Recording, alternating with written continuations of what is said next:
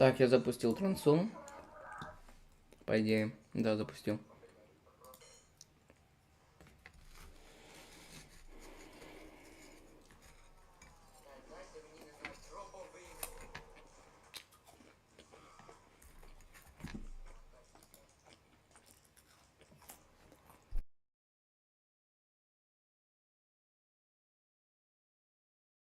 АЗК UPG – твоя гарантія якості. Імпортуємо пальне з найкращих заводів. Здійснюємо контроль якості на кожному етапі. UPG – енергія твого руху. Tap these nuts to make money online. Click here to wish list on Steam. Guys, and our I think result will be really interesting for us because it's first official match, and for Heavy God first land match was 0-13. Yeah, and I'm really happy. It's a good atmosphere, and we want to do our top 6. We will try our best, and for me it's still interesting how we will play. How did you come to the choices of IC, Heavy God, and Inters? I know Inters obviously used to be on the previous Cloud9 roster, but it wasn't under you. So just why did you make these picks? I don't know what to say about it. This guy is insane. That's all I can say. Okay. How much were you involved in the choices? Was it like between you and Groove? Yeah, it was like team talk with Exile as well and manager. We have a lot of guys, but we picked these guys. I like Boomage, I like when James is speaking to Boomage. He always gives good interviews, good answers, and as you said before, you feel comfortable having Boomage running the show? You feel comfortable having Boomage being the in-game leader of the new Cloud9 project? I mean, I think he's a guy who can attract talent. Yeah. I think he has a track record second to none in this region particularly. I'm also not sure if he's actually scared of this opportunity to rebuild once again. I think he did it with one win again, and he got picked up by Cloud9 to build a super team. So it's not a common thing for him to do. I think he has actually really good pieces. I think both Boomage itself has so much experience that he can actually share to the younger guys now that they've actually gotten a couple of new faces. Speaking of attracting talent, one of the talents they have attracted is Icy, a player that we became familiar with during the RMRs, some of the qualifiers. We've seen his stats, we've seen his abilities on the server. What is your impression of Icy, and do you think that's a player who can help Boomage to fulfill this project? I mean, he must step up to a certain level, right? Early days to actually expect him to dominate this stage, but I think people forget back in the days like a couple of months ago when he played for Amcal, when he played for the RMR, he did so well. Yeah. I think many teams poached him. I even know NIP talked to him, but the thing is that in the meeting, he didn't speak English. Like they sat there trying to hey, and then he said hey, and then it's probably stopped there because he's not able to execute anything in English. So it's so great that he's actually on a native speaking country or native speaking team here where he can actually develop further. Sounds like he doesn't really have a choice to be completely honest. It'll be interesting to see Icy take on FaZe Clan. We also have some predictions for today's games. All of us talent and you guys out there as well can obviously join the fun. Again, you can see right here, everyone is pretty much aligned apart from Anders, who have one single goal for this tournament, and that is to be as absolutely awful at the prediction as possible. He went with Big, he went with NIP, he went with Cloud9, and then for some reason he went with the favorite according to us in Team Liquid. Why are we all picking Liquid against VP?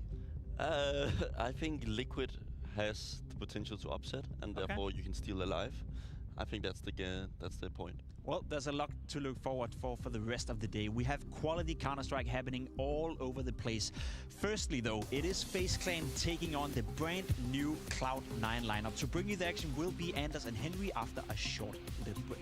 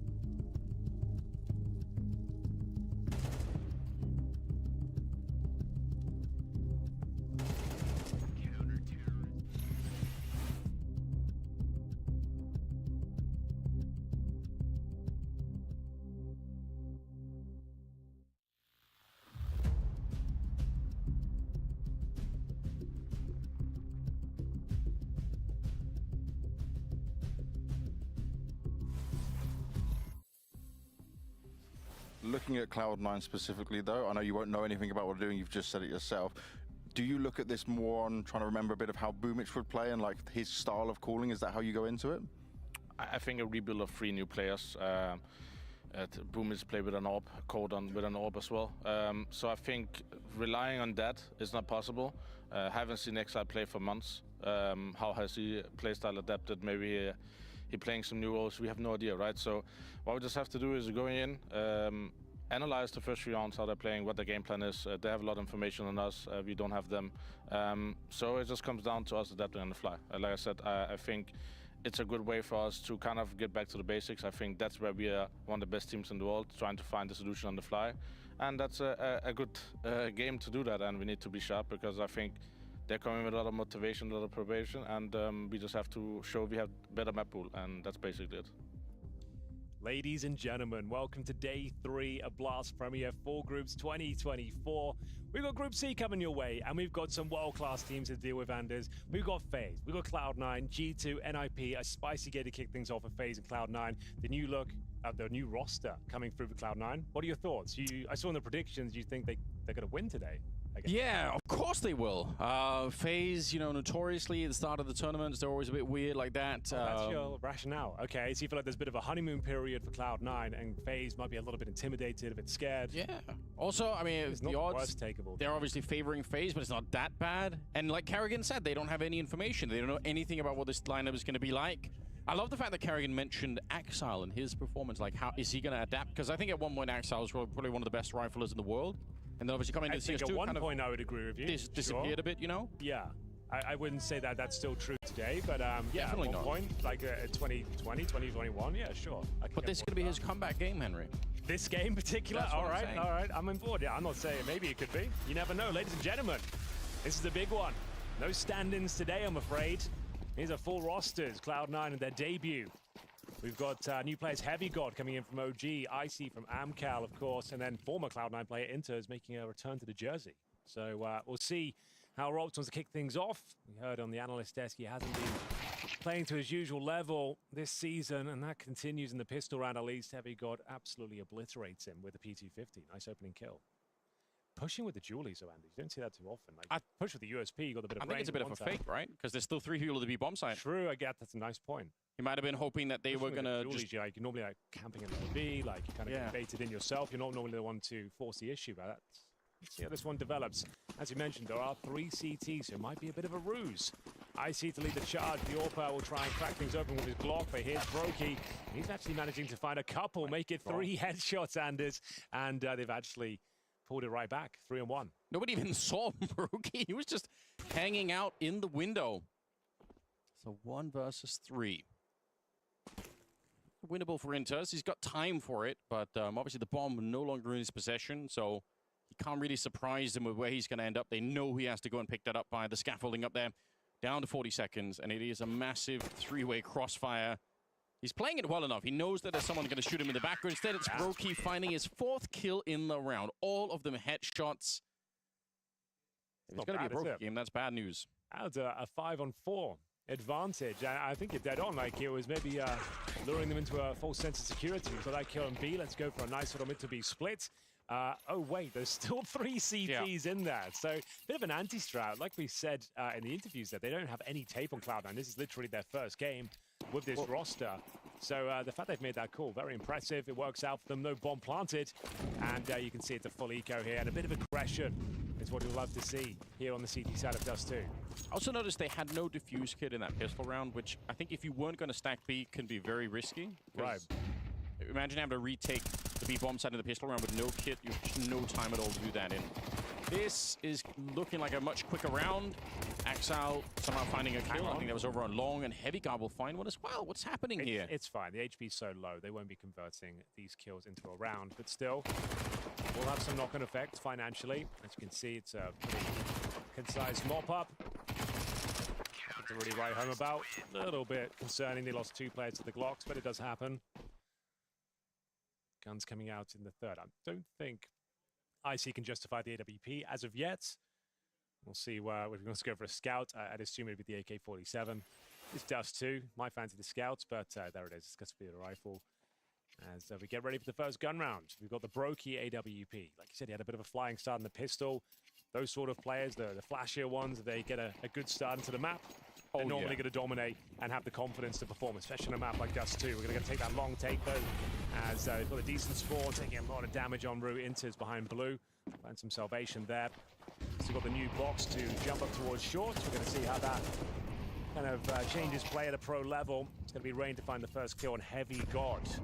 Down he goes. Nice opening frag, and they can kind of just reset their setup now. It's going to be towards long, where Cloud9 will challenge, and it's going to be Rain with his second, finding Icy on the cross. Yeah, they're slowing them down so much with grenades, with flashes coming out. And now they got Brokey in position. I'll just re-smoke it. He didn't quite want to swing that, but this MP9 here could be doing a lot of damage. It looked like there was a chance there. Carrigan would have waited maybe just a second longer, but a 5 versus 3. I don't think FaZe need to be moving around too much. They can just kind of dig in here and wait. And the question is there even anything that Cloud9 can do right now? Not really, Anders. They've got no utility to speak of. They've got a Molotov and a couple of flashes. They're locked in behind. So that player holding long doors, he's more than likely to get at least one. That's all he has to do at this point when they exit. It's going to be Rain. Nice angle. That's all he had to do. That's pretty much round guaranteed, especially when he mows them down like that. AK-47 going to work. Rain with an ace, I believe. He got 2 kills towards short and then 3 along there. So Did he really get all of them? I think he did. I think he did. Sneak it in. Don't want to do a scrawny here and call the fake ace, but I think it was. No, you know, Reddit becomes really upset when you do that, so. I think there it is. There's 2 there. You're absolutely on point, Henry. Okay. Wow. No mistakes yet. We got this. Frag hunting. That's nice. 6-0 for Rain. Well, Axel just trying to get that shot with the Deagle. Not quite connecting. It is interesting to see some of the players that, again, used to have, like, you know, be pretty much on top of the world. Axel definitely being one of them. Rops as well. You know, seeing how they can adjust into CS2 a little bit more. Surely it'll happen eventually, but there are some players that have found a little bit tougher, really getting into the swing of things. It's weird for Rops especially. Like, the first, like, 3 or 4 events in CS2, I remember saying myself in like different interviews and stuff like that and on desks, He's going to be the best player. He's the best player in CS2 right now. I remember that. You lied. Apparently I lied because, yeah, it seems like as of late, especially since they lost Twist, it feels like he really hasn't been performing to the same level. It's difficult to quantify as to why that is. But we just talk over this eco round. Cloud9 not getting anything done here as of yet. If you're not aware, this is the new look Cloud9 roster, the debut of 3 players. Especially just Axel and Boomich remain from the previous lineup. Brokey's on for an ace himself. Yeah, dude, he's actually kind of killing it right now, isn't he? Oh, I feel like Axel should have given it to him. You know, it'd be a gentleman thing to do, but it's going to be Rain out on long instead to pick up that one. Some nice deagle shots coming out from Cloud9, but really not more than that in this round. I must say, it's kind of terrible news for Cloud9 to see Brokey play as well as he is at the start here, because you already said it, like he's such an impactful player. In terms of Dust 2 as well, the AWP is by far the most important role. Yeah. So the fact he's firing on all cylinders, no slow start here for FaZe, which they are synonymous with, you know, like that is true. It's FaZe clan are known to go down 0-5, that's normally their thing. So the fact they've got a rare good start here is a scary prospect. We're going to see Icy. He's just watching for the lower B crossover. Yeah, not too much vision he'll get. Anyone pushing towards top or middle, perhaps. He was boosted. Brokey's actually got control of lower B. It's a missed shot that's going to cost him his life, almost certainly. Not going to capitalize upon it, though. Deagle comes through. Should be the double kill here for Cloud9, but Brokey somehow gets away with 99 points of health. Rain pushing offshore. Keeps things at an even kill here. 4-on-4. Boomich down to 21 points of health. He's behind Xbox right now. And jump up towards shore. Brokey just thankful he's still alive after all of that. Nice shot from Rain. He's also in the zone, fully locked in. That is sickening, yeah. That's one of those angles that can be very, very hard because the T's just seem to be able to duck down behind that wall all the time, and you're just kind of missing all the bullets, but not for Rain. He's 9-0 at the moment. Brokey's 9-1. So between the two of them, they're playing some pretty good Counter-Strike. And look at the rotation coming in. They're actually ready at the B-bomb side. Already 2 people there. Don't have that many grenades to hold them back, but they just need basically 1 kill apiece here, and they're going to be fine. 1 and done here is absolutely fine. It wouldn't be ideal. He's going to have some backup. He can just get 1 and survive. Like Broky's going to take all the aggro regardless. He really is having a field day. Oh, he didn't reload the deagle on the previous encounter. Shouldn't matter too much here. I see with a difficult shot towards the car. In any other world, surely he just stays outside the bomb site like a normal person. And orbs the door, right? Just doesn't run in with the orb like it's a shotgun, but... Oh no, he's feeling it right now though. The fact he like even forgot to reload his deagle, he had that kill with one more bullet, so that's unfortunate. But I think, Henry, before you and I even got to cast Dust 2 when it was back in CS2, you were already telling me that some of the meta was going to be about pushing aggressively on the CT side in the middle. Especially now, we've got that self-boost available in CT spawn. Even more so. It's going to define how it's played. I think it's going to have a knock-on effect in multiple ways. You think about the avant-garde smokes that didn't really work in CS2. I think all of a sudden now, those are going to actually work because the higher box there, you can smoke on top of that. You actually cross over in the traditional CSGO way now. I'm interested to see if, especially Cloud9 will be dropping those sort of strategies today. For now, they have got a couple of smokes. They're making their way towards shore. Maybe we'll see something like that. Looks likely to be a mid-take, though. And you can see Frozen is set up perfectly for it. Not going to be giving them any close-range encounters where they can pick up an AK and kind of find momentum in towards the bomb site. They're playing it very passively, reading the economy well here. And they've got their two smoke. Let's see if they go for something like an avant-garde execution. If you're not aware, that's when you get the cross smoke on catwalk, then you drop on the boosted boxes as well, a smoke there, and then you try and get over towards the side with a couple of flashes. But time will tell. New ideas, a map that's evolving. I don't think we've seen the most out of it since it came back to the map pool. Player break now, some new rosters. We're still seeing a lot of mistakes where people put up the smokes they used to in CSGO and forget that the grenades can blow them open. It's like people run over the cross at long and they just they forget that suddenly there's no smoke. So it's kind of interesting to see how that plays out. But okay, so that's what people are doing now instead of avant-garde. So they're still doing it the same way. Interesting. Elevator smoke with the cross smoke itself. You can see it hasn't done too much 5 versus 4, but they're getting closer. The AWP, especially Broky, should be going down here, but he continues to dominate here on the CT side. That rings true with the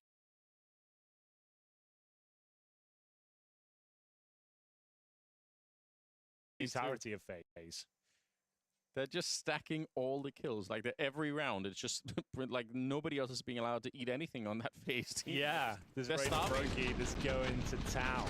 He's had that AK for a while now as well, and you think Broky's done at this point. They're going to trade him out. Of course, he gets one more for P250, guarantees the round. Rain mobs them up. You're right. It's just these two having an absolute barn burner of a game so far. Oh, I can't believe that. It's been a while since I've seen a good phase start. Like, this is a comprehensive victory. As we get into round number 7, 6-0. Carrigan, he hasn't even got a kill yet. He's like, guys, save some for the rest of us. I know, like, kind of a boring game for the rest of the phase at the moment. Yeah, dude.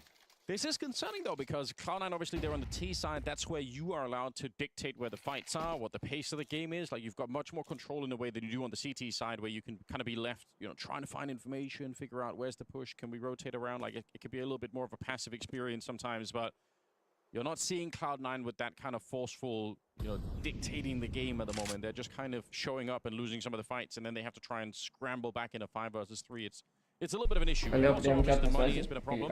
Или кок? Или пенис?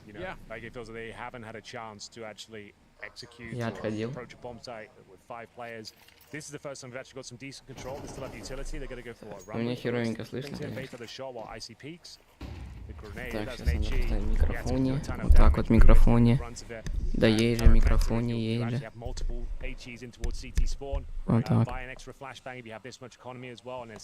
Multiple HEs in there to keep bombarding the short area when they're trying to set up. So we'll see if that develops as the... Да, всем здрасте. Я чуть-чуть опоздал, конечно, да, бывает, да. Another 30 damage inflicted to Boomich. Heavy got down to 65. That's going to be walking wounded. Так, сейчас мы вот так вот сделаем. Сейчас смотрим. You're right, this is a bit of a shambles. Ну и... Оп. Смотри, как встает, блядь. На 2х смотрим. But yeah, here we go, 10 seconds and you're fine. Of course someone has to swing up before that smoke. You need to get some intel as to what's going on, but this is Сидят в ахуе, не понимают, что происходит, блядь. From phase. So yeah, first tactical timeout. What have you got for us? They look a little bit out of their depth. Мои ставки, то что Cloud9 проиграет 2-0. Ну, типа, новый состав. Что не въебут 2-0. Думаю, очевидно. To be fair, like they got some short control there. They just didn't really seem to do anything with it. They set up a basic. Тем более сейчас только КЛС закупается с гранатами и остальные глоки, и авик один. Ну, если авик хотя бы сделать 2 килла, то уже типа можно пробовать. Early days, they can still turn this around, I suppose. These sort of rounds, and you've got a couple of pistols in the mix, you kind of loosen up a bit more, take some more risks. We'll see if that's going to be the case here. Axel may be going for that long take by himself. Waiting by the door is going to be flashed out. Now he's going to be landing nearby. Actually hits a significant amount. No one exits out towards blue bin. Сегодня также будем смотреть за Нави. Вот. Да не только за Нави, там за всеми командами. Следующий у нас будет играть в G2 против Днепов, потом Нави против BIG. Последнее, что у нас будет Virtus против Liquid, это очень классно. Короче, завтра пропускаю день, завтра я типа не буду комментить, а у остальных уже полуфиналы, вот это все будем комментить. Let's not dive into that, Henry. Yeah, exactly. I don't know why you even opened that box, but... Yeah, people expect a lot, is my point. It's true. Well, it is a minute on the clock. But you are right. Heavy Gods, you know, it's, to be fair, it's the whole team, right? Nobody has more than 3 kills right now on Cloud9. And we are, you know, in round number 8, so they really have had almost no impact on the game whatsoever. Rain getting a little bit of spray on top, removing just... Великолепная стрельба от Рейна вообще. О, Айс убивает Керригана, вот это про что я говорил, Лавик. Если Интер сейчас делает килл по... или Аксель, тоже может быть. Блять. And it will be Icy and Inter's left. 2 versus 4 with 20 seconds. The bomb is in the middle, so again, probably not a winnable round. With 20 seconds, yeah, you might be onto something. Ебать, бомжи. Это 13-0. Yeah, like it's built for that sort of spot. So yeah, wins the duels, no problem.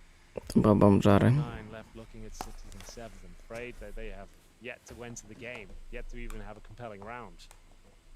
I'm not sure if that was a full investment. I saw AWPs and pistols and the like, but maybe they saved a couple of weapons. But let's see what the cash is. It certainly got maximum loss bonus. Maybe another tactical timeout required here. So yeah, got an okay by Galil's in the hands of 3, couple of AKs.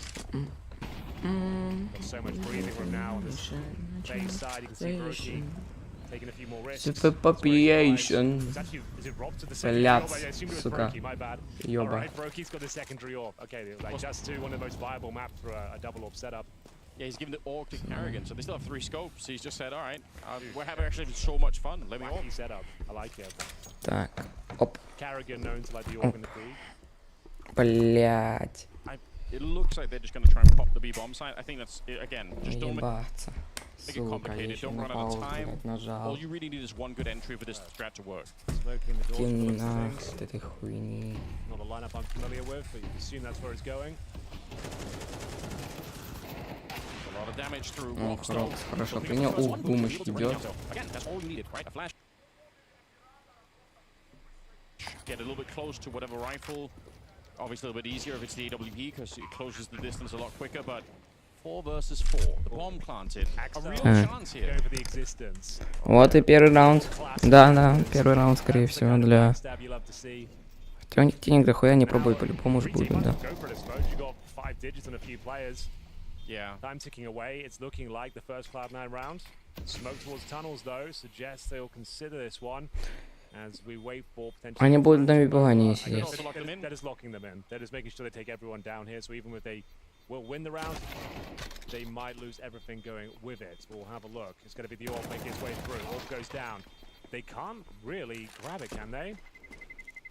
Oh, just about. Вот, Heavy God, Блесавик, оказывается, стрелять умеет, но прикинь.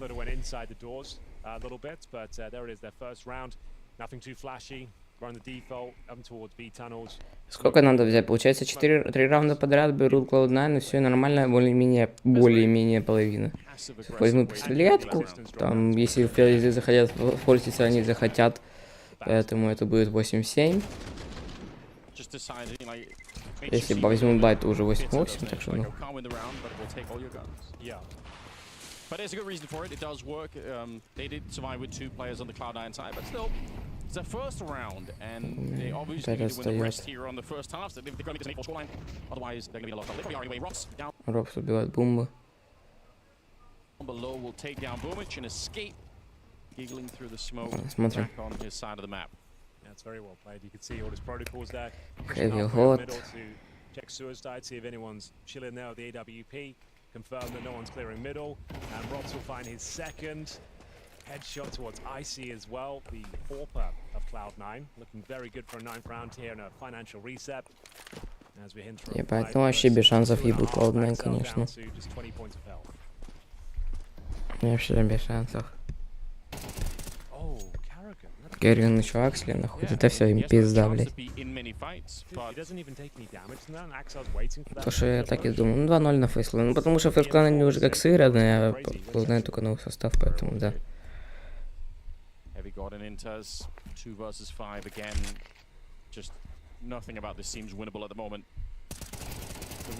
Этот, блядь, даже вот этого...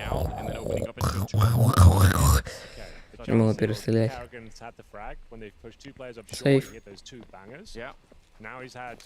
А начиналось, что Heavy God на пистолет кидает в ебасос. А, так тут Heavy God и пизда тоже.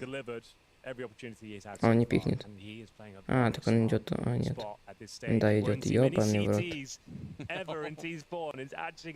Он не чекнет. Make it.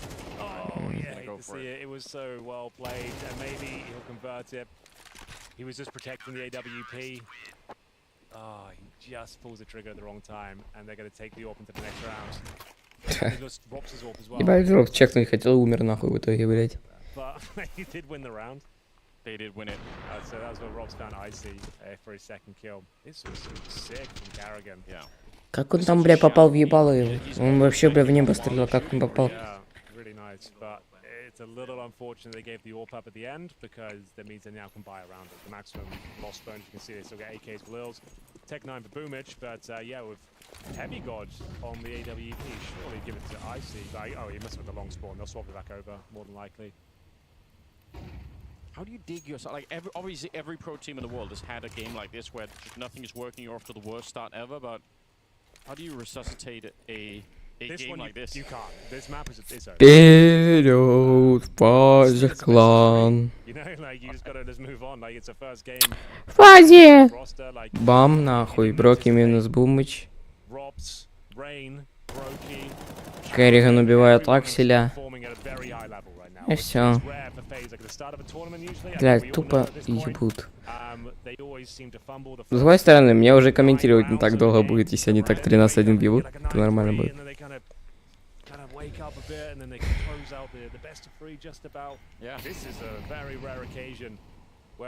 А. Не, Heavy God нормально более-менее. Он, бля, лучше, чем команда нахуй стреляет, блядь. Still 5-on-3. Carrigan just trying to buy as much time, rob the clock before he goes down. He wants to do some damage. Бля, если он бы убил бы еще Керригана, была бы хай... О, мой класс есть. Можно... А, не через шорт идут. Two waiting on the side. Carrigan patrolling long, making sure they can't peek from the crossover. It's very difficult. They have to take care of Carrigan now, and how are they going to do that? Айси кидает смог, кидает молик в плент, скорее всего. Да, ну по-любому в плент кинет. О, Heavy God убивает Керригана, да, правильно сделал. И Броки убивает, не убивает, не попадает даже. А, 8 секунд, так 8 секунд, если они Броки не убивают, то все. А, успевает. А, ребят. А, угу, все понял.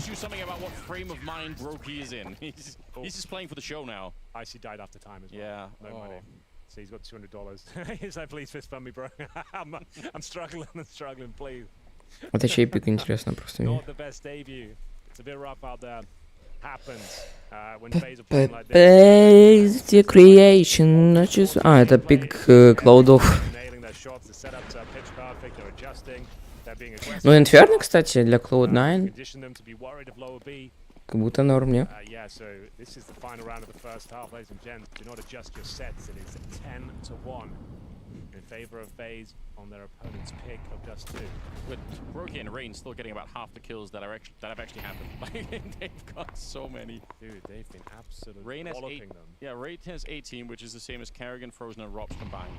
So, Ой, так там, just to say, блядь. Rain normally know to show up Ух, айси! on the stage. Like normally, Хороший шот. he wants a crowd, you know. there are a few anomalies here. Well, this is a nice start. Good job. Headshot from Icy in the middle takes down Brokey. Красивый хэдшот. It's got to start somewhere, right?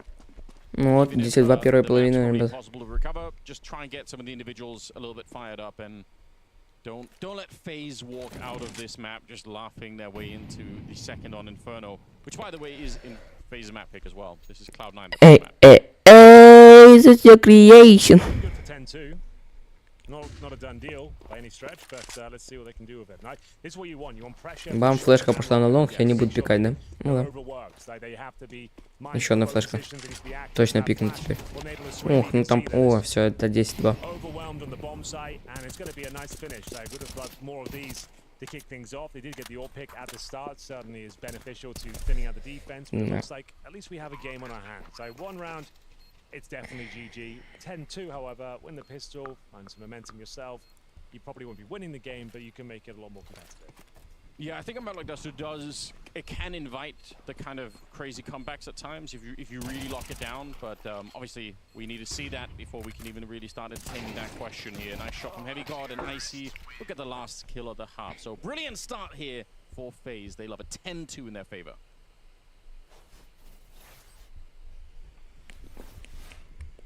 I would say that gaming is I would say, very good school.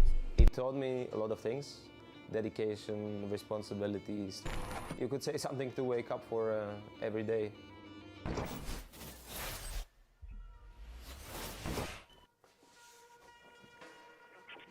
I'm David Czernianski, also known as Frozen. So I grew up here in Bratislava. I was born here. This is my hometown, you could call it. I'm chilling at the dungeon, enjoying Bratislava. Childhood was, you know, I think pretty casual, I would say. Bol taký hyperaktívny.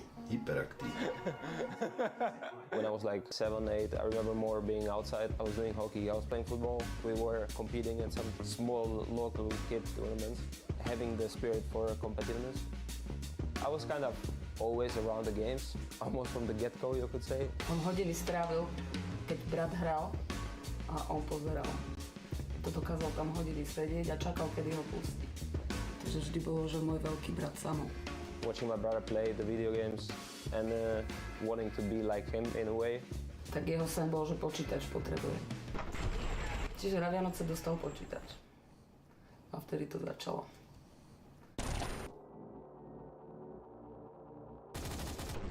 One, two. Wait, fake.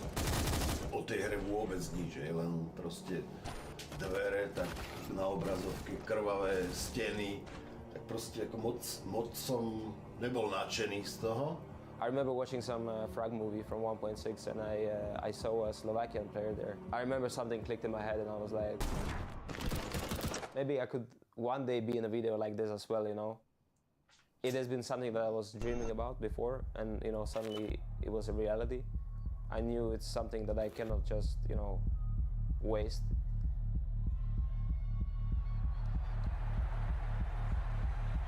Ever since that day, I always made sure that I'm worth my place.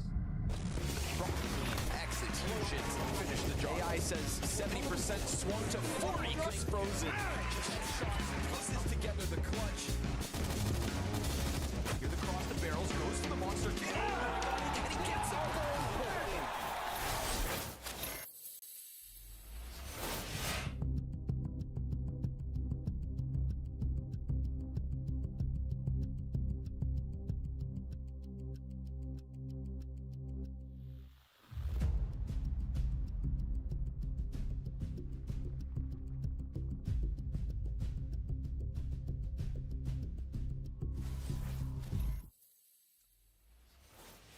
Welcome back, ladies and gentlemen. You are locked in to Group C here at Blast Premier Full Groups 2024. The opening game finds us with FaZe versus Cloud9, a debut for the new Cloud9 roster, and not the best look so far. It's their map pick, Anders, and they're 10-2 down.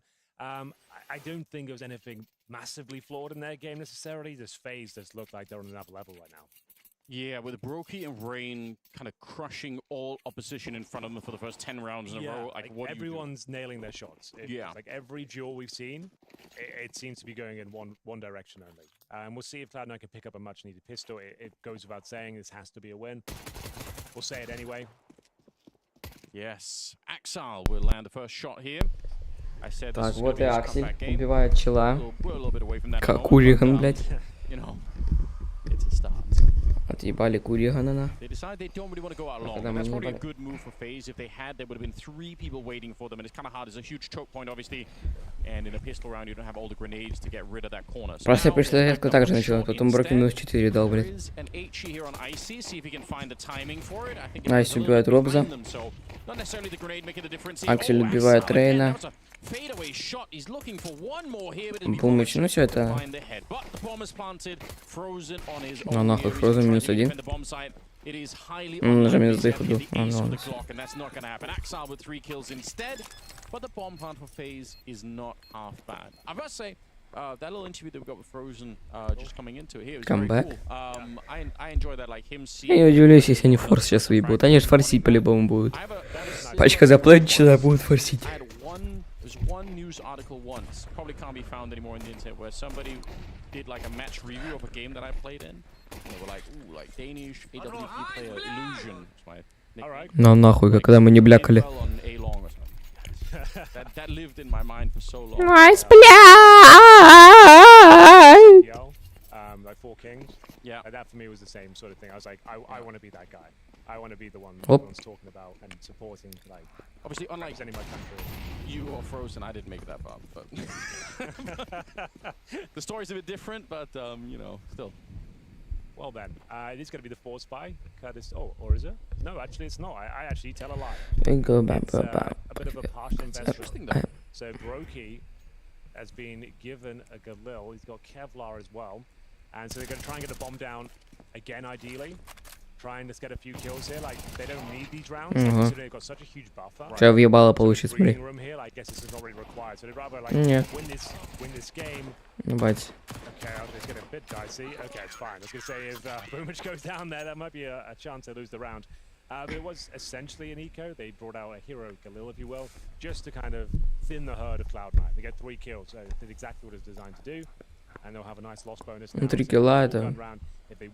И сколько, 2 килла, это нормально. Более-менее. Ну, это хорошо. Ну вот выиграть бай, то, что я говорил. 5-10.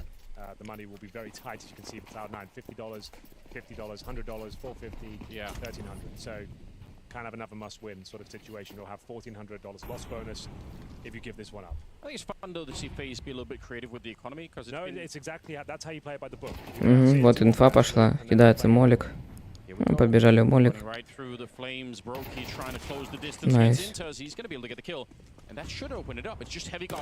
Хэвигот минус 1. Хэвигот. Ну, бля, пизда Робзу. Да, Робзу пизда, и все, там чел с юспом.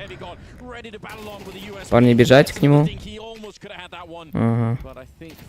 Ух, хорошо пострелял. Бля, хорошая разведка. Ух, ебать, повезло. Ну все.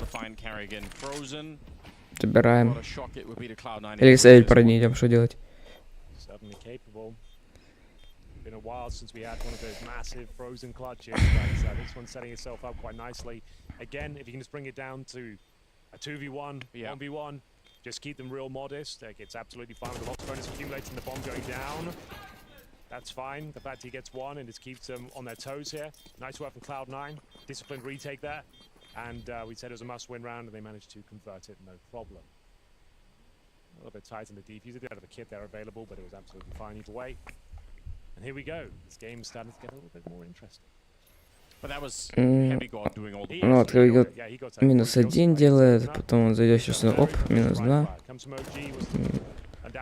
Минус 3. Считай Хэвигот сразу.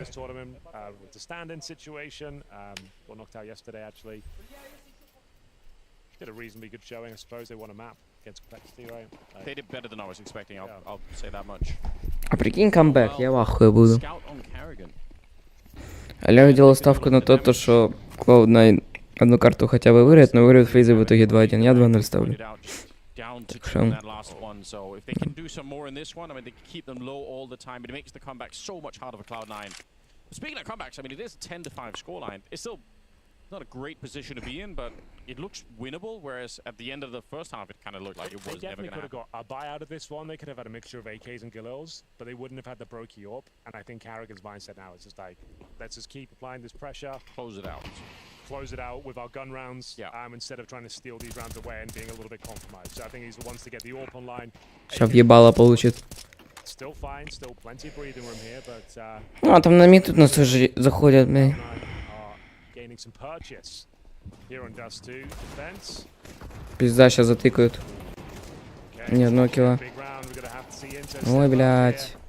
Doesn't work out whatsoever. That might be enough to pull the save early on. I think it is. So there is a round stolen away. You mentioned existence earlier. Yeah. Drop down. Yeah. Existence is some Пистолетики. real old school lore, but at one point existence I think found a solution to this. Чё никого на миду не было, блядь? Что за which was хуйня? pushing the CTs in the B bomb site into upper dark. Sure. Basically attacking into the part of the T attack that was coming from upper dark. Because the Пизда, problem is when you're блядь. inside of the bomb site, You have obviously to you're reclaim territory. it's Kind of sit there, crazy, right? yeah. And it was so cool to see, like, obviously Existence was legendary for the strategy side of the game.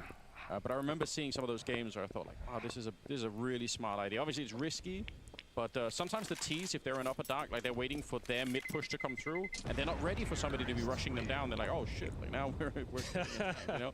I think it's a smart solution because you can see for inters. I don't know Это what he's покричал, thinking, блядь, but it's ему. unfortunate that Сейчас he's got глянем. guys here, but there are so many angles coming at him, and they're pushing him from behind as well. He can't possibly win that. Arguably, he needs to be inside the double doors. Yeah, maybe. Because then you can get your kill and you're not going to be ran down like that. Yeah. That's the only. Я когда не Only дохуя. poking it. If he got 2 kills there, we'd be saying what a great play. But yeah, like if we're looking like how he could have done better there or just survived, yeah, playing inside the double doors might have been more beneficial. But got ran down with the pistols, and that's a huge round. You can see how it's affected the economy. We're saying they were just building into that range. Не full blind. Smoke. Finds Boomage early on. Lots of control now for FaZe. This is the nightmare with CT. You have to start reacting. If you lose long so early on, you need to reclaim territory. That's what they're trying to do towards short. They cannot afford to be pincered here. You've got Robs holding up a B. A very common reaction would be to push the tunnels as well. But they're just biding their time here, bleeding out those CT resources, making sure when they do make their final commitment, they've applied enough pressure across the map that they've expended the majority of the CT utility here. Looks to be a long take eventually. 3 players there. Robs will sacrifice control of up B, feeling like he's showing some presence, and they're not exactly sure it's going to be an A finish here. You can see they've got 3 players to the B side of the map, because the only round FaZe have got so far is that mid-to-B split. Oh, massive Molotov as well. You can see we've got 1 player defending the entirety of the A bomb site for 5-7. It's going to be Icy actually pulling 1 back. That's not bad at all. That was towards middle.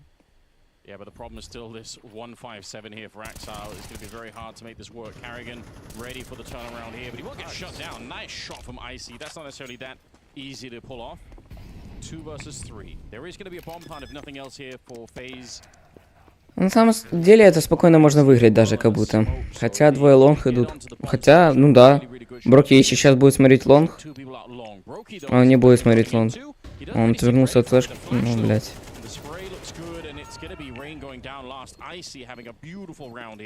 Ну, Айси минус 3, да, молодец. Dude, that was going so well for FaZe. They get the opening kill, all that long control. Yeah. And we're waiting for the reaction to come through. Never really got it. Icy started finding some picks, forced their hand. And yeah, the synergy doesn't really come through. Like even with Carrigan bringing in Карриган. Куриган. Как говорит Орех, Керриган, блядь. Definitely not a lucky frag from Happy God, but certainly fortunate. Going for that long range AK straight towards the smoke. You get a nice headshot through it. Not necessarily sustainable, but you'll take it all day long. So that's a huge round. They're definitely like back in the conversation of 21 килл, ебанёрся. after suffering a 10-2 deficit in the first half. Money's still good after winning the partial buy. The FaZe, bear in mind, they wanted like single AK and a few pistols. So they got plenty of money. But На нахуй Айси. Icy starting to come to life, starting to show his value here. 15 kills. Top of the board. Разыгрался малой, блядь. FaZe just, they can't play an easy game. Doesn't matter if they start well or bad, like they're gonna find a way to make it interesting. And we appreciate that. It does make it a lot more fun to cover their games, but I'm sure it's maybe a bit stressful for them, just knowing you have to struggle at some point in every best of 3. Icy in the middle just deletes Carrigan. I don't think he even saw what was happening there. 5 versus 3 all of a sudden, and it's getting very interesting, Henry. We were ready to move on. We were like, what? No, this is going to be a good game now. They chose this map for a reason. Didn't really get going to the level they would like in that the first half, I should say. But we'll see if they can fend off little B split here. What a smoke, well read. They've absolutely owned them. You can't just all go for the window, you'll get mowed down. Trying to make the way through. The timing's actually a little bit Heavy God -1, Heavy God умирает, и 3 в 2. Ситуация будет идти выбивать. Still is a 2-on-3. 35 seconds. Robson Rain. With Rain playing the way that he is right now, that's got to be considered a big problem. I think it's Boomich trying to push Rain here in upper dark, and he just goes for it. Reads it so well. Boomich gets deleted. Some trouble coming the way of Cloud9. Smoke, he's just going to push in front of it. I might just wait inside of it. Rops on the other side to call the information, to pull it out when Rain needs. So there's a headshot, and now it's just Icy pushing with the AWP. He's going to get the shot, but Rops has mind-gamed him on this one. Oh, actually, I can't believe it, Rops! He wins that 9 out of 10 times, but Icy pulls it back instead. If he just didn't peek, I think he wins. Yeah, 100%. На самом деле, нахуй пикал Робс. Ну, типа, блядь, смысла ему пикать было. Минус 4. And that's unbelievable. What a round from Icy, making a name for himself here in the Cloud9 jersey. Let's have a look. I don't think he was even considering the window. Yes, a straight up flick. Whoa. And you can see he was pretty far from the bomb as well. So I think Robs, yeah, if he just even toys with the bomb a little bit, he probably comes Ну, уже интереснее игра становится, если честно. He gets near it, and it's a deficit they were recovering anyway. I think it was a 4 versus 2 to kick things off there. Yeah. 4 versus 3. They managed to bring it down to a 1v1, not the end of the world, but they'll be getting frustrated and not closing out some of these closer rounds. Well, especially because we just talked about this. They made economic choices at the start of this half to not try and close it out with Mac 10s and Galils. They really wanted the weapons, and that was one of those rounds where you say, well, that maybe could have been it. Убивает одного, ебейше стреляет Айси. Он разыгрался, он уже ебать стреляет как. Yeah, true. Named after Dozier's brother, I believe. So, what kind of execution towards A? Если он сейчас пойдет и убьет еще одного, то это все, блядь. Это еще один выигранный раунд. Блядь, близко. Icy is looking dangerous. 4-round gap. Yeah, Icy's he's hitting Rain and Brokey numbers. Actually surpassed Brokey at this point in time. 19-11 scoreline. Drop down into CT spawn. Obviously, слышно было? Не слышно. Rain actually taking a fair bit of damage. Ебать, там so they'll be aware. They'll be looking to fight him in towards spawn. Challenging as the smoke fades, however. That's so unlucky. Yeah, he knew, but he just didn't have the mechanics to do it. So? That was such a lineup for him. He took his time with it, but he still couldn't land a shot. Ух, Бумыч! Now up in the windows, a double headshot. Nice, они очень важный килл сделали. Win the round again. I mean, this is... I can't believe what we're seeing. They're actually bringing this game back. Oh, they absolutely are. Even with a missed shot from Icy, you thought that might be it, but it was already a 5-on-4. Ну вот и все. Пизда, фейсклан, походу. Какая сильная сторона, походу. They've had a good understanding where they're being split on the CT Пошла. side. They seem to have very nice protocols. They're not just pushing through the tunnels. They're saving the smoke to kind of funnel them through the window. This time being more combative, and actually taking them down no problem there. Very impressive for Cloud9. Starting to show their worth here. A 10-2 first half, and now they are right back in this game. I wonder if we're going to see a kind of round out of phase that Carrigan loves to do, where it's him in the front with a Mac 10 jumping through and just kind of creating space for his team. That's what he does really well in certain situations. So a lot of ways you could play that either on short or just a straight B rush, or some sort of timing. Тупо двоих ряд. Carrigan make that work could definitely be interesting. All right, focus is still there for FaZe, but obviously, like you said, a bit of frustration. Yeah, pressure started to mount now. Like this Vegas was pretty much an open net at one point. That first half, you just think it's a matter of time before we close this one out. Now, it's getting a little bit uncomfortable. You're on an eco, essentially. Here, one Galil, a few pistols, got some long control, admittedly. one round they've won so far was with this sort of buy. It was Оп, 10-2 first оп, half, минус bear in 1, mind. Бумыч минус Won't be 3, this one, though. Бумыч минус Going 4. to town on them. Аси? 4 kills Ладно. from the in-game leader as Axel closes things Застилил out there. Антон That's a ебаный. lovely round there. And now, got 11-9.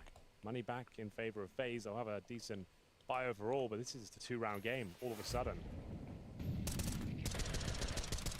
Wonderful. Closing that angle, just never really over-peaking that one. We're down to 2 rounds of difference here. Money, not amazing on the Cloud9 side, but good enough that they can make it work. FaZe struggling to make things work here on the second half. Really can't believe what I'm seeing. 10-2 first half, and now they've almost lost that edge. It's going to be a push out long, it feels like. The bomb has actually dropped a little bit further back, so they're not fully committed to it, but with the position on short here, you have to assume that's where Ну, на самом деле, вот то, что там слева, видите, голосование, not gonna happen, не может случиться, типа, что Cloud9 камбэкнут. Как будто могут. Если они сейчас возьмут раунд, ну, возьмут этот раунд, то могут. Can he fight Brokey? I don't think Brokey wants to go for it. He's going to go join his comrades towards long. They've actually got some open passage here to actually make their way towards the bomb site. They did get Ебать, sprayed хорошо down Icy нашел. and it's happening again. This time it's Icy. They find Rob, so that's so frustrating. They're trying to get across like quietly and efficiently. But bear in mind, CTs can't jump up in those CT spawn boxes. Промахивают. Ой, убивают смог. Опять Icy ебет. Фу, бля, чуть в ряд не забрал. Отлично. 10-11.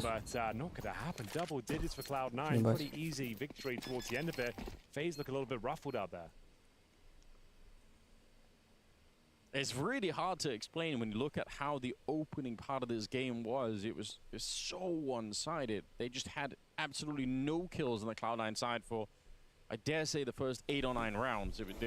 They got nothing done. No. Dude, this keeps happening on the cross. Every time they have this full long control and open bomb site, the moment they go over, these long-range sprays out of nowhere just find a massive kill. It turns the tide of battle each and every time. Ебать, они камбэк отдают. Just want to get out of here now, and even with the plant and the loss bonus accumulating, here we go. Taking another one, an eco that is, and we're just gonna be rushing B-boys. In we go. То пора, что сейчас опять пистолеты возьмут. Into's trying to turn around for the flashbangs. He does get one, but it's immediately Ух, traded Icy. out. Icy up in the window. Хотя не, выиграли. Shot there just to thin them out before they try and Ух, plant the bomb. ебать, Nice Рейн. shot from Rain in the middle. 3 versus 3. Хороший They шот. should get the bomb at the very least here. Oh no, Robs. Take Да мы it easy. проиграли. Oh, he's still going to be able to catch it. Axel, так мы caught проебали, sleeping ребят. there. I think that's getting CS2'd when you get that sort of bug. You're trying to jump up, but it actually might have helped him out in terms of the timings. Yeah. Some way, somehow. This could be full map point for FaZe. Rob steals one away with the Mac 10 after fumbling a couple of the jumps up. See whether they can retake the bomb site. Icy's been playing unbelievably well. Try to sneak through the smoke. Time is ticking away here. The bomb going at some pace. Icy needs to make his move now, but looks like they won't be converting this one. That's the kill that matters. And that alleviates a lot of pressure for FaZe. They win with the pistol. И опять пистолеты, сука. Играйте с пистолетами, и фейсклан, блядь, ёбаная нахуй. Там чилы обосрываются постоянно, блядь. Which probably is going to happen, but let's think so. To be honest, that's also probably with a brand new lineup for Cloud9. Чилы тупо с пистолетов их ебут, блядь. Take that B bomb site, so having the protocols to figure out like who's watching what, like what are we doing? Are we all retaking from middle, or is someone going off a dark? Like what's the plan here? That might be something that that they just are not quite ready for. That worked out brilliantly. They've got 2 chances here, FaZe to end what they started. They've been playing a great dust too, but obviously on the T side here, it's been a real struggle to find the remaining rounds. It's a massive nade. Devastating grenade, yeah, you're right. Ох, граната там, блядь, я не заметил, но Фрозена пролетела.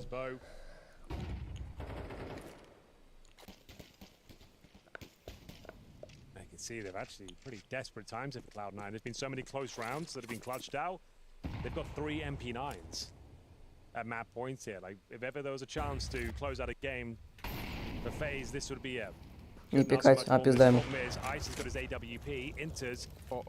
He hasn't got a bomb site anymore. He's left B wide open after being dropped by the AWP, and that should be enough for GG. We'll see. Yeah. Heavy God, if If Carrigan checks him, it's all over.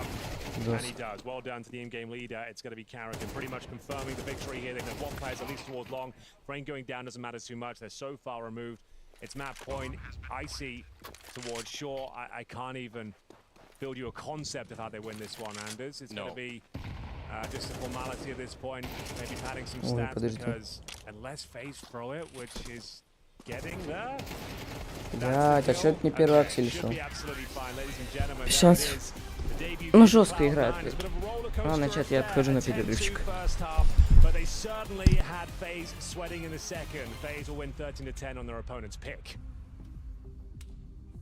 Well done, FaZe Clan taking off the first map versus Cloud9. They had to fight for it though. It was looking easy in the beginning. First half in particular, it looked very, very easy for FaZe Clan. They were all over the place, running array with the game. But then Cloud9 fought back a little bit and showed some resilience that we were questioning whether they had or not. Boopski, are you satisfied with the debut of this new Cloud9 roster?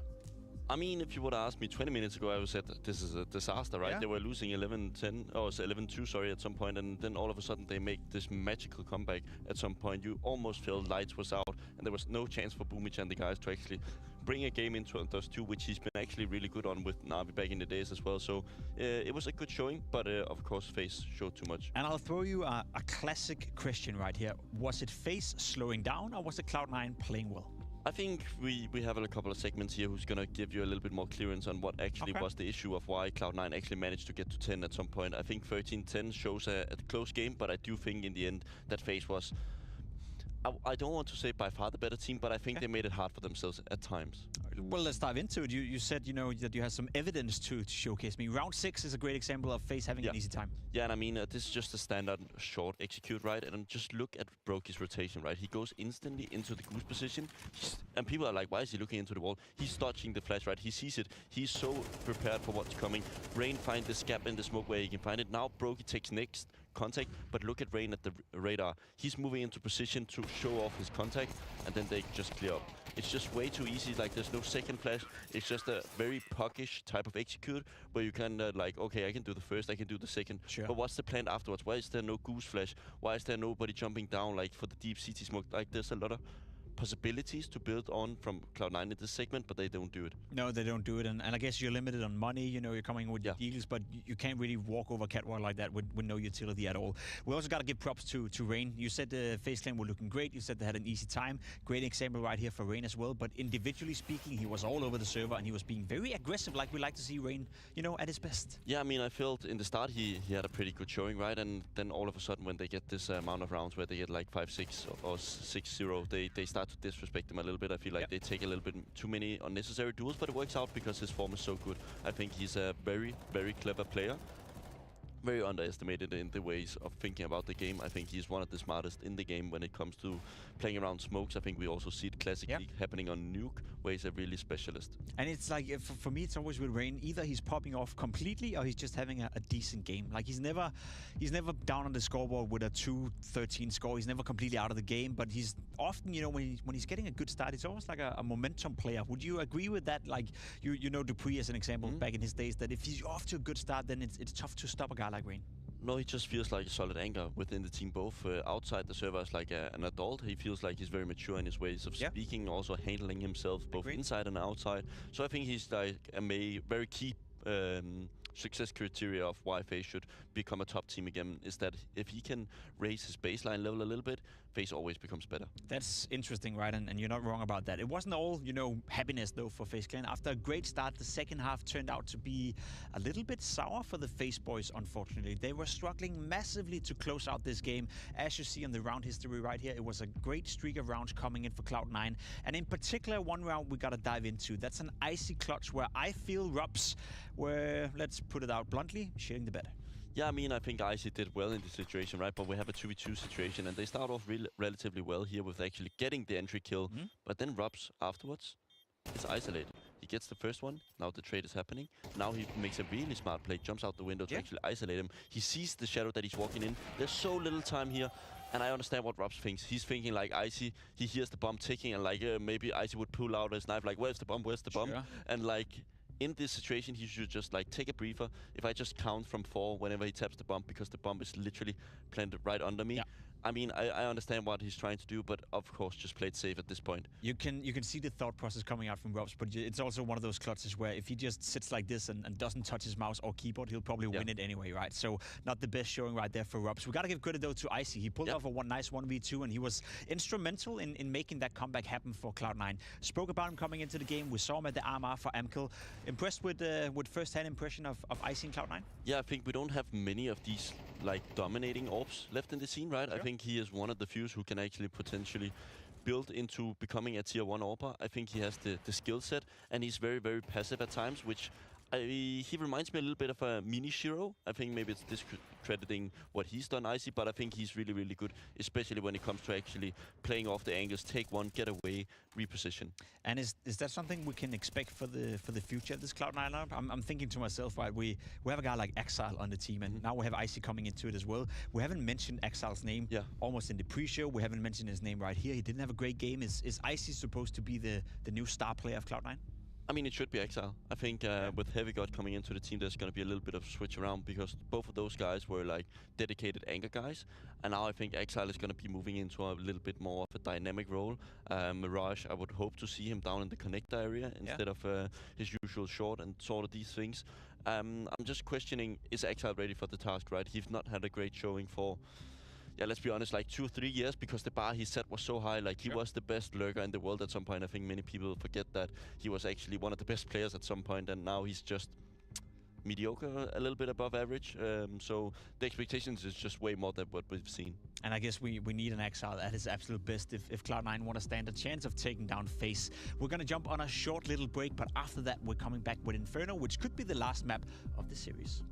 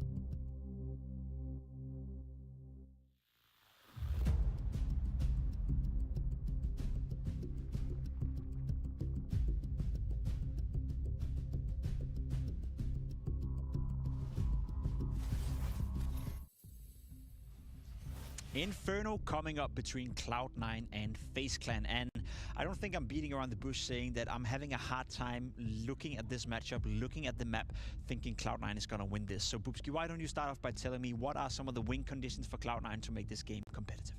I mean, I think the obvious one is we always talk about banana control, but it's so hard against FaZe, right? Because they're so good at it. I think Kerrigan is one of the few IGLs in the world who realize when should you fight for it and when should you leave and just do A execute instantly, right? He's so smart about the rotation, so I have a hard time seeing them deal with it. The only positive sides from my actually point of view is that Boomich is an equal good Inferno. Back in the days with Navi, they were really actually having a field day on this map, but it was with Symbol, so it's a little bit different. I'll try to give you another argument and another reason why I think it's going to be tough for Cloud9. FaZe Clan have played the map 12 times in 2024, and they've won 11 of those games. So they're on a streak right now, obviously being, great on Inferno. Yet that's the map Cloud9 is deciding to pick into FaZe Clan. It's also the only time they've ever lost it was at the major final versus Navi, right? So obviously a horrible game to lose, especially in the fashion they did it. 13-3, wasn't even close. Kerrigan could have won the major at home. But apart from that, FaZe Clan have shown incredible consistency on Inferno. So what is it that makes FaZe Clan so good and so consistent when it comes to that map?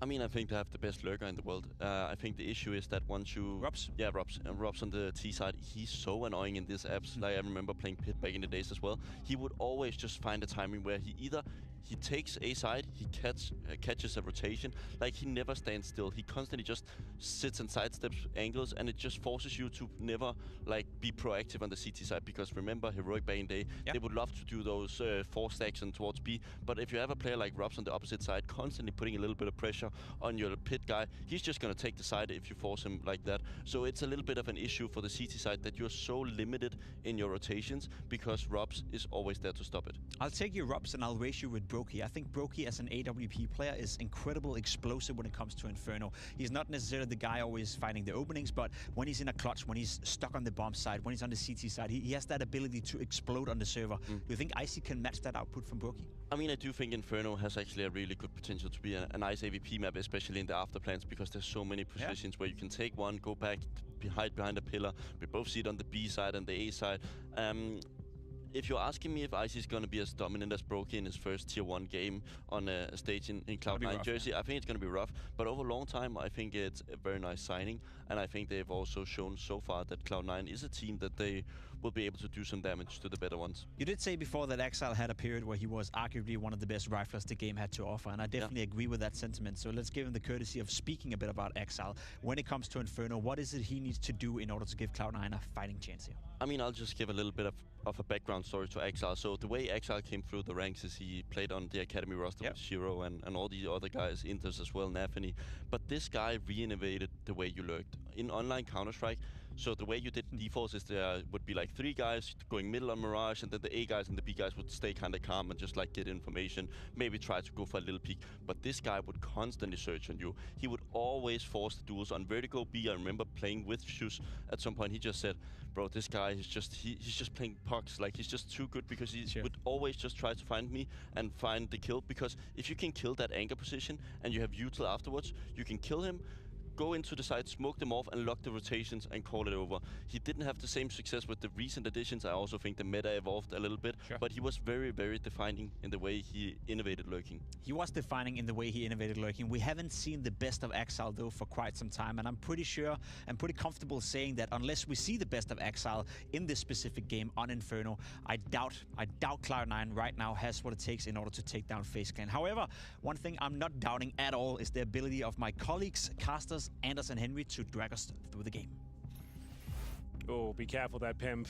Sometimes I'm not that reliable, I'm not sure. But we'll try and do our best here for the second map of Inferno between Cloud9 and FaZe Clan. I feel like this should be a good game if the first one's anyone's good, right? Because 10-2 converted into, a 13-10. I felt like there was anyone's game towards the end of it. FaZe started to drop off, and Icy especially showed us that he can be a truly world-class player. Well, the odds did look better at the start for Cloud9, but they've switched a little bit more in favor of FaZe now, so 7-1 kind of affair. I mean, I guess you win the first map. You are obviously going to be favored to win the whole series, so it does make sense in that sense. But yeah, I thought Cloud9, that was a good comeback. Yeah, they made what looked to be a very uninspired game actually quite exciting towards the end. They had FaZe sweating, they had them on the ropes at points, so they can get a better start here. You never know. This is the pick of FaZe Clan. We'll see what they can make of it here. You'd assume Cloud9 is starting on the CT side here. We'll check that out. and get into the action. You are joining us for the Group C opening game. It's 1-0 to FaZe, looking the closest one out here. Very strong map for them. They will be starting on the T side. Carrigan's got his trusty P250 smoke setup as well. Здравствуйте, дорогие друзья. Начинается у нас матч. Cloud9 продолжает ебашиться против фазе клонов. Yeah, it's going to be speedy this one, but actually smartly, I think Cloud9 trying to fall back away from this action. They don't want to get straight run down. Опа, найс, все выиграли. Axal and Icy to begin with. They've managed to really slow it down now. Another kill comes through. It's Axal for the smoke catching Frozen. If you get Фейзы бомжи ебаные на Инферно. wave of blocks that's just coming towards you, that's how you lose the round quickly. But the fact they fell back, they put up a smoke, they got a couple of kills there. It's a huge difference. Almost absorbing that attack in towards the A bomb side. Carrigan and Brokey in what was just a 2 versus 5. And the bombers had the lip of that card there, so I don't think this is an easily winnable round here for FaZe. Maybe if Cloud9 make a couple of mistakes, people are peeking, but if not, they should go the way of the CT side. If they had HP and Kevlar, maybe there's a chance, but they have neither. So it's going to be a nice try to get another kill, but that's the end of the line here. Round number 1. You're going to see Carrigan go down momentarily. Just a question as whether he gets one more. нахуй. Certainly does. That's a nice shot. He's got a few of those today. His individual form has actually looked quite good. Dust too. He said that's something he was working on in the player break. He realized last season like he was a little bit off the mark in terms of his contributions on the server. So yeah, it seems like he's looking very crisp on this outing. Yeah, you probably have to. Ёбну я компотера, блядь, компотер. Deep in your career as Carrigan is, like, there's so many компотер. young players coming up now that are so sharp. So if you want to keep up with them, I'm sure you have to put in some time to make that work. But yeah, he's been looking great today, honestly. It's been impressive. But what a victory for Cloud9 winning the pistol here. I mean, just to not have the kind of start that you had on Dust 2. Obviously, you don't want to be replaying that scenario. I am seeing quite a few Tech9s. Но ставки опять же радуют очень сильно. Cloud9 6 коэффициент. Сейчас, блядь, фейзы форсятся. Сейчас они, блядь, конечно же, ебут пистолетом, на удивление, да? А, подожди, так там Хэви год у него, блядь. А, это Бумич. А, ну, блядь. Kill towards middle, answered back, and Frozen. Oh wow, like nothing happened. I guess Boomage is hearing it and pushing up behind them. It makes sense. He kind of has a lot more information than Frozen ever did. Axal reloading, but he's got a teammate inside of the bomb side. And again, I think Boomage being down towards the T ramp right now is making him very, very sure what's happening on the side of the map. So question of time for the attack, but they definitely know it's going to be A-sided on this one. Inters. A little bit of pressure there, but Carrigan actually gets dropped by Heavy God, so ну все, изи. На нахуй. Should be at the very least frozen, just no health at all left. Nice. And Boomish will get his 1 kill of the round, but Inters with a nice triple. Very nice indeed. Олег сделал ставку на 2-1, если что, так что для Олега это выгодно. Я тоже поставил 2-1. Ты говорил, что Cloud9 поебут 2-1. So this is looking much better towards the end of Dust 2. Ну вот, я сделал ставку. There were moments there where it looked like they were actually going to pull off the comeback, but they ему колу Олежки. Олежка никогда не ошибается, только когда его рожали. Good form they were showing in the second half. We're going to see just some upgraded pistols, 1 piece of Kevlar for Robs. Looks like a pretty much impossible round, but we'll see if they can make a slide down Boomage. Like, you do bloody love it, don't you? Every time I've commentated must be. Прикиньте, я обосрался. Хэви годика посрался. Реально обосрался. Every time. Surely MP9 in hand. Когда мы не обосрались, блядь, правильно? Yeah, like, surely if you ask him, he would say to himself, like, yeah, it's pretty obvious what's happening. Like, he must have a reason for it. I just, it does seem like it's becoming very predictable and has been for a long time. I mean, like, it's no harm, no foul on this round. They've got no armor, they've got pistols. He's trying to farm some cash, I suppose. It won't have any knock-on effects. А, так там приемка, блядь. But it is humorous at the very least. Yeah. Пикни, блядь, у чела ёбаных 8 хп, нахуй. Good couple of kills for Axal. I really want to see him have a bit of success early on here. They almost misaligned the high fives. Yeah, they repositioned. They avoided disaster there for a moment. It could have been a really awkward clip on Reddit, but it's all good. Few of those kicking around right now. Yeah, not wrong. Okay, Okay, slow start here for FaZe, which is, again, they're used to it. I don't think they're even close to worried about it. They've got AKs out now, so we'll see if they can bring some more action towards us here in the 4th round. 3 people early on at the B bomb side. By no means uncommon, and you expect someone to rotate out, just leave their grenades and kind of go back. All right then, the perfect start. Cloud9 3-0. Opponent's map pick. They haven't really been in danger of losing any rounds. Pistol was a comprehensive victory. Boomich at the top again, aggressive of course, this time finding the initial kill. Oh, 87 damage for a Molotov. Even with the advantage, that one stings. Yeah. Could be a problem later on.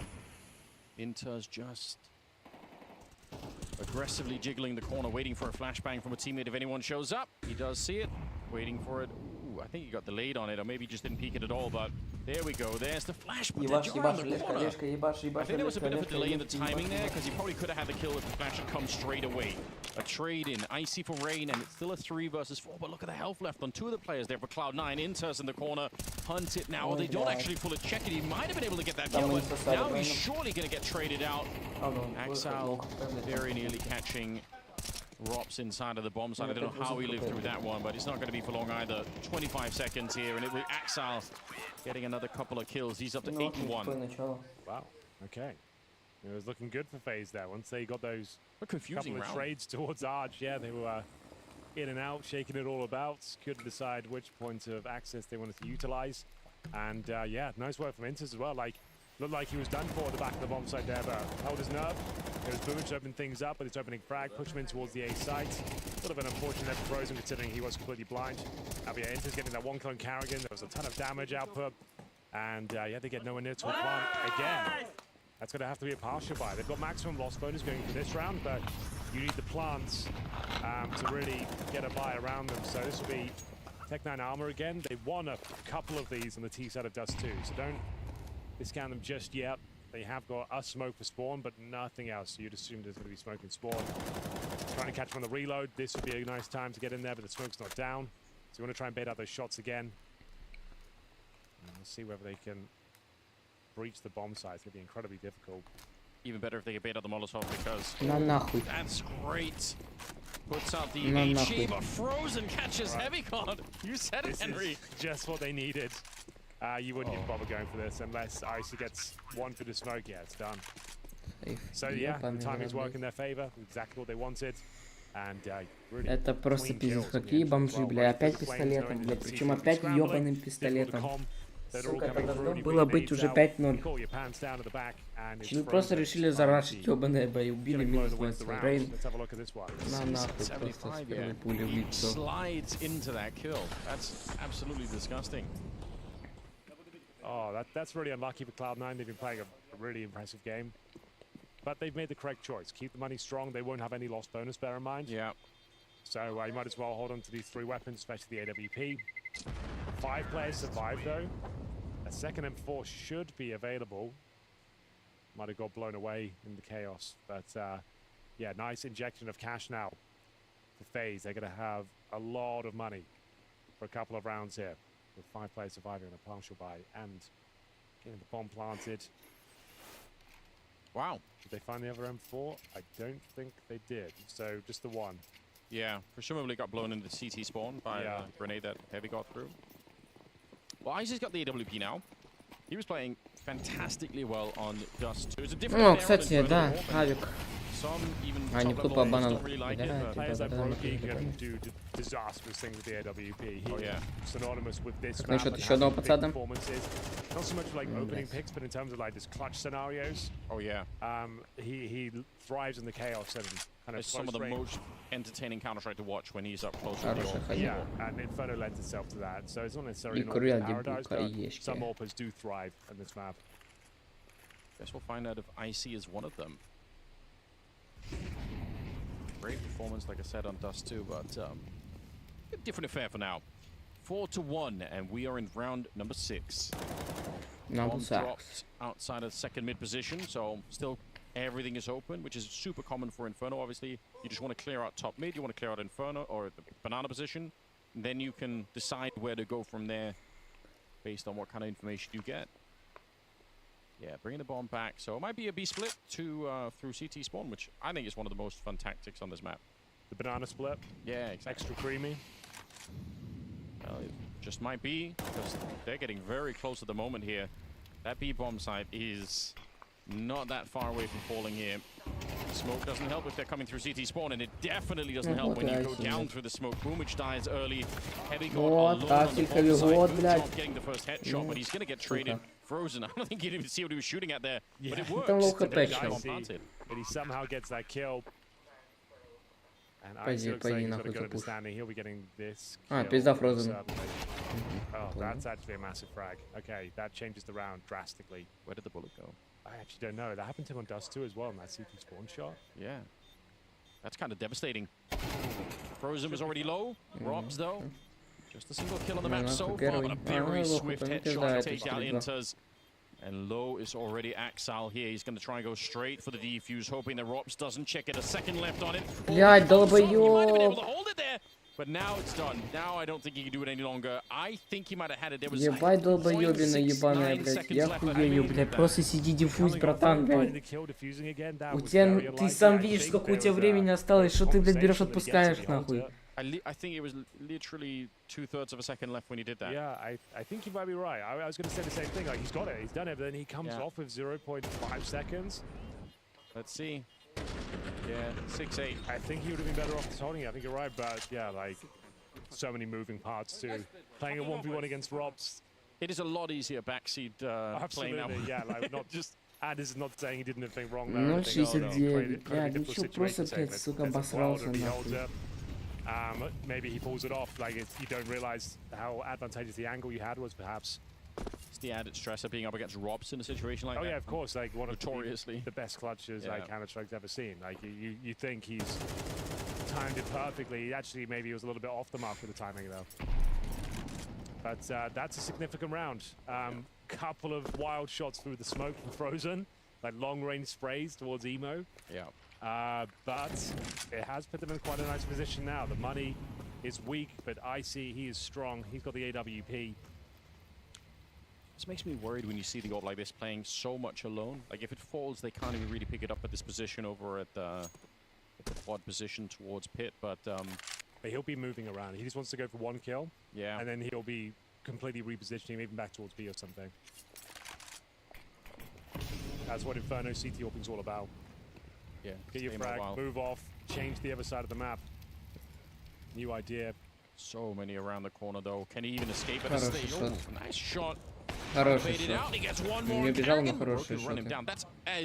Блядь, ну конечно они сейчас выиграют, чтобы был бы счет 52 нахуй. Ну конечно же, блядь, так и будет. The rest of them, they've got an M4 and Inters. I guess if you get a very fast kill right now, it's back on again and they can really go for it. They probably lose this round, I'm going to say. At FaZe, they don't have any idea. The players towards short, okay, well, those couple of frags, it's down to Inters and well handled, okay. A lot of the timings are going to elude them. But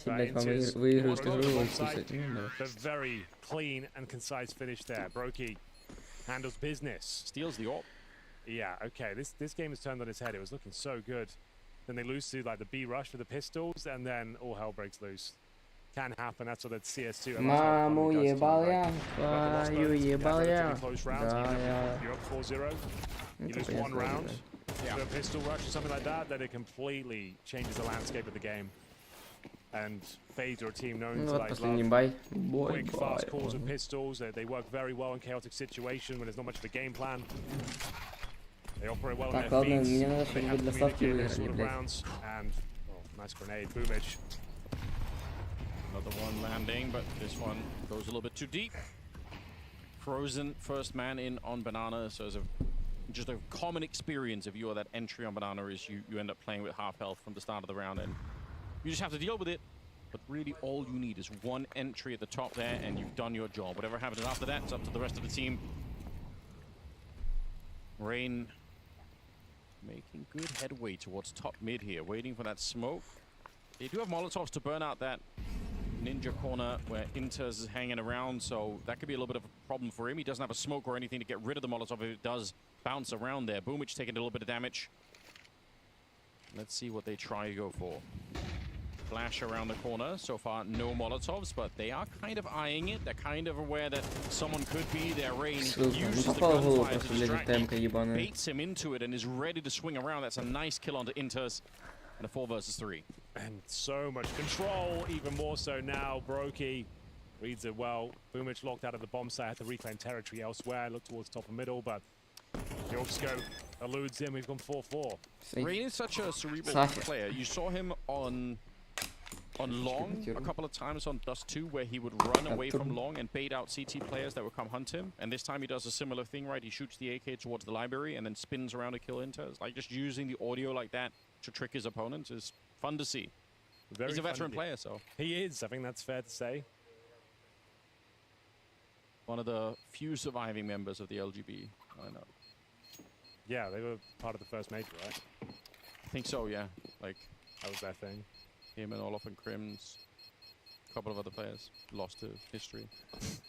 The sands of time. All right.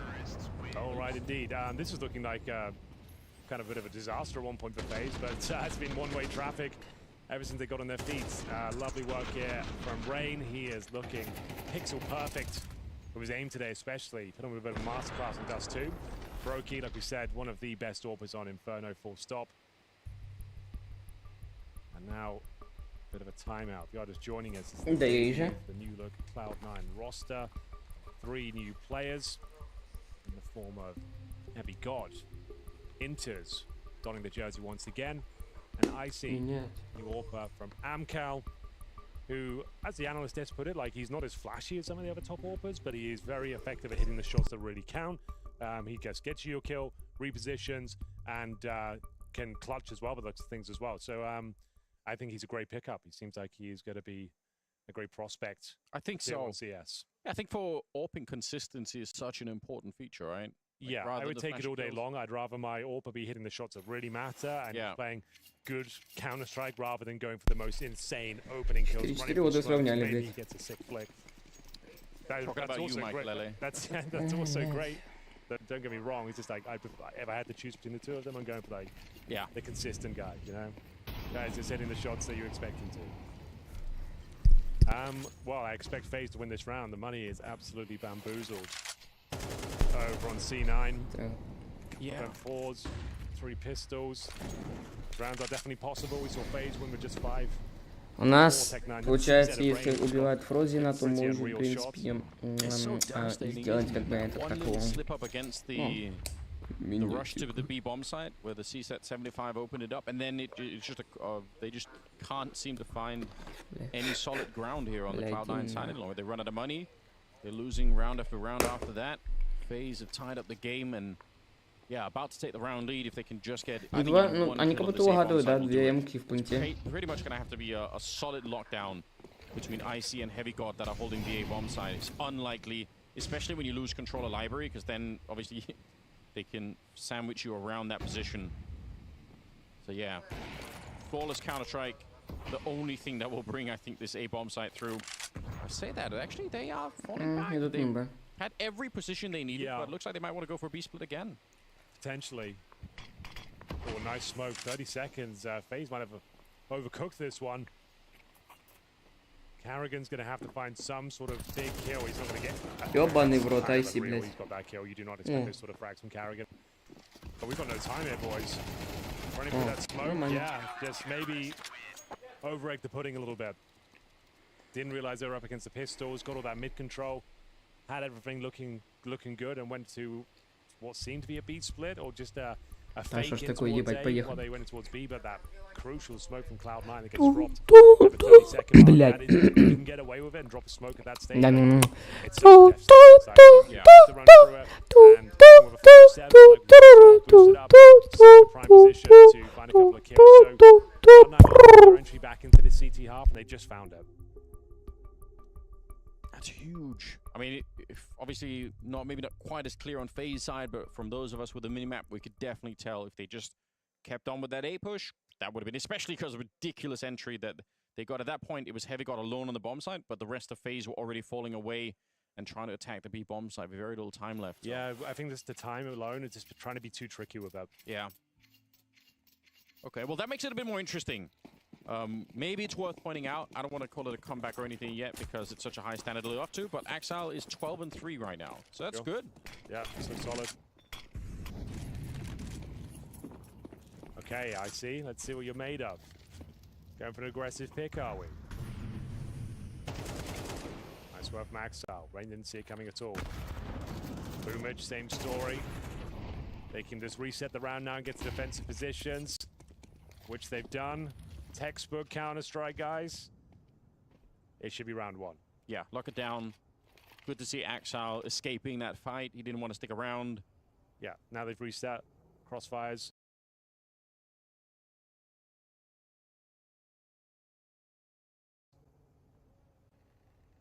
Everything's covered. Don't give them any 1v1s. Make them commit to the choke point before they can actually get a duel.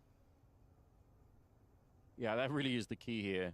If you find somebody like Robs in this position, chances are he'll win with the headshot, but... Just smoked B as well. For themselves another 20 seconds on that side of the map. Means that Robs has to go next. They're not watching it. Okay, I was commending them for the setup, but Axel leaves a small gap for Robs to find one. It's traded out. Not the end of the world. If they get both kills cleanly here, the round is back on. If is the operative word, though. Or they're actually bumping into each other in the smoke. Carrigan nice idea. Very nearly could have pushed his way through. That would have been a bit of a nightmare. I think one of them was reloading as well, but now it's Brokey. Using the fact they were spraying to get that bomb down. That is so close to being a headshot. An impossible clutch, actually. Like, very difficult. Has to get the double kill there, but like, yeah, there was something there. He almost got the first one right through. I mean, imagine that. Good try. But there it is. Cloud9 coming back to life after going up 4-0, giving up 4 rounds themselves. 2 in a row. Anyone's game here. Yeah, third half required is Mirage.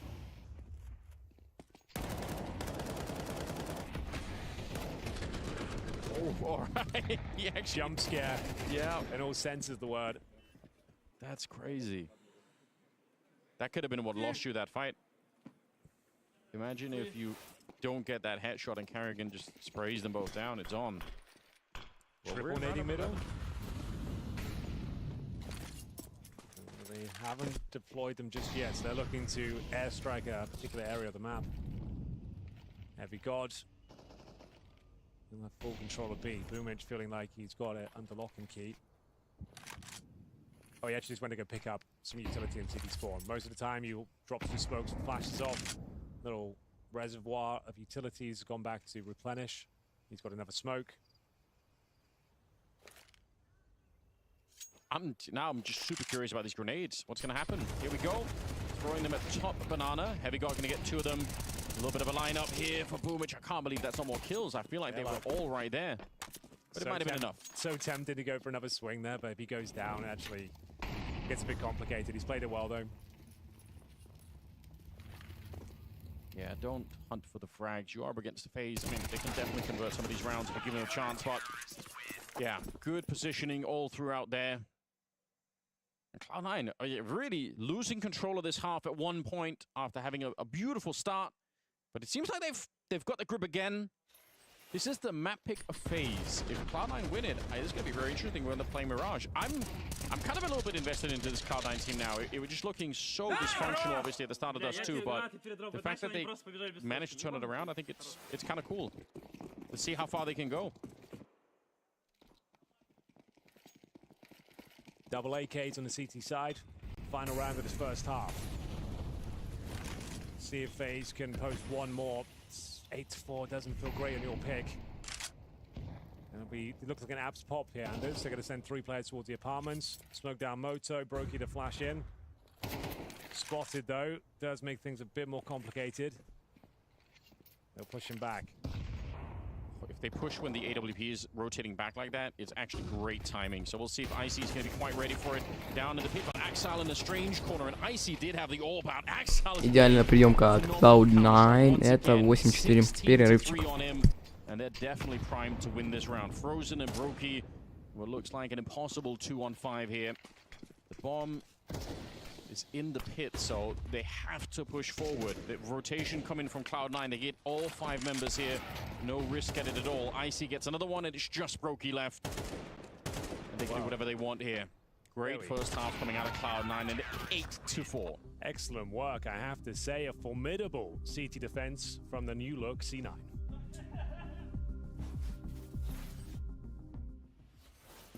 I saw you in the jungles of Costa Rica. Oh, yes. How was that? How was your guys' player break? I know you both did some traveling, but I want to know about Costa Rica first. It's my second time there with my wife, and basically just walked around, watching animals, enjoying nature. Really good compared to some other vacation I've been on. I think it was really needed to just get out there and just walk, actually, and enjoy and be in the moment, which I think was pretty nice place to be, because sometimes we're traveling around the world, we don't get to see much stuff. You say hanging out with animals, so I mean, like, pretty much just another day on FaZe Clan, right?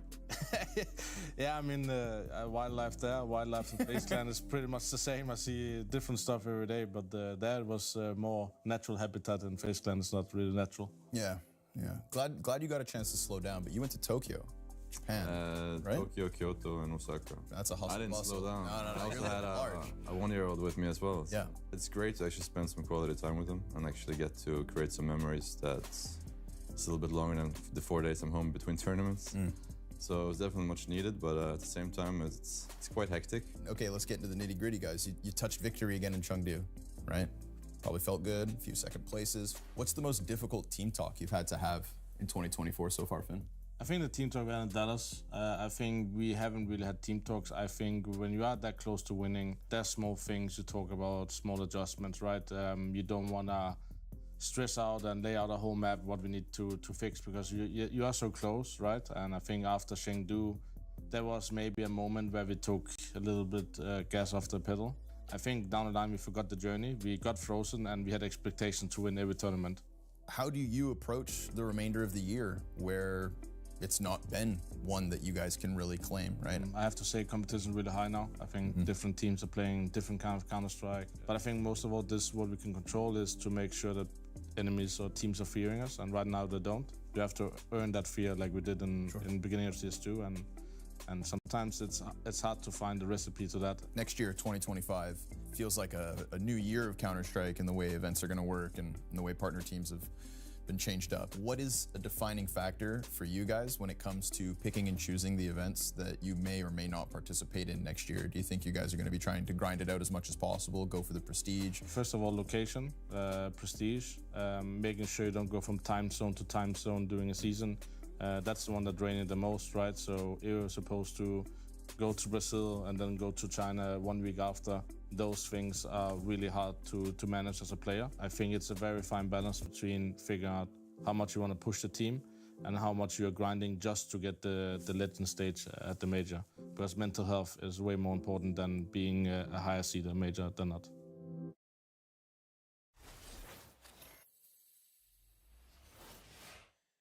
Welcome back, ladies and gentlemen. Second half of Inferno is upon us. It's a very nice start here for Cloud9, 8-4. Only real problems they had were against the FaZe Tech9s, which reset their economy, but in the majority of the gun rounds, Anders, they seem to have a firm grasp of their opponent. Yeah, I mean, again, if you take into account the first map and just think of it all as like one big Cloud9 recovery, it's pretty cool. Like since the second half of Dust 2, it's been a lot of Cloud9 rounds. It's not bad at all. Axald doing terrific work with 16-3. I'm going to keep highlighting it. That's fair enough. He was a great player at one point, and I'm sure he can be again if he can figure this out. Nice start for Heavy God. He's going to be taking down Frozen here, and a push down the middle. It is an Inferno classic if you want to try and bully the T side, but it doesn't always work out that way. A return from Heavy God as the Glock will find Roki, and they'll take down Rain next. So just one player on A, one on B, and Kerrigan only gets 11 health. 11 health. Good luck, my friend. If he even gets one, I'll be surprised. You're just hoping they somehow overlook this position. They've got the best weapon in the game to deal with him. The Glock with pretty much 100% accuracy while running. This hit one body shot, and he is done. Well done, Kerrigan. There's the one shot. He at least makes a possible round for Rops. His shots are crisp. I mean, you got to give it to him. But yeah, for Rops, very hard here. Nice work. I love it. They made sure there was no chance that he could win that. And both pistols in the bag now for Cloud9. They had a very convincing one in the first half. That might be enough to win them this map. Take us to Mirage. As it's now More than likely to be a force buy. It's Inferno with the CZs, the MP9s do a lot of good work. I think it's... I think it's so significant that Heavy God gets the first kill at top banana because that takes away some of the attention. Otherwise, Brokey is pushing down while they're still fighting banana. Yeah, right. So just the timing between those two events. There we go, as the force buy it's in. Pistols and MP9s. You want to make sure you focus on your smoke, really. Hold on to as long as you possibly can. Lock them out. By pressure via the clock. Nice deep CT smoke that lands on the boost area. Eradicates that risk. Inferno can be such a scary map when, even if the CTs only have pistols, you just know you have to get that close. Obviously, grenades is kind of the way to stop that from happening, but if you don't have the right Molotovs or whatever, then it could be weird. So we've got Rain in CT spawn with a pop flash pinned. Oh, you're right. So they're hoping they can make a good read. Good smoke on either side. It all comes down to the Rain flash and how effective it is. Grenade on top. They are going to definitely go in towards B. Frozen hoping to channel Happy here. Yeah, Rain has to time this so well. Here we go. The call will be coming now. They're getting ready to execute. Flash now.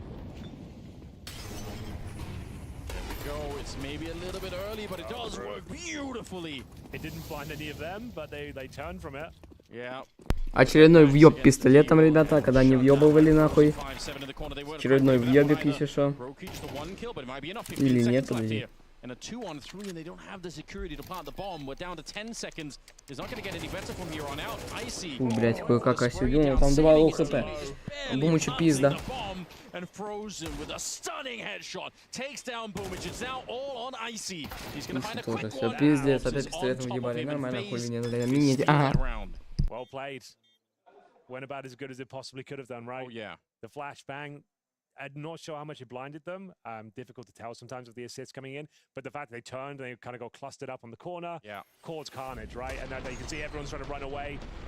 They're probably maybe considering a retreat at this point, but Frozen hitting the body shots, gets himself 3 kills with the Desert Eagle. They needed that. Honestly, they needed that round.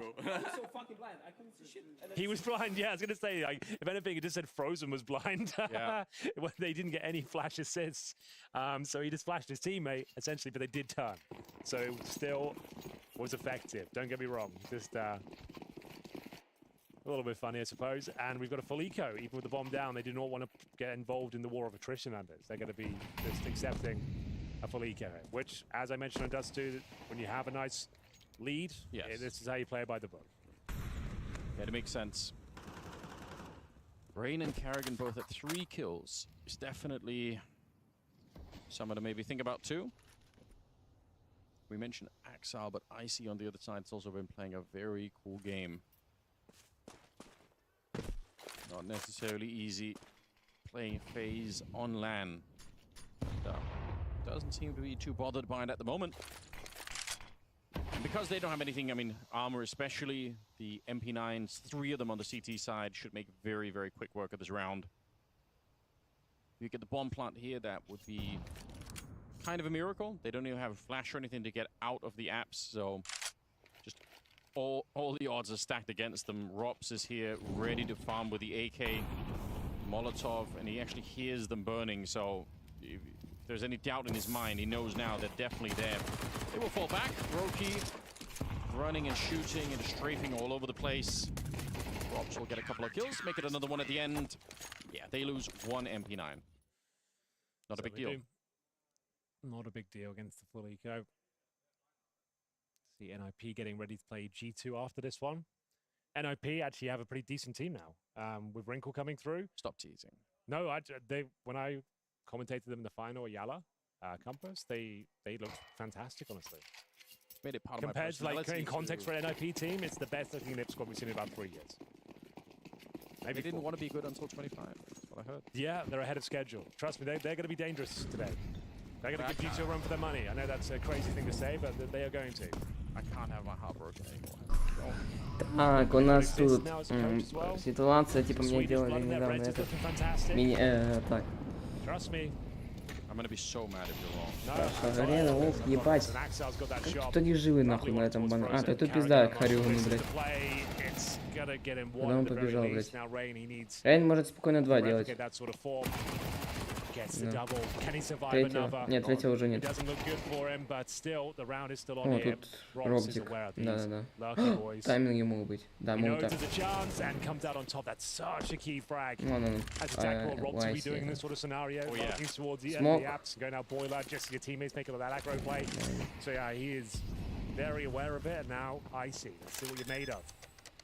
Another 2v1 opportunity for him. Got some time to work with here to Orbison CT spawn. Robs is low. He's coming in from Banana. I would say Icy's definitely got some grounds to win this. Yes, he does. I love the no fear approach, just planting right away. Doesn't even check anything, just wants to go for it. There's the headshot taking out Robson. Прочекать никого нету. Не пикать, брат, не пикать. Walk through the smoke on the other side. Been spotted out. And that's the ult there. Okay. Flash around the corner. He goes straight for the defuse. 2 seconds left in Icy. He thought that was going to be a fake, but it wasn't. Broke. He goes straight for it. Go for the full defuse there, because the common play would just be tap it, try and bait him out. And you know that when his position's exposed, he's probably going to lose to the AWP, so he doesn't want to risk it. So that's a really nice call from Brokey there, like just experience shining through. Так вот мы убили, блядь. Sickening shot from Axal, but it wasn't enough to win the round. Rain saves the day. 9-7. Map is back on for FaZe here. Excellent clutch from Brokey. Knew exactly what he had to do there, knowing the rifle was unlikely to peek him. And once again, he's opened things up. Found Icy. Heavy got the reply. Nice Desert Eagle headshot. Ideally wants to try and get rid of this rifle. There we go. Juggle them out. Make sure it doesn't fall into enemy hands. But yeah, a bit dicey over towards Banana. Luckily, Carragher with the double kill. It's another 2v1. Now Heavy got. Очередной класс может быть у нас, блядь. У нас сейчас здесь. Ставится пачка. Церковь занимается. И можно спокойно убивать Рейна. Он смог пойдет. Не пойдет. Options limited. This is the chance. Got to push through now. Set up for it. Goes for the spray. Takes down Rops, who had the kit as well. So Rain has to come back and look for it. Oh, the timing is amazing. 4 kills for Heavy God. Another round on the board for Cloud9. They are actually making this work. Oh, what? Did he lose his gun? It was a short-lived celebration. I think he might have dropped his weapon just before the round ticked over. That's what I can really think of. Or he couldn't find the orb or something. But yeah, excellent work from Heavy God. Couldn't have played that much better. Like I said, smoked off, needs to pick a timing, see if he can slip the net. He definitely did that with bomb taking at some pace.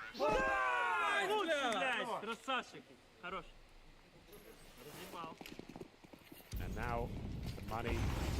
Disarray once again. 97 damage. Frozen has died at the start of the last 3 rounds. Yeah. I don't think they can hold on to this one. Carragher's been keeping their heads above water with these trades. I mean, a lot more of that came from. Someone needs to step up to a play now with all this aggro going on and the tension taken towards Banana. Someone needs to work out an advantageous position. Can't allow them to just run the default here and execute to the bomb site. Carragher's in a lot of trouble. Yeah, the health is a really big problem here. Best you can hope for is like a quick one tap at the AK, knife out to the bomb site. You're not going to get more than one. You're hoping they just give you a Каригану даже одного не убил, смотри. And there's the trade. Yeah, he's going to be done for. Had to hit that one tap. If there's going to be any chance they won't be winning this round. It's going to be 11-7. This is the force by Anders. It's going to be tactical time our next round. Yeah, you might have this force by again. There's no way they're winning this. Turned into such a better match than I was expecting at the start. I was really a bit deflated. It was fun to watch. Obviously, Brokey and Rain run wild on Dust too, but it kind of gave you this feeling that, all right, this is just a Cloud9 team that's not really ready to play at all. But that was not the correct analysis, because they're going to be at 11-7 here. 2 rounds away from taking away Inferno from FaZe, which they themselves picked. Put us on Mirage for the 3rd and final map. Fingers crossed. I kind of want to see more out of them now. Axal dropping 20 kills in just 18 rounds. Some exits potentially. A lot of exits. All right. They've got every single one. That's something. It's definitely something. The money's still pretty decent. Cloud9, but losing all 5 members of the squad, certainly not ideal. Yeah, Frozen, he's been like naded like twice now and lost the opening duel 3 times in a row, I think, at this point. So he's going to be getting frustrated. Yeah, he just went to sleep in the Molotov. Yeah.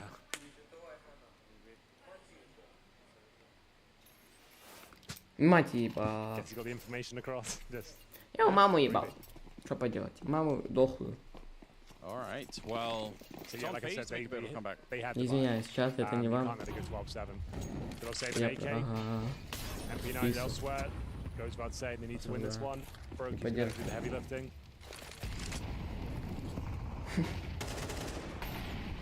Beautiful team flash. Couldn't really flash Boomich anymore if they tried. Perfect flip of the cone. And Axel being dropped a little bit low at the start here. Inters is expecting that there's going to be some shenanigans. Like this one, I would be thinking the same thing. Сейчас у нас... They're probably going to try and sneak down second mid or something like that. Got to watch out for absolutely everything, but FaZe are being remarkably disciplined around where they don't have that much to work with. Couple of smokes left, and again, once you get to the 30-second mark, those smokes become really interesting. Oh, here we go. Rob's made his way past. He's a sneaky fella, isn't he? Someone has to make a play here. You're not going to win with the SMGs in this traditional setup. Very sneaky. Can he capitalize? But he needs 2 kills in this play. This is one and done. It doesn't actually help him. If anything, makes things worse. На нахуй Бумыч, блядь. It's a really difficult shot getting down the range. Gives it a go. Doesn't get anything for it. And this might be the beginning of the end of Mirage as they're getting absolutely destroyed. Heavy God. Put some nice work here. 47. Rain. Nothing to do. 4-1. 12-7 locked in. Lost bonus won't be great. Unfortunately for Rob's, like, it's a really nice sort of maneuver. Oh yes. Slips the net. I think it's a shame. It's like, if he was a little bit closer, that's a guaranteed kill. With that range, though, you have to be really precise with the burst. It's a difficult shot when they're moving as well. Maybe there was an idea to get to Banana instead of going for that 1 kill. See if you can find multiple enemies. Fair play to Boomich. That is a nice turnaround, but I think that's what makes it even more frustrating to watch, is that he did so much great work to get himself into that position. And yeah, right. Я вот так вот буду говорить, вот так вот буду. Capitalize on it, unfortunately. Save your teams, ладно. They're just completely broke on the rest of FaZe, though, right? So it's not like they can save an AK and buy a bunch of stuff. You know, it's going to be minimal. Man, they don't even have max loss bonus. They get $2,400 per player. Teams for another day. They said I was crazy when I picked. Inferno experts or what? Going into the series, Fazia held in the one record. And 1-1 record in their last 12 games on Inferno, я так понял. Here we go. They have 5 chances here. The Cloud9 side to bear in mind, FaZe still one of the most tenacious teams of Counter-Strike history. They're so hard to put away. That is true. That's worth pointing out. Historically, you can have them up against the wall and somehow they just keep surviving all the way into overtime. That's happened many, many times. So, ну, блядь, что если они сейчас ебанут этого Куригана, а потом, ну, сейчас пизда Керригану, потом пизда сейчас будет этому Фрозину. Все, Броки к ним стягивается. When FaZe are so good at operating this side of the map. They've dealt with it no problem, especially on the T side. Like, this has been a masterclass, getting Banana control, getting the opening frag, baiting out the utility. And they've completely sabotaged the money as well. FaZe have had the force battle, what, like 3 rounds in a row now? Yeah. Because they're like, be tempted into it by getting a few exit kills, racking up some money at the MP9. But then having a weak buy around it, didn't really get many gun rounds here. Didn't see Brokey's AWP on the CT side really at all. Yeah, that's a good point. Rain's been shut down really hard from a phenomenal performance on the first map. Хорошо, вылетает, все 3 в 2, 2 в 2. И двое лук. Ага, понял, а если вот так вот у нас. Смог. Один Frozen. Так же, как и на финале мажора, он будет взрывать, ему пизда. Всем победы. И отдыхать. Мучиться. Yeah, really excellent showing. Textbook Counter-Strike, nothing too flashy. A dominating performance from Axel. Ties us up at 1-1. It's Mirage coming up next. I don't think we saw that coming. We were praising FaZe for being experts, for being consistent when it comes to Inferno. This time around, though, they faced a team that played much better Counter-Strike than them. Fully deserved victory coming in for Cloud9, extending the series. Boopski, what did we witness? I mean, we saw a little bit of Exile lurking, coming back into action, right? I think we spoke about him before the game, saying that he's been gone for the top of this level for at least 2 to 3 years. Back in Gambit, he was one of the best players in the world, and we saw a little bit glimpse of that today. We did see a little bit of glimpses of that. However, I do want to jump into round 6 straight off the bat, because the beginning of the game wasn't necessarily that pretty. We have a 2v2 scenario. You see Cloud9 going up 4-1.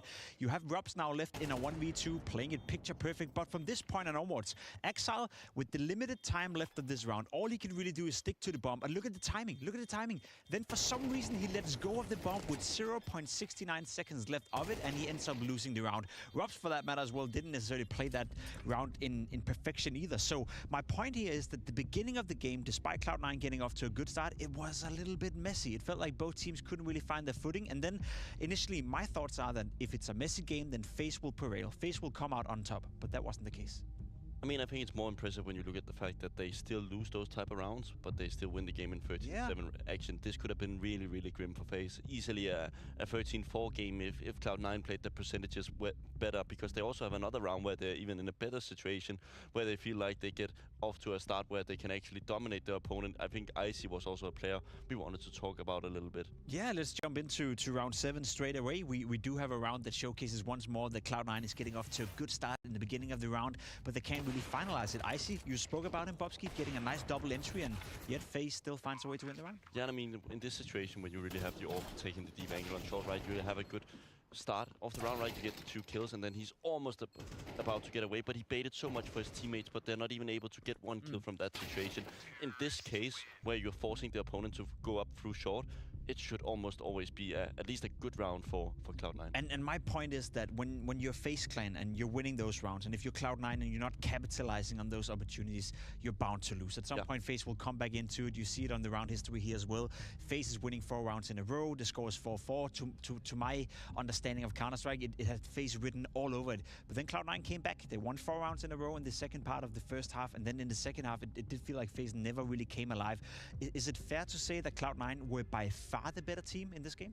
I think it's fair. I don't think there was anything particular from FaZe's side where we felt like, wow, that was a great game of Counter-Strike from their side. I also think we have a couple of individual moments where you're kind of almost like a little bit baffled about how they can fail those type of rounds. We see Rubs, for example, in the Mexico area. Like, he is the guy who's always so calm in these situations because he's used to lurking so much. He's always in those types of positions behind where he gets one, has to play away. I know he has MP9, but it's not looking pretty. We also have some individuals in the form of Frozen and Rain having a complete disaster of a map. It wasn't a great performance from FaZe Clan. You're right, Frozen didn't show up. Kerrigan didn't show up. You can keep mentioning the negatives when it comes to FaZe. However, positives when it comes to Cloud9. We spoke about Exile coming into this matchup as well, and he had a fantastic showing. You said that given the signing of Heavy Guard, given the fact that Exile perhaps is now the lone star left of the original Cloud9 core, you expect him to come back alive.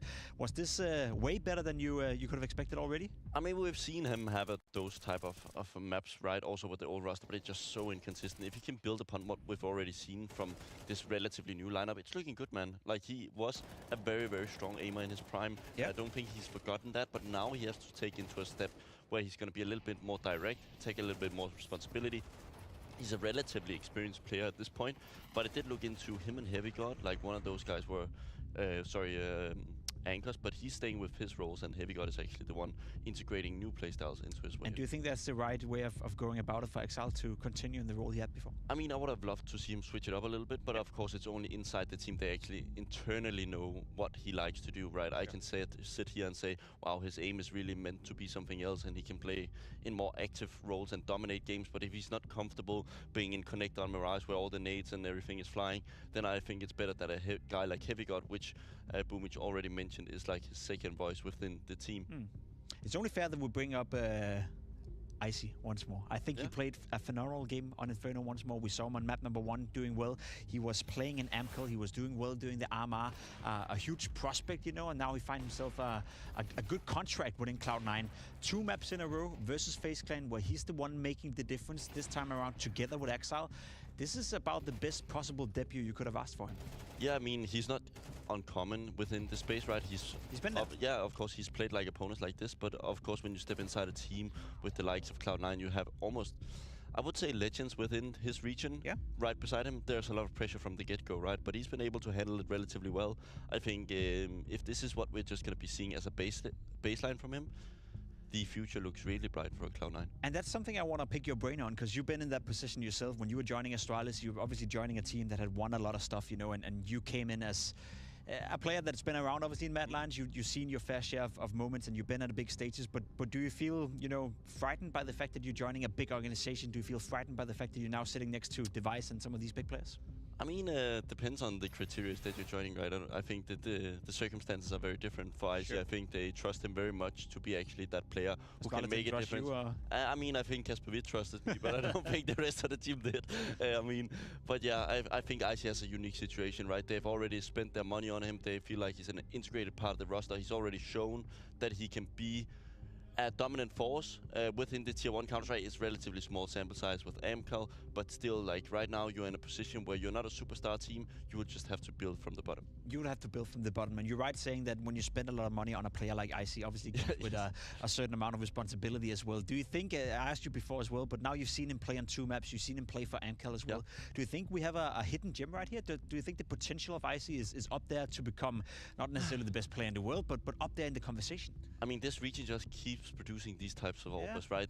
I don't think they're that explosive, but I think they're so smart in their ways of thinking about Counter-Strike. I think they're all just like, I call them mini Shiros, because they always just take one kill, go back. They don't really gamble that much. They have relatively low death per rounds ratios, which means they save quite a lot, which means they also have the AWP in their hand. But I do love to see a real AWPer for once, right? We do see many right now in the form of Saiwu and all these guys kind of balancing between being a little bit of a hybrid. But right now we have really a guy who's kind of designated to play the AWP. I'm curious to see what Icy can bring to the table, especially considering we do have a map 3 coming up between FaZe Clan and Cloud9. I did not see this one coming, I'm not gonna lie. I thought it was gonna be FaZe all over, but we're jumping on a quick break and then we have map 3 ready for you.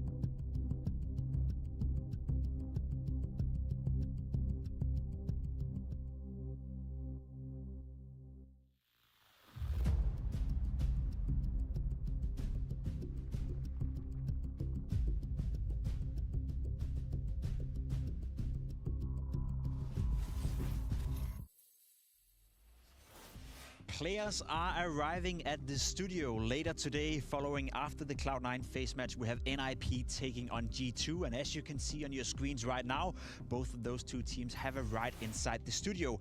However, they can't play before we found a winner of the FaZe Clan versus Cloud9 game. And we're heading into a third deciding map. As I said, I did not see that coming, Bubski. Now, what you've seen the first couple of hours in this series, do you also stand with a feeling that Cloud9 could actually take this surprise win and you know, get a W against FaZe Clan in the debut? I mean, I think this tournament means a lot more to Cloud9 than it does to FaZe. I think realistically speaking, it's only fair to assess that Kerrigan and those guys have bigger hopes than just winning a game. Yeah, exactly. He said it in the pre-interview that their main focus for the year is going to be Cologne and it's going to be the major. But it's not an excuse of why you should be able to lose an opening match against Cloud9. They are the better team on all aspects. I think it's hard to define what is the issue within FaZe. Like, often we have a pretty good idea of why certain teams fall flat. But this is such a well-rounded team where everybody's in their role that they kind of fall as a team so often, right? I do think when we look at a guy like Kerrigan, I do think at times they do play, I don't want to say they play 4v5, but I think he can improve a little bit on the individual side of things, because I do think sometimes that teams smell a little bit of a blood when they play against Kerrigan, seeing him have an off game, and then they just kind of try to rush him a little bit. And that fact is not determined by... On Mirage, he has Frozen on short, and he's not really the safe guy either, right? He was a star player in Mouse, and I think many people trusted, okay, let's not go B too much because Frozen is going to be there, but right now they're kind of both having a hard time. Well, I think that's interesting, specifically speaking about Mirage. It is a map that FaZe have lost 4 times in a row, so you'd assume that FaZe going into the player break, coming out of the break as well, would have had focus on Mirage, trying to better themselves on that exact map. Now, you're mentioning Kerrigan perhaps being a weak link. He's playing that B anchor position towards the apartments. Do you think that's something that Cloud9 as a set game plan will test straight away, or is it something you're trying to hide in the beginning and then maybe heading over there a couple of rounds into the game? I mean, the reason why I think FaZe works so well relative to their stats sometimes is that Kerrigan is the smartest individual in Counter-Strike. I'll just say it here, right? I think he's so good at predicting when the opponent is actually trying to abuse him. And it's so often we see Brokey taking over the AWP to the B side and actually locking down those contact plays, because you think a guy like maybe let's say an Exile who's an out of position player would like to try, let me just test the waters here against Kerrigan. Maybe if I catch him jumping, maybe if I do something else, I'll get a kill and open up the round. But all of a sudden, you see the AWP.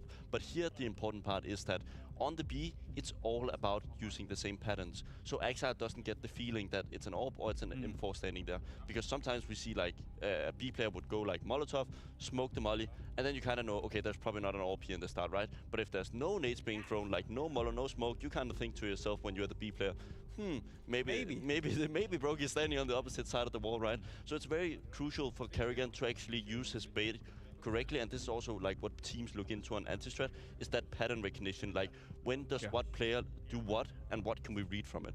Quickly, we know FaZe have lost 4 in a row on Mirage. We know Cloud9 are playing good and probably better Counter-Strike than we could have hoped for coming into this matchup. Do you think FaZe is going to win this one, or can it be a Cloud9 victory? I still think FaZe is the better team, right? I'll have to go with my gut feeling. I think Kerrigan has the experience, but also the depth of a new map pool, considering they've just had a break where they can actually practice all new things. And this is where I think he actually shines through, when he has time to go into that deep dive mode and actually research a lot of stuff. I'm inclined to agree with you. I also do think FaZe is standing the better chance of winning. However, I'm hoping for a competitive game of Counter-Strike, and to bring us that action is none other than Anders and Henry. Thank you very much, Pimp. Welcome back to Fools Group 2024. This is the opening day of Group C and the final map between FaZe and Cloud9 as well. Cloud9 shocked us on Inferno. Looked like they actually had a very good grasp on the map and actually gave us a great run for our money. Can they continue it on Mirage, though?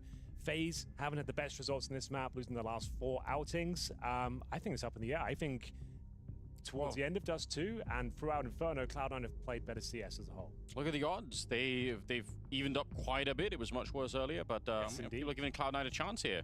I like it. I like it as well. I feel like they can do it. You predicted Cloud9 to win. Famously, I did. So now that Axel is officially back, said this is going to be his breakout game, return to the top, probably at one point a top 5 rifler in the world. Obviously, bit of a decline from that status, but his performance on Inferno was great. Now we're on Mirage, the third and final map here between FaZe and Cloud9. So let's get the show on the road. I want to see if FaZe can shake off the rust here, if they can actually power on through, or if Cloud9 are going to find a way to upset them. That would be quite something. It's Cloud9 starting on the T side and FaZe on the CT side. Well. Here we go then. Buckle up. Pistols have been going in favor of Cloud9, especially in Inferno. See whether Frozen can fend them off towards the B bomb site. Logan thinks of a nice headshot on the danger man, Axel. Carrigan can't find the same sort of damaging blow, as now they're going to get the bomb planted and the 4-on-4 retake begins. No kid in play, Anders. That is a bit of an issue, isn't it? Means this retake is going to have to be lightning fast. It's close to Robs catching that kill on Boomich, and Frozen's on the other side hoping that he would overstep the mark, but he doesn't. Heavygon gets taken down, and now the retake's on Rain with 2 cracking headshots. It's just left Inters alone. Oh, did he actually land that? Not quite. I thought it was another headshot, but now they're hunting him down, and they'll find him in the corner. Brokey able to pick him up, and they are straight on that defuse. I don't think they'll have the time for it as well. That's a nice retake coming through. Didn't look likely they're going to pull that one off, Anders. And the fact they actually have 2 players surviving and a 10-second defuse as well suggests it went very well for them. That's after they got the opening kill as well. So bomb planted, 4-on-4. Couldn't quite hold on to it. Rain biding his time, gets himself a nice double kill here as well. Taking down Heavy, got an Icy, and then Brokey with his signature dual elites. Closing things out here. Well done. Close range, and gets that nice last kill. Okay. He's in the mood. He's loose. I like it. Singing his way through the game. Yeah, you don't see that too often. New approach to the game. But the bomb down. Cloud9 certainly can invest into this round, and they have done so. A couple of rifles, a MAC-10, 2 Deagles. Rifles in the hands of Inters and Boomich. Axel will make do with the MAC-10. It's going to be Frozen be tested once again. Very good short player usually, and this time he does some damage, but it's going to be down to Carrigan to find a couple of kills. He does just that. Anders now needs to try and stay alive. His objective is to allow the rotation to come through. They do. There might not be enough here. Back and forth we go. Even keel for now. Good damage inflicted, but not quite enough. Rain will be leaving Rops in another clutch scenario here. He's coming in from shorts. No utility. They've got a Molotov actually. The Molotov short is done for. They've run in towards the kitchen.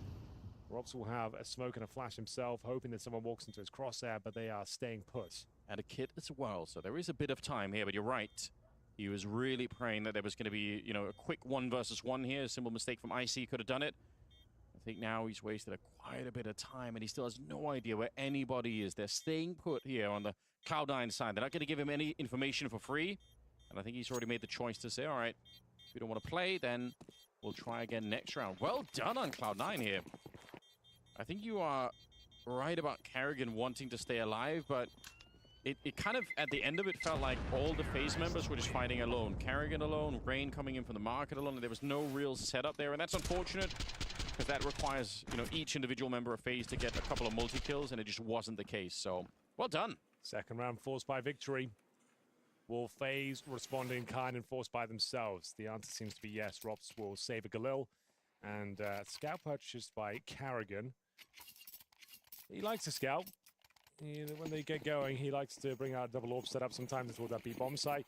He doesn't give it to Brokey, who's very proficient with the Desert Eagle, to be fair. So we'll see if Carrigan can find a few tags here. Rob's got a bit of a gap in that smoke, hoping to use it with the Galil. Flash over, smokes down, connector as well. And potential B splits off the bat here. As you can see, they've got 2 players. B side, now 4 towards top and middle.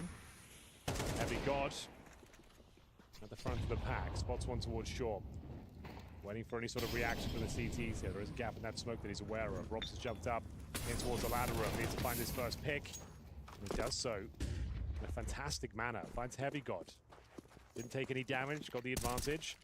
And now, FaZe are in the driving seat. The fact that he was already pushing out with the Molotov was airborne is such an advantage, because if he isn't, and Heavygon is going to hear the burning, and then he's going to turn around and be ready for Rops to come running out, but he was already making that move, so the timing really could not have been better. Speaking of timing, pretty good job here on FaZe to rotate towards the B-bomb site just when Cloud9 are about to set up, and a little bit of a jump here. Rain will spot the information. It's go time, but they are running into a giant stack. Even if it's pistols on the other side here, they're in a lot of trouble. We're down under 40 seconds, and they're slowly being thinned down. Axel and Inters trying to fight their way back, but again, they're just bleeding players here, and Axel's practically dead already. He was very low on health. It was on Icy. Nearly got it through the smoke. That would have been sick. He actually sees the foot there, but he can't quite find him. Rain could have been dead behind it. It would have been a 1 versus 1. 20 seconds. The spray is good, and actually, he's got a great chance at it here. One bullet might do it. He can't find it. Rain will take him down instead. You can see the look of frustration there. He was playing it so well, but fancy footwork from the Norwegian. Gets underneath him. He didn't anticipate it. I think he caught his head, and he thought he was crossing towards the van. Yeah. And he's actually directly beneath him. And even with like 4 HP, Rain comes out on top. And this is the war of attrition we spoke of on Inferno. There'll be back-to-back force buys here. Icy looking very sharp with the rifles as well, it has to be said. Goes to that 1v1. I think that's the moment he saw his head cross over, so he thought he was at the van. Rain came back. And they are not going to force buy. I tell a lie, so it's going to be the eco here. Okay. You could have justified forcing into this round, right? I think so. It's not a requirement. A lot of teams would do it. You know the economy is going to be bad on the CT side, but I guess they did steal an AK on Rain there, so maybe it would have been tricky to do enough damage. Either way, the Deagle is the real threat. Well, the Deagles. There's one on Inters as well. Yes, indeed. Oh, they're trying to run boost in CS2.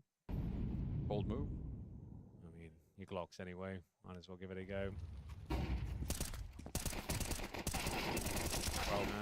Well, there's a kill. Frozen, given the task of defending that M4, should be no problem. Patrick should be his all day long. It's going to be Brokey to pick up that last kill, but yeah, pretty clean all things considered. And now the guns will come out for Cloud9 once again. If you are just joining us, it's the opening game of day 3. And opening game of Group C as well. FaZe versus Cloud9. We have NIP versus G2 coming up next. It's the debut of the new look Cloud9 roster, featuring the likes of Icy, Inters, and Heavy God, of course. So it's a complete rebuild. Boomage still in the roster with Axile, but I say now the roles make more sense. They've got a proper AWPer this time. Yes. Which is a good idea, I suppose. It was very confusing. A lot of question marks raised around that particular issue. Yeah, it didn't really work out. But here we are. Fresh start for them. Yeah, so far so good. Rain, clean shot to take down one, but the flashbang could not possibly have been better. Axile's going to get a couple of kills here. Ready to fight more, and he'll get the headshot. Takes a third. Rops blown up, and Brokey trying to see if he can salvage the round here. 2 versus 2. And Axile, oh, he gets another one, nearly the ace for him. It's up to Icy to try and clutch it again. 1 versus 1 against Brokey. Could get a bomb plant here, but it's so risky. He has no idea where Brokey's gone to at the moment. He's jumped into window and got himself in towards jungle. So, element of surprise gone now without grenades being thrown, but he seems to have a good understanding as to where Icy is. You can spam those boxes and get some damage through. Oh, nice play from Brokey, but even better shots from Icy. This time, the clutch does not elude him, and they answer back. It's another 1 versus 1. Both the AWPers going at it with rifles in hand. Let's see this, though. Great round these from are some echoes of old Axile here. Yeah, dude, spray controller range. Like on this third kill, this one now. Unreal. Sickening. And then like, you got like 4 bullets left in the magazine. You committed to a spray, and they just cleanly connected the dome.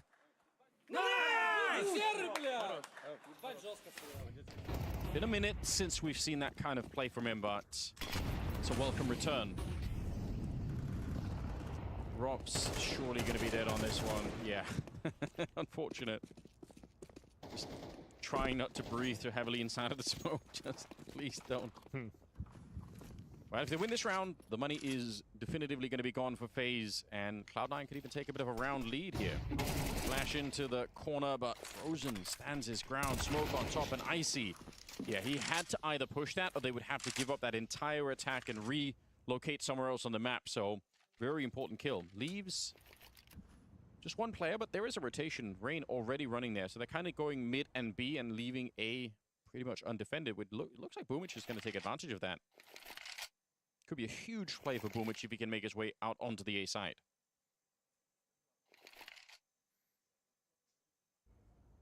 Only Brokey here and just deleted. Heavy God. Так, друзья, я вернулся. Отходил покушать. И у нас тем временем счет 3-3, да? Фейслан будет сейвить. Yeah, he hasn't had to Face do Clan anything будет too сейвить. spectacular so far, but it literally is the first outing. Выбивать не будут на Cloud9, потому что у них у самих экономика плохая. I'm not sure like how well. I'm sure it's not his first choice in Counter-Strike. Probably not, but yeah, what an interesting Пиздец, scenario. блядь. Один матч уже нахуй идет, нихуя себе. Karrigan and Rain obviously going to be saving that, but that call was made the second that Roki died there. So, going to be tied up, and these two M4s will be the only real thing they have. Не, в самом деле, easy для Ants, Путер. Soldiering on for the moment. I see again, like I see, and I think Axel were the two top players on Inferno. He's back at it again. Ну, Аксель тупо на лаке убил Рабзам. Хороший выстрел от Heavy года. Все из Греции, блядь, из Израиля, нахуй. Вроде из Израиля, блядь. Из Израиля. And recovering that 10-2 deficit they had on Dust 2 as well. Actually, they made it a very competitive game. It's been impressive, I think, for a first outing. С Израиля. They can close this one out. 3-3 on their T-side campaign here of Mirage. Ну вот, у нас пистолетики 5.7, две флешки и две эмки. Скип. Так. Pretty much stack the A-bomb side, just hoping that there's going to be some sort of early attack happening. Heavy God takes a bit of damage. That's the 1 M4 located. Absolutely nobody on the B side of the map here, which Cloud9 is not even close to finding out. But if they slow it down now, I guess they can go back and sort of check it out. Huge roll of the dice for FaZe to put this many people on one side of the map, but I'm not sure they have many other better choices at the moment. So looks like the bomb is creeping away as Karrigan is close to top mid. Also, I mean, he can find out what's going on. Also, a chance here to lose the M4, unfortunately, and that's exactly what's going to happen. Heavy God crouches in, very close to going down, but will take down Karrigan. Oh.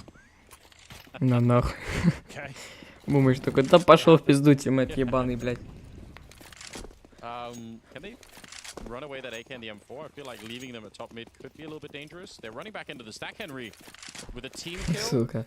Oh no. Это было смешно. There is a chance this one goes a little bit skew with. Let's have a look. Exile. Ну, ёбаный урод. Ладно, сутайся. Very nice rifling, it has to be said. 24 seconds. Чекну по-любому. Увидел. Не чекал бы, но увидел.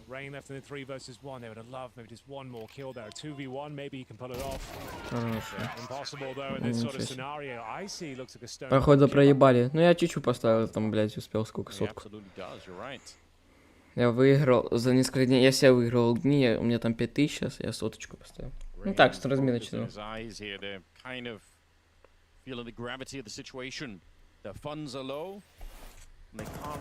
Бам, на.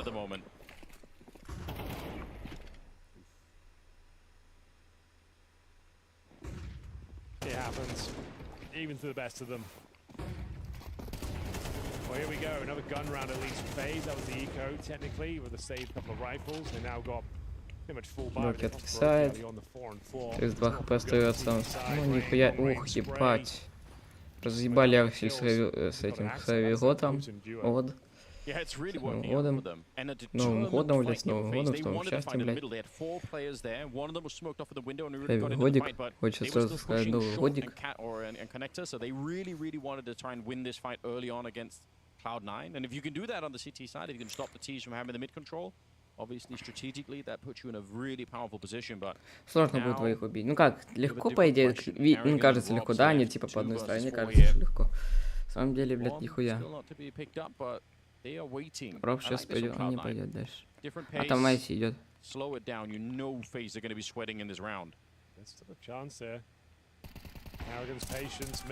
Минус 1. Минус 2. Минус 3. Ебать, Керриган. Это прикинь клатч. Один. Ебать, лоу хп, Интер. Да ну нахуй, Керриган. He almost had the headshot against Inters, and in 30 seconds left, the bomb's right there with him, so he knows Inters has to step out and fight him. Down to 23 seconds. А пачка-то на катволке у нас. Karen's got a bit of a health advantage. Так Керриган выиграл, подожди. Either, and the AK on the other side, and they could shoot him up pretty quickly. He's just there, perfect time. A massive clutch coming out from Carrigan. He said he'd worked on his individual performance, and you see it here. Yeah, you've seen it multiple Жестко, rounds жестко. today. Это Куриган, That's блядь. not a round you expect Carrigan to pull off, but you could see it brewing. His position was absolutely Кириган. perfect. Oh yeah. His teammate taking the aggro, he gets the first one top of middle. The AWPer doesn't quite hit his shot, and all of a sudden the wheels fall off for Cloud9. He plays it to perfection. You do not expect Carrigan to win these sort of rounds. Let's just enjoy that one more time. So he gets the intel. He knows exactly where the third player is, can adjust his aim accordingly. Bomb goes down, as you mentioned, and then he's got the HP advantage already tickled Inters on the A side. He knew where he was as well. He couldn't have played that any better. And that's a round phase needed. This one was beginning to spiral. And it's Carrigan delivering the goods. But that could easily be the pivotal moment that we're going to talk about going back. Axel, he's ready. He's actually one of the things that he's famous for is opening the speed bomb site. 3 versus 4, and the round is Так, 3 против 4, ставится пачка, и это... Сейв. Или они выбивают, хотя выбивать не буду, да, пойдут сейвить. Yeah, it's all done. All right. Well, at least they'll keep 3 weapons alive, including the AWP of Brokey. You're right, though. Axel, certainly known for those sort of antics.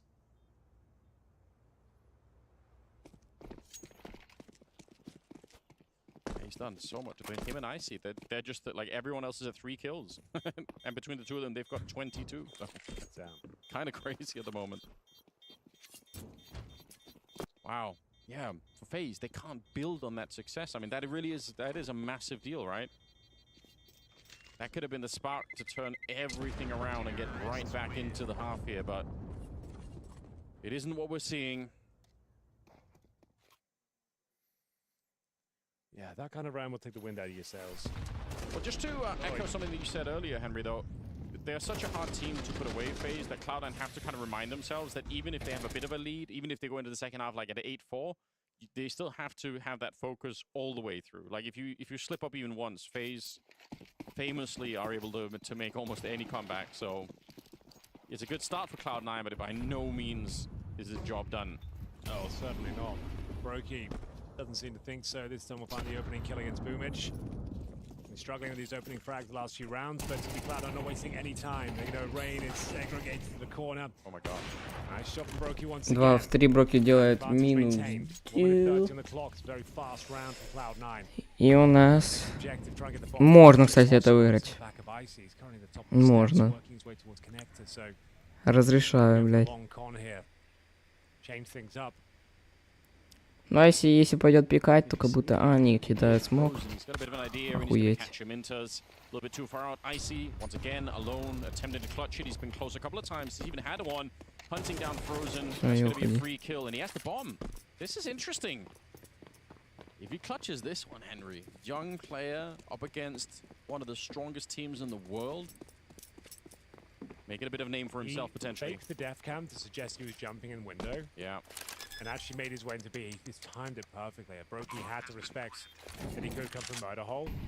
And this, okay, I was about to build up some epic clutch, but it goes down. But still, great effort. The fact he got the bomb planted. 5-5. Did more than you thought he would. 5-5, guys. And, nice round for Brokey as well. Got himself, what, 3 kills? Yes. Yeah, I think he's hoping that Molotov is forcing someone forward so that he can just catch them as they're running away, but obviously didn't work out that way. Or whatever. Okay. Okay. I'll say this, apart from this, you know, Axel getting these 2 very, very quick kills once again. You mentioned how fast that round was from Cloud9. That is something that I really enjoy about Boomich as a captain of any team that I've seen him in the last while, is that they are really quick to make decisions, because they lost that player to, like, he died at top mid, and he just instantly made the call, like, you're on A ramp, just go, don't delay anything, just go right now. I like that speedy decision making. That's something I almost always see out of his teams. Big boom. Couple more rounds to go. Tech9 for Heavy God, focusing more on the utility here. Change of pace, for sure. Nobody's moving. Yeah. The game freeze. We all good? A lot more subdued this round. No opening picks, no shots through smoke. Icy's got his AWP. He's been doing God's work with the rifles so far, Mirage. Okay. bringing the bomb back. See if they're gonna. They're actually gonna leave it. They've spent so much time already. I'm kind of nervous about the fact that they're leaving it in T-spawn. 50 seconds. All right, it's Icy that's gonna run and pick it up. So they've made their choice now.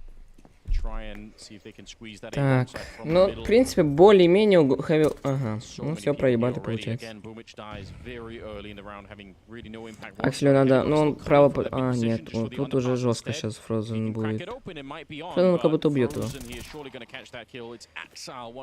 Main engines of the team going down, leaving it 5 versus 3, which 24 seconds out. I don't think this round is meant to be. That's Heavy God. Нихуя. Something unbelievable. The Falcon's got something to work with here. Suggests he might give it a go. This kill has to come through. Inter's trying to play in front of the defense where they get the bomb planted. Okay. Nice idea. It's still possible to win it. Don't get me wrong. It would just have to be something quite special at this stage. The no-scope not quite connecting. He's going to sneak away in towards CT spawn. This will be an absolute robbery of a round. 1 versus 1 against Carrigan this time. Carrigan managing to win a clutch before, and he'll win one again. God, it's close. Very uncomfortable round for FaZe. I didn't even think they could even plant the bomb. I thought they had run out of time, but oh, Icy. He's in every clutch right now, and honestly, he's doing a great job, but obviously that was always going to be a hard one to win. Heavy God nearly opened up the round. I think Frozen at the A-ramp when he was kind of playing in the smoke, I think he kind of lost track of himself. I don't think there was any reason for him to be playing that far up in the smoke. He could just escape and play for the afterplant with his team, but might have got a little bit carried away. Wow, what a game. 6-5. We are going into the round number 12 here and almost losing to Brokey early on. But he does get dropped fairly low. So a bit of a mid-victory early on for Cloud9. Final round. Guns are not great on the T side as Rob's finds the opening kill here. Takes down the Danger Man, but they swiftly respond. That's going to be Inters bringing it back to a 4-4. Oh, hold on. Playing heads-up Counter-Strike here. Rob's going to sneak through the smoke. What's one? Incredibly difficult shot, but one he absolutely nails. Yeah. Quite a risk for Robs to take, but it's cool to see him do that kind of thing. Get a little bit of confidence back, perhaps. And they kind of have to respect it. They want to go back and make sure that Robs isn't still playing close to that top mid position, because obviously then he's going to know everything about where they're doing. So yeah, they return to find an empty mid, 50 seconds. I don't know. If they smoke connector and run for B, it's possible, I guess. Or maybe they don't smoke it at all. They just challenge anyone that's there. Rain is going to spot them out, but they might try and see if they can run down. It's right in his forehead. What's going on? Carrigan, Rain. Or it's just Rain. Как Рейн, бля, сейчас так двоих убил, объясните нахуй мне. О, нихуя. Слева, брат, слева, слева. It's going to be quite a disappointing finish to their T-side campaign. They're really running away with it in the first half, but FaZe close the gap and take the lead. It's going to be 7-5 in the third and final map of the series.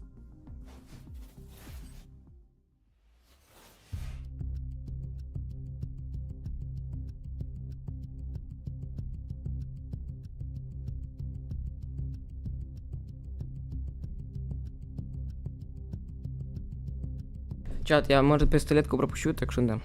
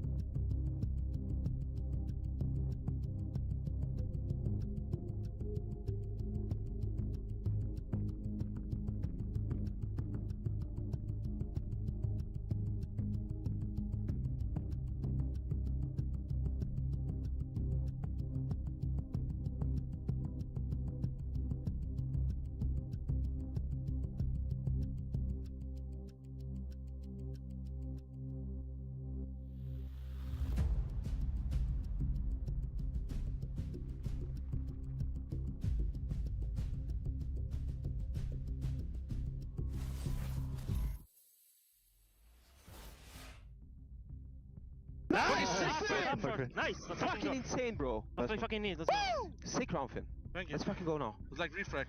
Yes, sir. Went back in. Nice. Sick clutches, bro. Sick fucking rounds, Finn, man. Thank you. Yeah, keep that pushing a little money. Best advertising refrag could ever ask for. Back-to-back clutches for Carrigan, one of which was maybe the clutch of the tournament so far. I know it's only day 3, but in the context of them needing that round, essentially like a 4-on-1, right? And he absolutely owned it. He didn't actually put a step in the wrong place. It was actually perfect. Yeah, from a player who sometimes does get criticized individually. He's not meant to be the superstar, but people still like to point it out. I mean, his level has got to be higher than it was last season. Yeah, that is totally agree with you. But like the current state we're in Counter-Strike, everyone's looking so sharp across the board. We've got these younger in-game leaders stepping up. You do have to be a bit sharper than what he has put down last season. He knows it. He really does. Here we go then. No delay, Henry. We're right back into it. Icy, strong headshot to begin with. Flashed in, trying to see if he can do a little bit more with the dualies. So many bullets and a couple of more kills potentially. Let's go the last one. And jumping and stomping on his head. Finally, they get him down, but he's caused so much havoc already. FaZe with 3 people left alive. Rops trying to see if he can fight his way back, and Boomich is dead, but Heavy God looking for more headshots. Rops. Does he have it in him to clutch this one? 1 versus 2, and there's no safety. Stuck on that corner and taken down. Cloud9, a critical pistol here if they want the upset. Really nice round for Cloud9. The Julie's doing some serious work out there. Double kill for Icy, continuing his strong form. Inter stepping up as well. Considering the scoreline, welcome pistol victory there, but the bomb is planted. Not at the woods just yet. FaZe are going to buy back. There was definitely a moment there for Robs, but he was just getting peppered from both sides here. You can see he's such low HP. I don't know how he survived that encounter. There was no chance he's going to hold on to it, even after hitting some lovely shots here. Enters to close things out, and the low HP Robs.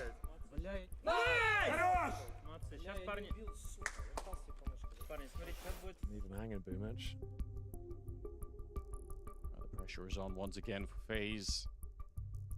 They're used to it, but still, every time you watch one of the games and you can feel it slipping out of their hands, you always think, how are they going to solve this one? More often than not, they do. But there is that question along the way. Who is going to step it up? Who's going to be the one to really carry them through?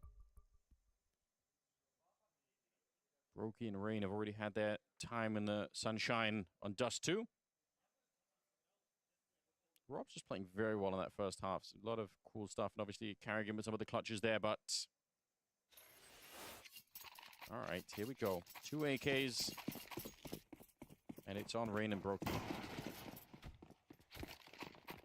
So, force spy comes through. Not quite as potent as it used to be since the adjustment of the bomb plant reward. Still very viable. It was a bit OP before. You could get like 5 Galils and helmets and a smoke each. I know.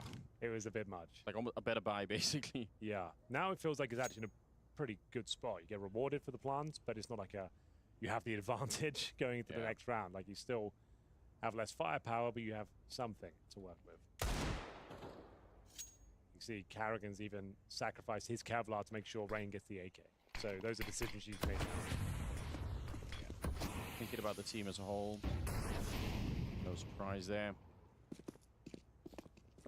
Ticking right past the minute mark here. And Rain just casually walking in. No smokes are up. That's for the headshot on Icy. What a beautiful kill that is. That leaves a path open for the B-bomb side if they want it. They still got Rops on the A-ramp that they can call on to cause a bit of a distraction. Carrigan almost getting that deagle kill, shooting Axel in the back. He's only good for the 1 kill, and Inter's alone at the back bench here. He has to get this kill. He must win it against Carrigan, and he does. That might resettle the round, but a good spray from Brokey. 2 versus 2, 30 seconds. Felt like if they're going to win that round, that kill from the apartments had to be clean. The fact that Axel even got a frag after being shot in the back 3 times by Deagle. It's a real shame. I really think it's a different round if that's a clean kill. How did they know? Did they hear Rops? Oh, there's a little chance. Hold on. 15 seconds. What do you get a clean plant in? Yeah, at the very least they can get that, but he's at a massive disadvantage. We need a cracking headshot here for Brokey. He makes an escape somehow, putting a lot more pressure on Heavy Guard. Now he has to go look for him. He doesn't have a kit either, so he can't spend all day on it. These are not easy rounds to win. Even if you're Heavy God here, you've got the health for it, but can he find the shot before the headshot comes through? He can. Takes down Brokey. You see a sigh of relief on his face there. They're going to be able to get the round. Difficult one there for Brokey. Just didn't have the HP to challenge the duel. Did well to even bring it down to the 1 versus 1. 20 points of health, though. There's only so many places he could be. Heavy God knows it. How did they spin around to catch Robs?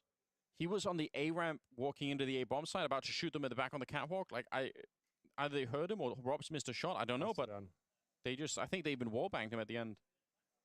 It's kind of crazy. There's a nice opening kill from Rain. This is the moment. Yeah, Axel should have been dead before. And then Inters gets himself a couple. Brokey does great work to even bring it down. It's 1 versus 1. He did have the jump on him as well. Just didn't nail the first shot.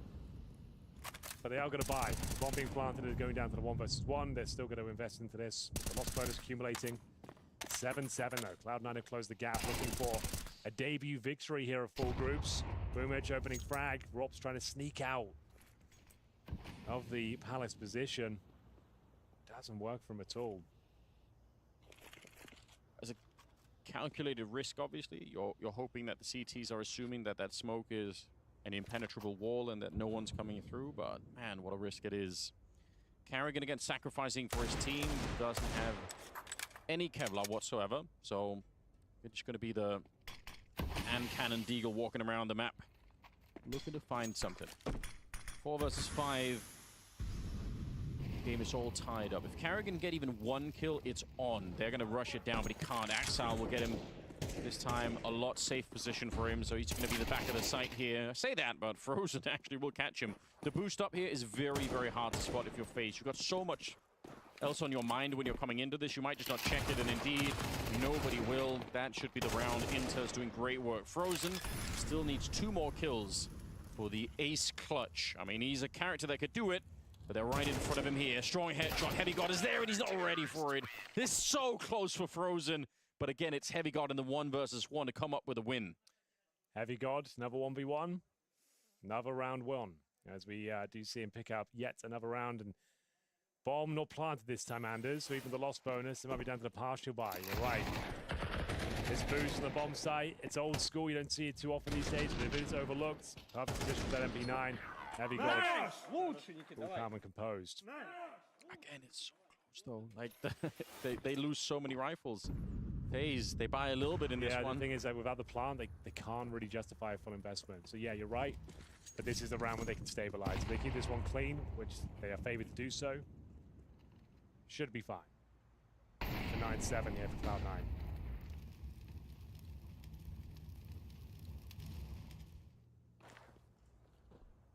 Just the Galil at top mid. That's the real firepower in the round. Props and Brokey with the Deagle each.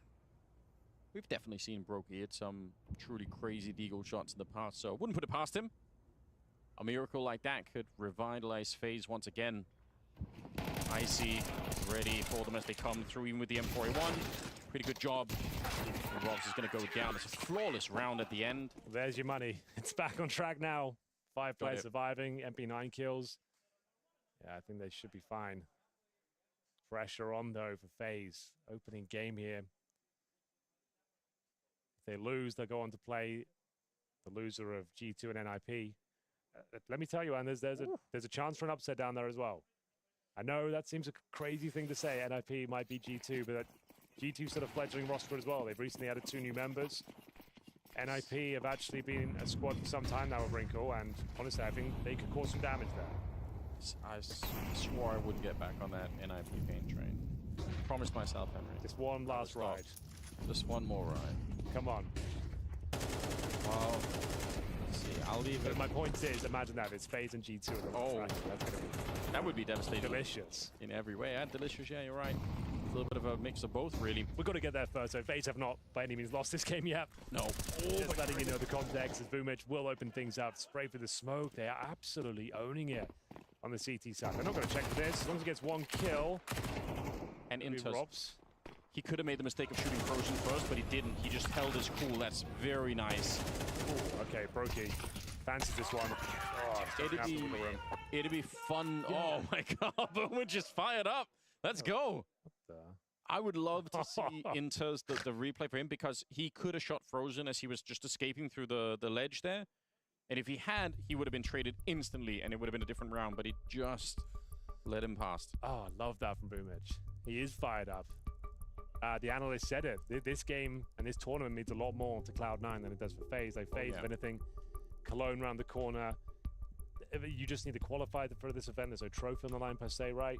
So just getting through it, like that's all they're worried about. But Cloud9, they want to prove themselves. They've been in the doldrums of this roster for the last year or so. Like from missed majors to not really. It's been finding really many difficult. trophies, not many deep runs. So no AWPA for like a year. It's just been a bit of a disaster. But yeah, like Boomich coming here as the captain, a proper roster now, where the roles make sense. Yeah, I do. Signing some like good upcoming talent as well with Heavy Gods. Yeah, this is an exciting roster, and they want to show they can take on the world's best. Like taking a scalp like FaZe in your opening game, kind of unheard of. So see if they can keep it up. They're officially on fire, as you can see, with 5 rounds in a row. Hey, remember, it was 7-5 first half, ladies and gents. FaZe down to another eco. Still Axile and Icy, just like on Inferno. An enormous amount of work early on. 3-round lead. They are trying to get close to that B-bomb site once again. Axile could get himself killed here, but Rob's just missing the shot. As a very winnable fight for Robs. He had the right idea, but just missed it by an inch. And Axile wants back for more, and he got a little bit more than he was hoping for there. Rain with the Tech-9 on the other side. Now some pressure on Inters here. Does he stay and fight? If he dies, it's a big problem here, and he will stick around. He could have probably chosen to fall back and just played for the afterplant. They're still doing fine, I guess, with Icy hitting a little bit of a shot like that, but that left an opening there, I think. Inters making the choice to push forward could have been pivotal in the round. Frozen and Rain, not likely to win this one, but it is doable. Definitely doable. We've seen Rain do some unbelievable things today, especially on Dust 2. He's an absolute animal. See if the Tech-9 can step up here. Yeah. Certainly can for the first. Still a lot more work to be done, though. Frozen will take down Heavy God. Changing to the rifle. It's Icy. Now he's going to be left in another clutch scenario, but Frozen steals the show. More than doable. They made it look easy. It was actually pretty nice and clean, wasn't it? Okay, that's a fly in the ointment. It was looking so good for Cloud9. Felt like they were in cruise control to the victory. But the Tech-9 of Frozen gets them back into their winning ways. I think being a B anchor like Inters has been playing here, you know when you sort of realize, okay, they are actually showing up, and you have to make that choice to either fight to the death or reposition. You have such short time to make those decisions, and this time it just didn't really work out for him. Being a B anchor on Mirage is just not that much fun. Long stretches of boredom. You have to try and retake the A-bomb site almost alone, and then eventually they just run you down while you're sleeping. Karrigan maybe realizing it's a bit of a stack. I don't know how many people he saw there, maybe just the one, but once they catch on, he should be good to go. Should be. Karrigan should have no problem here. Double kill on the menu. And one he devours with room for dessert. Gets the third. 2 players remaining. Not much to say about this round. It's going to be 10-9, a 1-round game. Well, we did warn everybody. FaZe are hard to get rid of. Yeah, like just when you think you've got them, they strike back. That round from Frozen in the B-bomb site. 2 versus 3. Light work of it. If they have a clean round here, this one's going to go the distance. That's got overtime written all over it, if you ask me. I'd welcome it at this point. I think it's a very cool game. I really like this. These 2 teams have delivered in terms of the entertainment. Inters, get a kill, you steal a rifle. That's about the best we could hope for here. Not going to be on Rops, though, as he will win the last couple of fights for himself. So you're right. We're almost there. And now the problem really is, obviously, for the CT side, is that economy situation is going to be really pivotal going forward. Anything they can get on their side to get a full buy is going to be huge. They'll have the AWP, but we're down to a FAMAS on Boomich. Don't think he cares. Like, he'll play with almost anything, I feel like. True. He's not too picky. Where we go. Ice with the AWP. 20 kills to his name. Changing nades towards middle. One of them relatively effective. Even more so from Axel. Great spray control towards Rain will find the killing blow and the opening kill. He did that before, though, and maybe re-aggressed a little bit too much towards the ladder room. Gave himself up to the Tech 9, which opened the floodgates for FaZe. Right. I'm going to be a little bit more defensive with the advantage. Nobody on A, so they're just playing it full retake at the moment. Is that all right? Do you mind? We'll see how it goes. Heavy God lying in wait.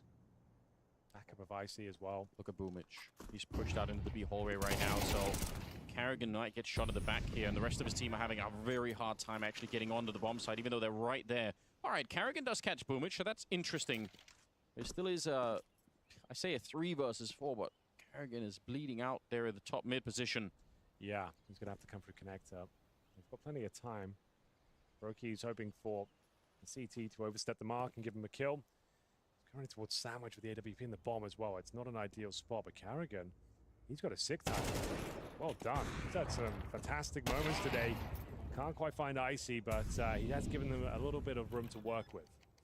AWP's guarding it. That shot, though. Missed opportunity. I thought he was going to walk right into that one. It would have been a 2-on-2 with the bomb planted, but Inters, he's actually stepped up in a couple of these rounds. Definitely. He's finding his 2 kills when required. Not giving his life away for free. And here we go then. That was the opening kill from Axel. This time got away with his life. Heavy God. Put up by Carrigan in the end, but it was still a 3 versus 2. Inters denied the plan. I'd love to see that peek from Inters from Broki's point of view, because he's covering Robs on the bomb plant. Like, how much does he even see there? It just looked like he had the opportunity, but regardless, we're into the 21st round. It's drawing real close right now. They have a chance here, Cloud9, to run away with it before FaZe know what's going on, but FaZe have money. They even have a little bit in the bank after this one. Broki playing a classic high-stakes AWP game in the middle here, just scoped up, looking for anyone to find him in connector, which nobody currently is. But still, it's a risky game if you get attacked and you miss the shot. All right, they're going to run back and pick up the bomb, but one good entry could really open up this A bomb site here. Rops is dreaming of that right now. Gonna almost deliver it to him as Axel walks into the shot. The bomb is still in middle. Very important fight for Boomich to win there, but Frozen just very quickly takes it back. Boomich has a good tactical position, but they're still going to get the bomb plant if they push. He probably can't find it on his own. Icy holding towards that window. He's going to have to go and help out Boomich on the other side. It can't be Boomich just swinging wide on this one. They're surely going to know that he's here. Oh, the bomb's crossing at the worst possible time, but great job from Frozen. That saves the day. They'd have lost the bomb and Boomich survives and continued to apply pressure. They would have been in a lot of trouble there, but as you can see, Cloud9 just going to let this one slip by the wayside. FaZe, a sigh of relief as they find double digits here. Rob's nice little open up in towards the A site. And then Frozen stepping up. He's had some very high impact kills here on Mirage. 21 kills in total. I kind of missed that, to be honest, but yeah, he's just crept up there slowly but surely. He's first finding all the important trades, winning out those first frags in the clutches. He's looking very good. So 11-10.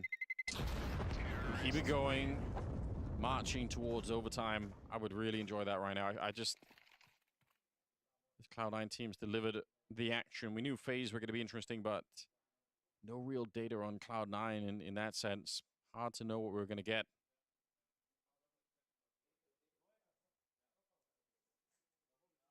I think in some of these moments, FaZe are doing a really fine job at slowing down the game once the first sort of volleys come out. Like once the first fights happen, they just wait.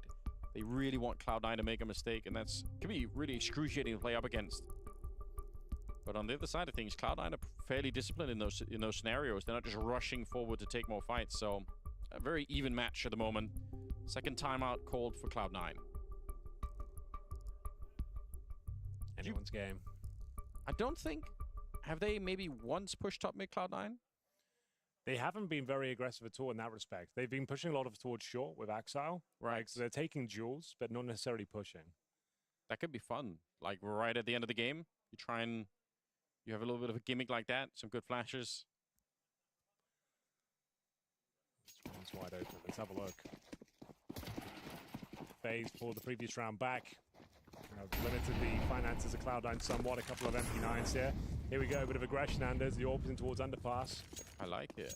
Yeah, it wasn't top mid, but we'll take it. Unfortunately for them, there's nobody here. Obviously, you're hoping that there's a T player that's just swinging the corner a bit carelessly, but it's not really the case. How long can you keep this underpass play around for, though? Eventually, if you start losing at the A-bomb side, you just have to try and get out of there. A lot of damage. Boomich, I think he got leg shot as well, but Roki will take him down eventually. Grenade on top. Somehow Roki gets to live through that one, and Robs, he already tried to sneak through the smoke once and didn't really work out for him. He's going to respectfully wait it out this time. Let's come to the break for a second. There are 4 players ready to explode in towards the H site. Waiting for any sort of B apartment push on the other side of the map. I feel like the slowdown is what they do so well. I see pushing forward with the AWP. It's all or nothing for him. The flash is actually somehow working out. He gets one more. Enters. Swings wide on the other side with the AK. It's Roki to go down, and Frozen and Rops left 2 versus 3. Oh, Karrigan ate the team flash, Anders. Yeah, he did. Couldn't see a single thing. Heavy God here. He had him dead to rights as well. They got him off the angle. There was an easy shot there, but he was blind. That's devastating. Seeing it from Karrigan's POV would tell the full story, but you could see like he was up there with the flashbang dance. Those are definitely not easy shots for Icy to hit. Even if they did team flash it, it's a high octane moment. Rops will get one, only 10 seconds. Absolutely no reason to fight him whatsoever. That's the only way he can win, is if you try and battle him out, and they're not going to. So 12-10, 2 chances for Cloud9. Oh, that was the round they had 2 MP9s as well. Yeah. Icy can't believe his luck. He turns in the flashbang. FaZe, they missed time to push. They waited all that time. They forced the CTs into an uncomfortable spot. So let's have a look at this. You can see Karrigan completely blind when he comes up. He had the advantage in that duel. Arguably. Чат, извиняюсь за задержку, извиняюсь за задержку. Берется у нас паузу. И это только, бля, ёбаный первый матч. Чтобы вы понимали, он начинался когда, блядь, в 13? И сейчас уже почти 4, нахуй. Он 3 часа ебашит уже скоро, нахуй. Пиздец. Finally, they have an AWP, one that can do it all as well, right? He seems amazing with the rifles. He's had good pistol performances. Like, he's the real deal. Seems calm. He's talking a lot. He's been thrown into so many clutches, and even when he loses them, it doesn't look like he's lost in the clutch. Like he just didn't win it, but he's just, you know, he knows what he's doing all the time, pretty close to getting it just done. He's making the best plays to give him an advantage, and it might not necessarily work out, but yeah, he's definitely made some very impressive calls in the face of adversity. Here we go. 12-10, one more round, Anders, for Cloud9 to win their debut game. How sick is that? Against FaZe, no less. Icy trying his luck, but probably take more than that to get rid of FaZe. Molotov into a smoke, and Frozen says, you know what? I don't think anyone's holding it on the other side. I'm going to roll the dice, walk through, hope I can get an opening. Rain is on the other side here. Let's see if they can collapse. One good kill here towards B, and it is on, and they should be able to get to it. But Exile finds the timing. Heavy God takes down Karrigan. Now it's 5 versus 3. Disaster striking here for FaZe. It's Frozen to try and bring this game back. Frozen, ну, кстати, бля, Клауда неожиданно для меня, но, бля, на самом деле FaZe Clan такие бомжи, типа, блядь.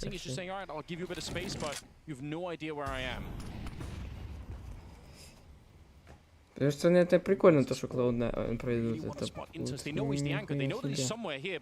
They just don't have the information yet, so finally they catch him. Maybe a little too passive. I can't believe he lives. How's that happened? Frozen can't land the kill against Boomich. How has it gone so desperately wrong? Roki shows up, handles business. Wallbang shot through the bench to take down Inters, and it's a 2 versus 2 now. FaZe fighting to stay alive in a best of 3, but they've got some of the best men on it here. A peek. Icy nearly goes down. He's 21 health, and do they just try and save? They don't have a lot of money here. They've got to be really careful. Heavy God still wants to test out the issue, but you've got to remember, if you lose this one, it could be straight into overtime. moving forward, making a bit of noise. You have the kit, obviously. There's Icy with one. He picks up the kill, and Robs to take it in return. I think that's the clock running out. So brave attempt here, but all they'll save is the AWP as FaZe take one more step towards overtime. My God, that would have been the most heartbreaking way to give that round up if Frozen found all that Ебать, ну space. что, сколько? 2 Didn't necessarily miss, четыре? but couldn't find the killing blow to the player at the bench, who then somehow survives. The MP9 comes out this moment here. He doesn't get that kill, and it almost costs him the round when he goes down here.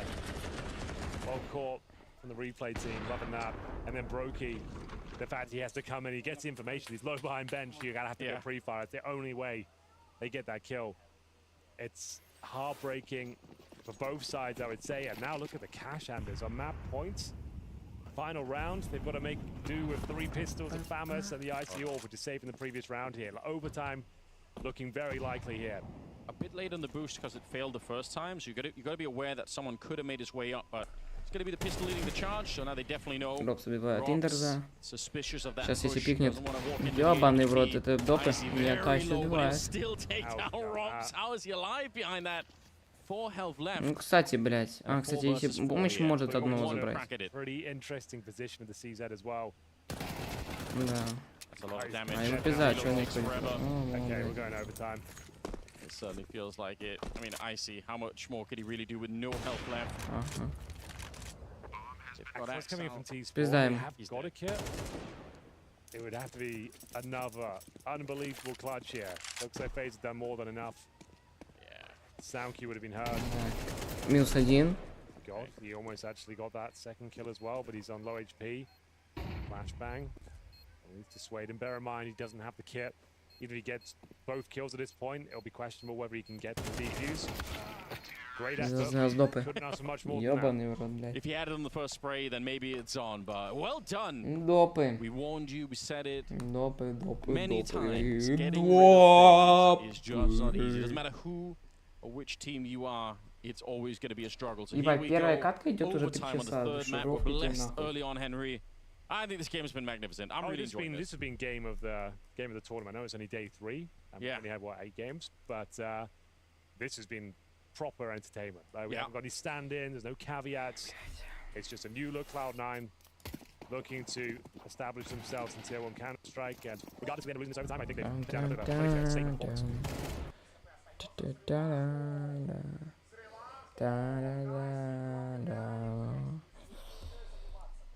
Блять, а мы будем?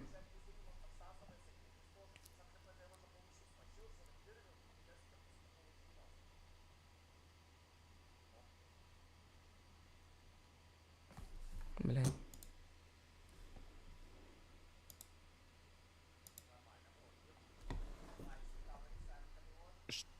Pull the trigger on the A-bomb side. They really want to slow it down.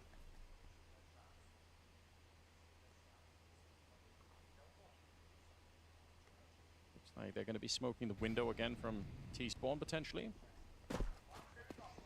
Or maybe, yeah, there we go. Try and re-aggress on this heavy god. Has he flown under the radar? Smoke. Неплохая стрельба его, так все разменивает. Rain, it looked like, but at least Axel gets one in return. Robs shooting Icy in the back. And I think that should be the round here. Yeah, I think you might be right. First round of overtime here has led us to a 4-on-2. Trying to show a bit more presence towards middle. Hasn't worked out for them. Robs dealing with it admirably. Looking for his 3rd kill here. I feel like Heavy God could have won that battle against Actually, Rain. That рядом. probably would have changed the round a fair bit, but just not this time. Yeah, bomb planted and enters an Exile. Can't really do anything with it. So, FaZe continue. They've been here so many times. Like, there must be the most well-drilled team in the world at having these kind of close games that almost slip away, and then so I'm sure they're used to it by now. Axal, though, adding to his own stat line, 24 kills. He was lights out as well on Inferno. Bit of a comeback, game for him individually. Well. FaZe take the lead. Making a comeback here on this T side. They were down 0-5 at the start of the second half. Slowly but surely grinding their way back into this one. Думаю, что тупо взорвали нахуй. Cloud9, round number 24, has led them to a first round win with a Rob's hat trick to close things out to 21 kills. What we love to see. He's kind of coming alive as well. That's real bad news for Cloud9, obviously. Okay, we've had out of phase, and I think Carrigan is deciding, let's try and change the pace radically, and they're not going to be ready for it, is the hope at least. Boomich jumping in the back by the ticket booth. One player in front going to get Molotov down. It's a stressful Подожди, как right now. Куриган, да. Ветнутый, да. Размены 3 в 3. Coming out 3 в 2. to absolutely wreck them. 2 kills in quick succession leaves Icy and Inters 2 versus 3, and you almost kind of have to fight for this a little bit. Айси убивает Рейна. Бля, я как Интерс не... Айси убивает Рейна.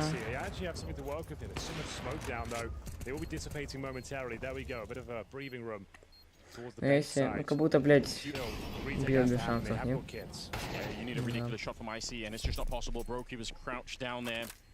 I love the pace change. I think that was about 4 or 5 rounds in a row from Carrigan with that very, very slow style. And then they just pulled the trigger on that A-bomb site. A lot of pressure on. Ебаный в рот, блядь.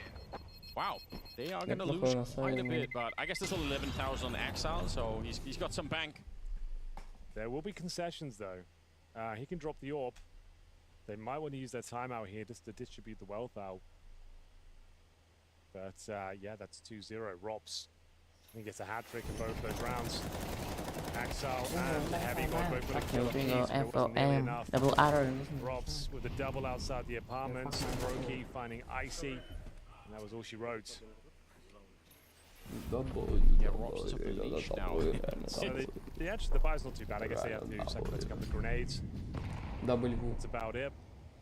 Icy, no problem. See, that's why they give it to him. О, Ису, минус 1 Ису. Ох, еба-бумба. Ух, еба-бумба. I can't believe what I'm seeing. What a 180 for Boomich. A quick triple for him leaves Brokey. Бумба, блядь. Бумич, ну-ка, минус 4. Ну, он кидает молик. Да. Бумич минус 4. Somehow it's actually Boomich to get it. What a ridiculous quad kill for him. Well done. It's the first half overtime. Goes in favor of FaZe for the most part, and suddenly they're in a prime position to win this whole series. Certainly are, but it's not the Блядь, как сесть ненормально. Чтобы удобно было. As we will see a chance now. Ну так вот сел. Bear in mind, Ебать, как выучить. Cloud9. О.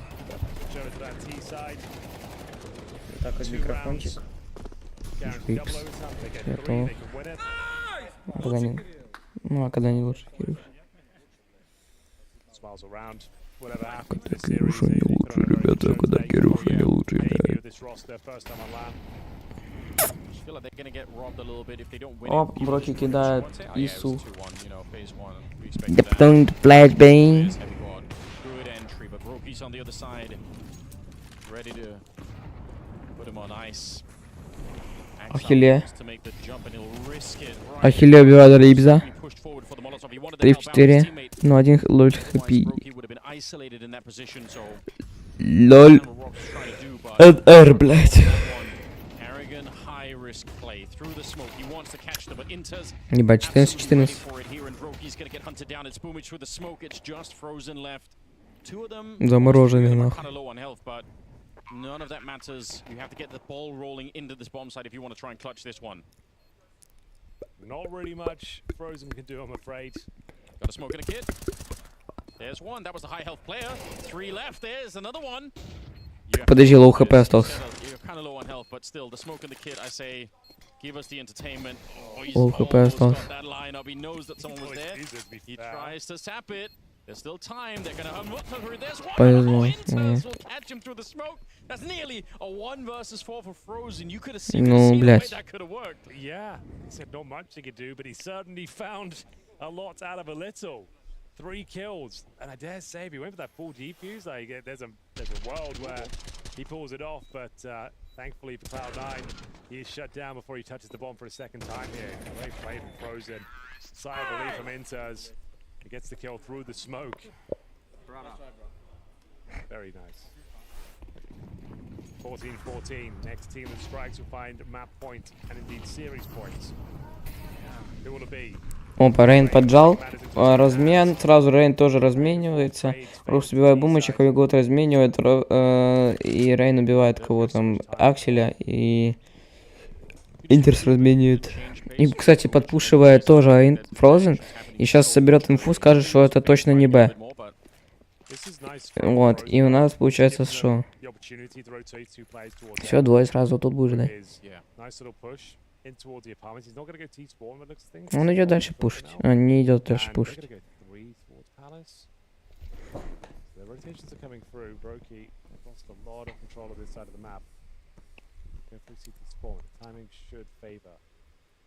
Him in that sense. You'll be able to get in towards CD spawn and focus towards Palace. Just in the nick of time. It's going to be close, but he should be there. How do they get rid of Brokey when they're all in the palace? If they one was on the ramp, they could smoke off this position, but now they pretty much have to just jump out there. And that does not work out.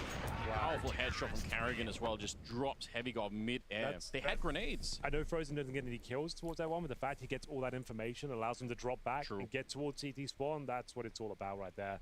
Really nice comms, good decisions. Like we said, they timed it to perfection. As soon as they get in position, that's when Cloud9 pulled the trigger. And yeah, it's great teamwork, good comms. Курил -1, Броки -1 с Авика, и еще -2 с Авика. Еще один допер, ребята, или нет? Мне хочется, чтобы Cloud9 прошли, честно сказать. Very nice counter-strike.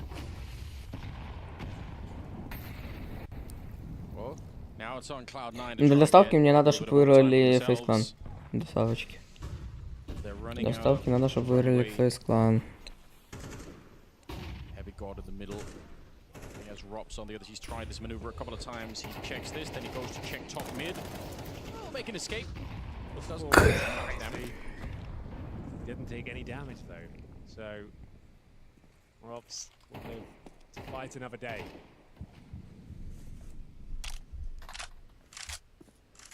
They go. Looks like Inters is repositioning to go up to the palace, so you can play that position for a lurk even for a B attack if you want to, but looks like they're bringing the bomb back around this way too, so it's kind of starting to draw a bit of a picture of an eventual A attack with a double presence from mid. And honestly, FaZe are set up perfectly. People towards the middle. If this mid portion of the attack dies, the rest is going to be very hard to put together. I think Это FaZe да figures easy, out. guys. Да easy. Ну, Фрозен убивает Heavy Гопа. Heavy Гоп.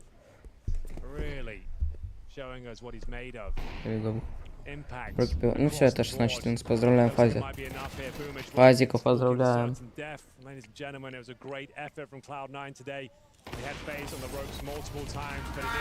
Все поздравляем. Пам-пам-пам-пам-пам. They're a very difficult team to put away, and Cloud9 won't be doing it today. What a close fight put up by Cloud9, falling short to FaZe Clan in overtime on the third deciding map. Nothing but praises can really be said for Cloud9 coming in with a new project, coming in with a new roster, but at the end of the day, FaZe does almost always do, they win out the game. Yeah, I mean, you can't give them those type of opportunities that we saw throughout the game. There's so many rounds where Cloud9 has a good starting point in the round, but they lose it in the mid-round situation, and this is where their expertise in the form of FaZe really shines through. You could feel the tension, both from the FaZe camp, but obviously also for the Cloud9 camp. You said coming into the game, this means more to Cloud9, obviously, than it does to FaZe Clan. A new project, new players being integrated. I can't help to feel that despite Cloud9 losing this matchup, they were by far the team who can walk away with the most positiveness coming out of it. Yeah, I mean, I think when FaZe now, they're obviously happy that they won, but they will go back to the hotel and review the games more than Cloud9 potentially will do. I think the mistakes Cloud9 did will be very obvious and very self-explanatory, while on the FaZe side it's more of like a game plan thing, like how did we able to adapt so late in certain games, and why did it take so long for us to actually get the ball rolling. Yeah, and then I gotta give praises to Icy as well. He had a fantastic series. Again, new guy coming into the team, was playing in MKL. He was pretty much the best performing player for Cloud9 throughout all 3 maps. That's a massive debut for him. I mean, the best player in the series, if you ask me. I mean, considering what was at stakes and what he performed in his debut for a team that is relatively new on paper. I think they've had 2 weeks of boot camp. They said that themselves, but I think it's promising. I mean, this is kind of the Cloud9 that we got promised with the super roster, right? Yeah. All of a sudden, the expectations is also lower. So of course, it's relatively easy points for the likes of Cloud9, but they did really well. They did really well. It was good to see Frozen do well as well on the 3rd deciding map. He finished with 29 kills, and James Banks caught up to him. FaZe Clan do survive against Cloud9. I'm going to say survive because Dust2 was their pick. You guys were miles ahead. Then they started to claw their way back into it, but you handled business. Then we go on to Inferno. I know you were having a rough time, but also the B site was getting busted the whole time. Can you explain to me why it was so difficult to hold it against these guys? I mean, good question. They obviously played well as well. We didn't really have information of how they play, right? Yeah. There was no stats, so we kind of had to figure things on the fly. And yeah, I mean, Inferno, man, I just got my ass whooped. It wasn't really in the zone. It wasn't really calling well, I feel like. And yeah, I mean, they pretty much abused me there, so props to them on that map. And in terms of what you were just saying there, right, it's a new Cloud9, completely different of what you would know from them. How hard is it for you to try and read things, and what do you try and do to analyze how to play against them? Like, explain to me how difficult that is. Well, it is very difficult, right? You don't know where their players are playing.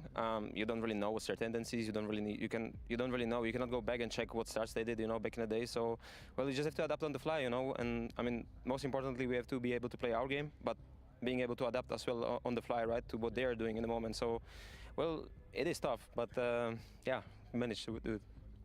You did manage to do it, and also it was an overtime win, which is the classic phase, right? So we're back? Hopefully, yeah, overtime phase is back.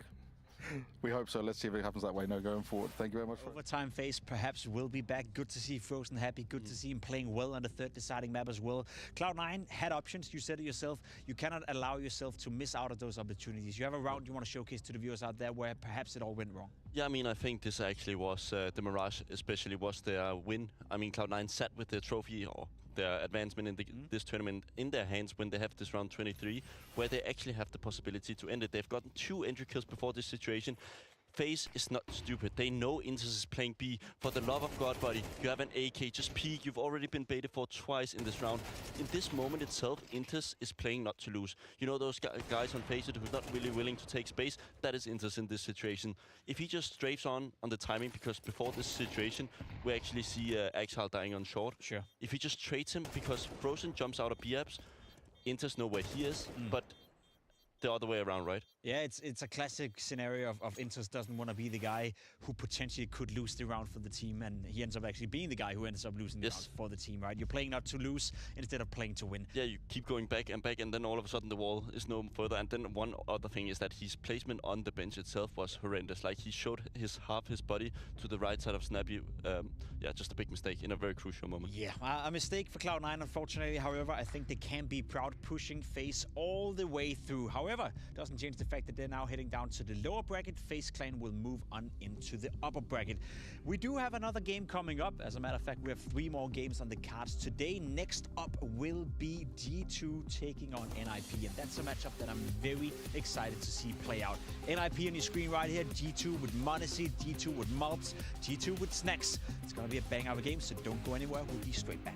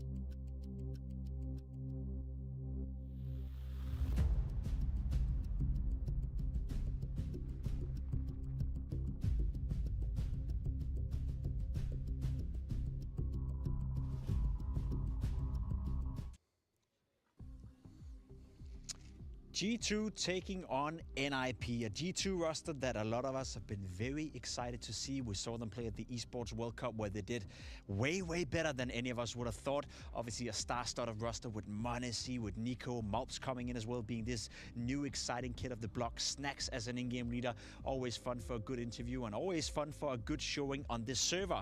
Today's opponent is none other than NIP, and that's a roster that we have been talking a lot about when it comes to the Blast circuit, but also a roster that's been under a lot of scrutiny over the past couple of years. They haven't been able to produce any sort of remarkable results. They haven't really been able to be competitive in most of the occasions, but it does feel like it's a new time coming for NIP. A new project, a new way of going. No more Danes, no more recycling, config, Esatec, all those players that you've seen before, but perhaps a sign of a better future for NIP. Yeah, I mean, if this game was 1 year ago, I think we would have been out of here 2-0 quickly, right? I do think there's actually potential in a NIP roster all of a sudden. You've never really said that about NIP since the good old days, right? And it's been so long for a team that has invested so much into the scene. Like, don't underestimate, guys, how much money this organization has spent on buying out players, getting Brolan, getting him out of there, getting Device, one of the most expensive transfers of all time, and these sorts of things. But this is the project that you finally have some faith in. It's kind of crazy when you think about it, because we do know the salaries of players like Esatec, Config, etc. have been very, very high. You don't acquire that kind of talent without paying them a lot of money as well, and they really have nothing to show for. There's still a couple of faces in there that you know. Obviously, Res is the sole warrior, so to speak, still left from that original lineup. You have Wrinkle coming in. You have Alex, who's now been there for quite some time as well. They have been producing decent results, but we're yet to see the final breakthrough for NIP. Yeah, I mean, I think they're in a period where they're kind of similar to what we just saw with Cloud9, right? They're in that breakthrough stage with a new roster, and they have to prove themselves. Nobody sets the expectations that high, so they kind of need to build a foundation. The question is, where's the foundation? Because I do think, on paper, this roster looks really good. Like, just on roles, like Isaac, the perfect support, Wrinkle as a star-studded AVP player, and all these sorts of things, but how high is the level of each individual? Like, can they actually challenge anything meaningful? That's a good question. Well, we caught up with one of the guys that hopefully can help us educate us a little bit about what it's like building a new roster with NIP. James caught up with Alex before the game. And within this rebuild, I want to just look at maybe getting your thoughts on what you feel already going into this team. Has it been better than you expected? Have you been surprised by anything? I mean, I think everyone has been surprised about the recent results. Before the player break, I think we have been playing really solid CS, considering that we have been playing together for, as I said, 2 weeks, even less, of practice.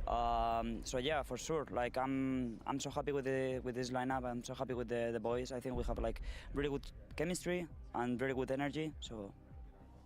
Now, this event, though, is kind of the real test for you guys, right? Where you go up against some of the elite teams coming in here. For players like Wrinkle and Max, can you sense a difference in them? Can you still see that confidence in their eyes? I mean, they are gonna. I know them. They are gonna play the same way as they usually do. But of course, it's maybe they are gonna be, or they are gonna feel a little bit nervous. But it's normal, right? Yeah.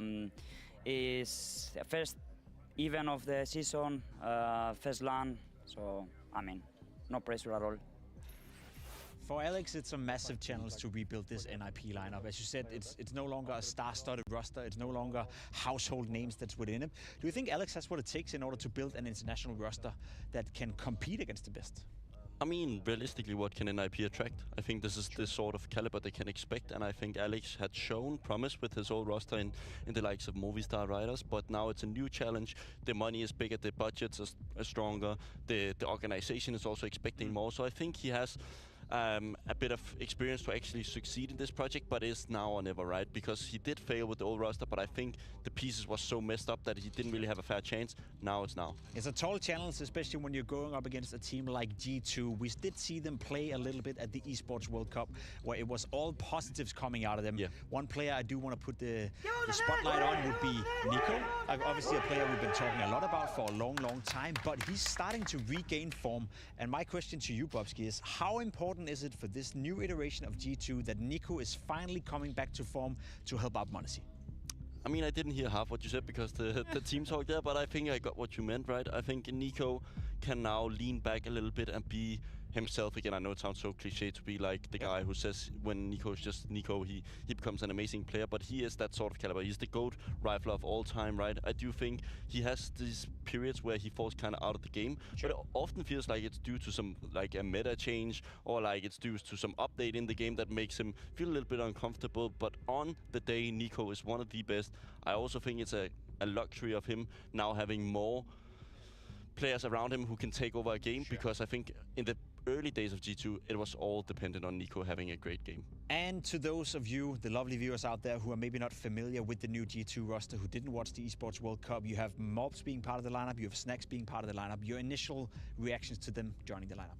I mean, I think Snacks was the big surprise of them all, right? I don't think he's a necessarily proven IGL, let's be honest. He played in Gamer Legion and did mediocre at best. I mean, it wasn't great, but I do think they were fed up with Hux's ways of doing things. They needed fresh energy, and then when you look at the market, you're kind of like, okay, what is the options? You advocate a lot for Glaive. I think actually Snacks is on an equal level when we actually just talked in the last year of what they've actually been able to achieve. I do know the Katowice with Glaive, but Snacks is a more experienced guy, not as an IGL, but actually dealing with these type of personalities. I think he actually can deal with a lot of the pressure that comes from being inside a team like G2. From what I heard, right, we're positive around NIP. They're trying to rebuild the project, whereas for G2, this lineup has been assembled to pretty much win from the get-go. Is that also what we're expecting from this game? Is that a G2 victory and a clear one? I mean, they should win, but I do think it's going to be a 2-1. The issue is that if this roster is formed to win instantly, I'm not on the same page. I think Mobs is a long-term bet. I don't think anyone could ever realistically expect what he delivered at the World Cup to be, okay, so this is just how it's going to be from day one. New roles, new positions, new ways of communicating, and new teammates, and all of a sudden he just steps inside the server and dominates. And the thing is that he's a very much support player, and he's still dominating in a lot of fashions that we see star players doing. He has that ability to almost explode on the server sometimes. We did see it at the Esports World Cup.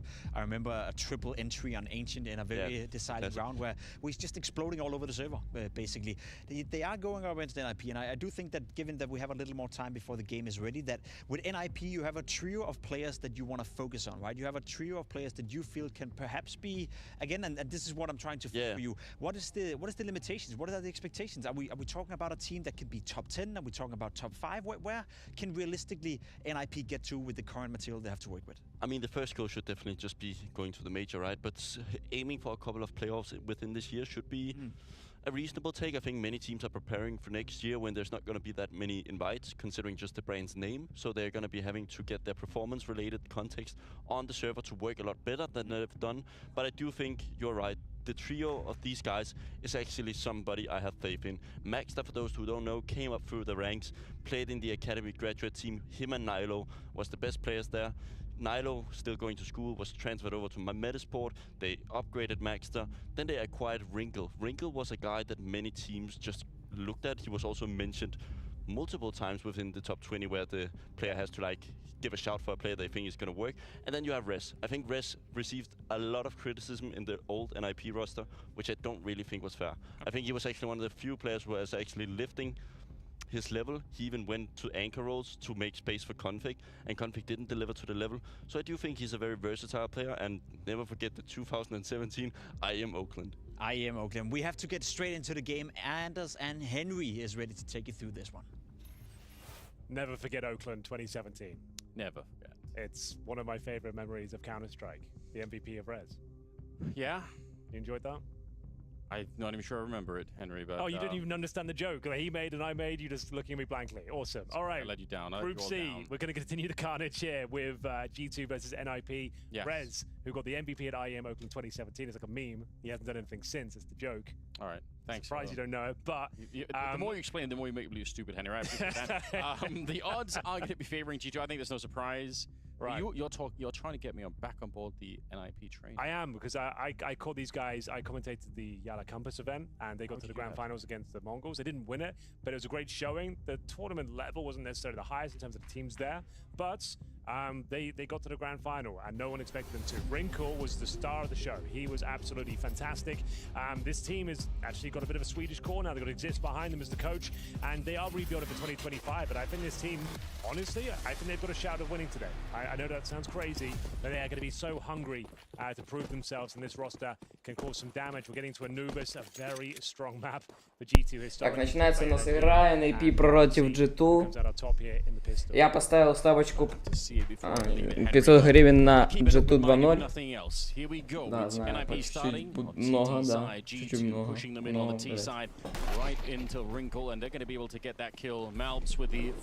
Пока что можно. Снакс уебал. Ринко, так все, это изи вин. Так все, это, блядь, 2.0. Бля, Алекс убивает Мабла. Малибу. Извиняюсь. Нам нахуй Ника. Убивает Максима, Макстер. Это Алекс с Резом. Рез убивает Снакса.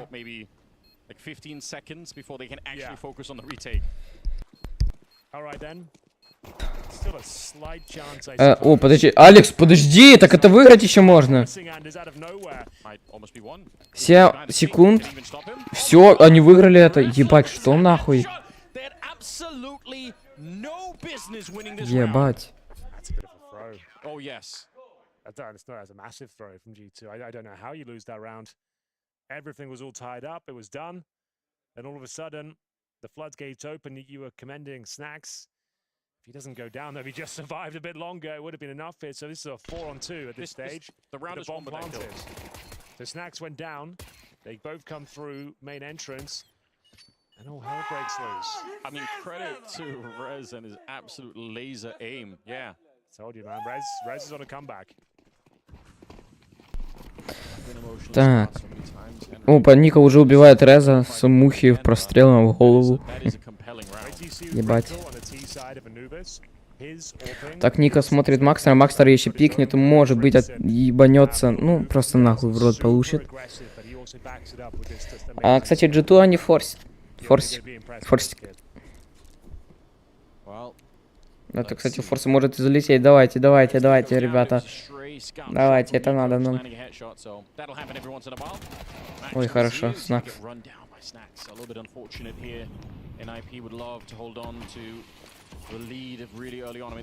Флешка. Никого не флешануло. Все. Плюс форс. 1-1.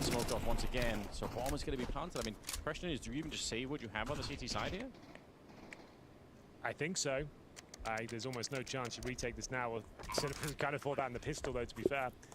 Yeah, well, it's true. Well, now's another M4, even 3 M4s. Because we normally say... Так, сейчас кондиционер надо выключить. Оп, да, есть же. Они сейвят. Ну, денег, да, у них нету, надо сейвить.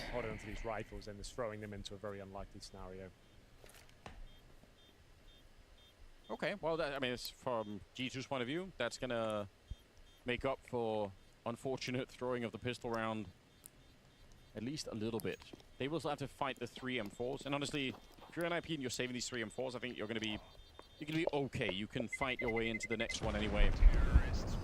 I'd love to see that shot from Nico, though. How did that even happen? I feel like I saw like a wallbang icon as well.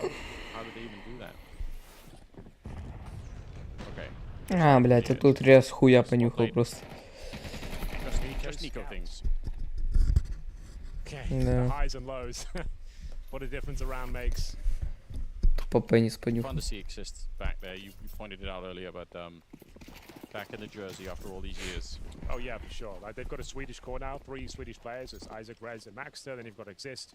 Behind them, the Swedish org. It's great to see because at one point they sacrificed their identity completely. They just like, wasn't that the whole point? Так, сейчас у нас по логике по бай лучше. Бай-бай, блядь. Бай лучше у G2, конечно, и ситуация лучше сейчас у G2, потому что там 2 лоу хп. Вот, минус 1.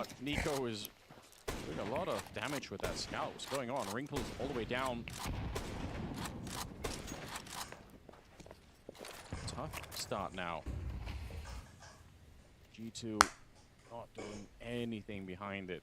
Just waiting for the next move from NIP. They're expecting that there's going to be some kind of a play. Мы типа постригся, он, бля, ебать молодой, он как будто ему 15, нахуй.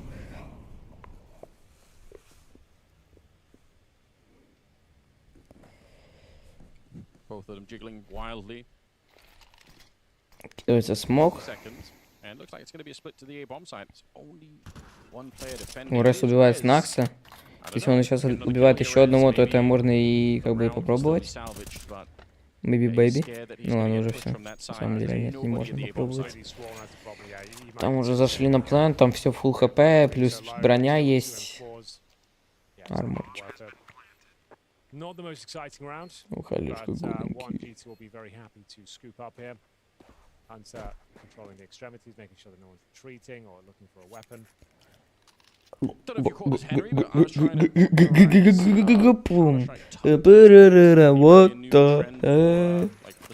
Когда они танцевали, бля. А когда мы не танцевали, бля. А когда мы не танцевали, шкипти топ-топ-топ, yes, бля. I doubt that's the one that's going to catch on. No offense. You never know. Do you feel like you relate to Gen Alpha? I've got like an insight, you know. All right, I'm cool with the give me an kids like example of one of your tongue twisters then. Well, yesterday I came up with the idea of Flamus with a famous flanking forklift for a 4K. Flamus with a famous flanking forklift. Фламас, сука, фламас. That's it? That's it? That's what you're bringing to the table? I mean... I'm not even sure. It's a lot of alliteration in there for sure. I wouldn't say it's necessarily a tongue twister. Is it one of those things you have to say like over and over again and it kind of like starts going wrong? Okay. Listen, I only have one day. They don't even pay me to do this. Yeah. Of my own time. Like crazy to think that. All right. Well, come with me. Come back tomorrow. Make them more relevant. Уже пауза на 2-1. Because Flammers have forklift or a 4K. There's no map for a forklift. Yeah, that was a problem. I had an issue finding any position there, to be honest. All right, that's it. If you can make it relevant to the games that we see, all right, and you bring the next day, then I might be interested. But yeah, the forklift is what threw me off. I'll cash straight away. I'll be honest, I was thinking about something like a wink from Wrinkle as they wiggle, you know, something like that. But all right, well, kids, Gen Alpha especially, if you've got any ideas, Так, закуп сейчас, ну такой типа херни полный, они тоже засейвили то и пользуют. Запух прикольный, хороший у G2, но правда у Ника, как мы видим, только и на мухе играет. Там, в принципе, может сделать хилы здесь даже. Хуяно сделал, Алекс под флешку Рингла забирает Ника. Ага, ну вот и все, Мабл забирает двоих, и Айзека и Реза. И Шака, блядь, и Шака. А начиналось для Ninja in Pajamas так красиво. Пока что я ни одной ставки не проебал.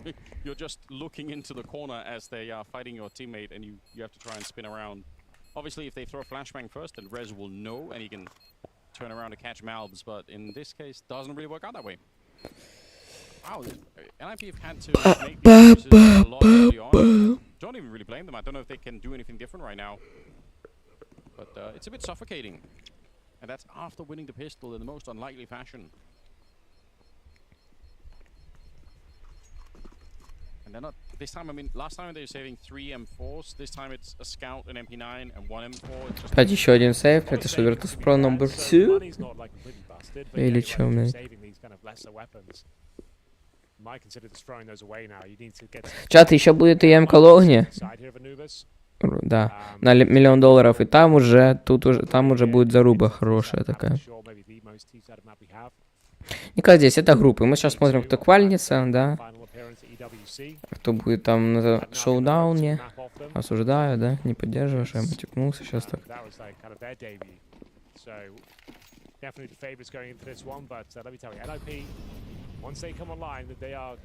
Going to be a difficult team to deal with. You see they're using that same CT smoke. I think they're trying to condition while Rez pushes middle. They're trying to get all the attention over towards that B push or potential B push. Rez holds steady towards middle. I mean, you're not checking that out. Когда не слушаете. Заходит на план, сразу же бросит раша, Снак собирает по флешку Хантера, Алекса. А, тут, кстати, в спину не убивает, Моноси перестреливает Реза. Все, парни, сейвить. Угу. Wrinkle умирает.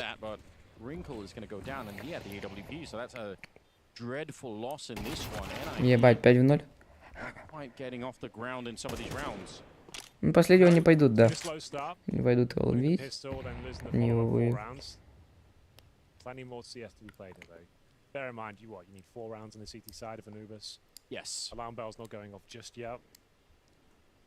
Yeah, I mean that's definitely worth keeping in mind. Probably something NIP are whispering to each other. Just don't worry. Just wait for our opportunity. Yeah. Clean 5-0. sweep though. No saving this time, I'm afraid. Money's okay. This is like tactical timeout territory though. You wanna put a hold to this before it starts to spiral. This hasn't flipped down the microphone yet, so we might not be getting it. Snacks, nice open up. Want to see watching. Жестко. The flank. Snacks catching the open the retreats. Beautiful stuff. And are they buying this? Not fully. They didn't save. Wrinkle себе покупает броньку. И P250, ну так чисто. Okay. They get maximum loss bonus next round, so it's 3,400, so they can afford an AWP. Yeah, and I guess Isaac's going to be happy playing with something a little bit different. Well, yeah, he could also potentially save it if he has. That is an option. Yeah. На минус 11 Алексу. The damage is not really spectacular at the moment. G2 under no real pressure at the start of these rounds. Like, they don't have to force anything. They are low on grenades for whatever reason. I don't know how they managed to throw that many, but they have a couple left for the actual execute itself. They've been bullying that A-bomb side time and time again. They might just go for a nice clean contact play. That rifle doesn't get a whole lot done. The P250 struggling at range for Wrinkle. Has to go for the reload. Когда не рейн, правильно. Fancy footwork from Alex trying to sneak away in the smoke, but you have to accept the fact it's going to be another round for G2 by the looks of things here. Isaac in towards the cave. The bomb not planted yet. Maybe it's not completely over. Ну все, это получается сейф? Players in towards CT spawn. Или идем на выбивание? Понятное дело.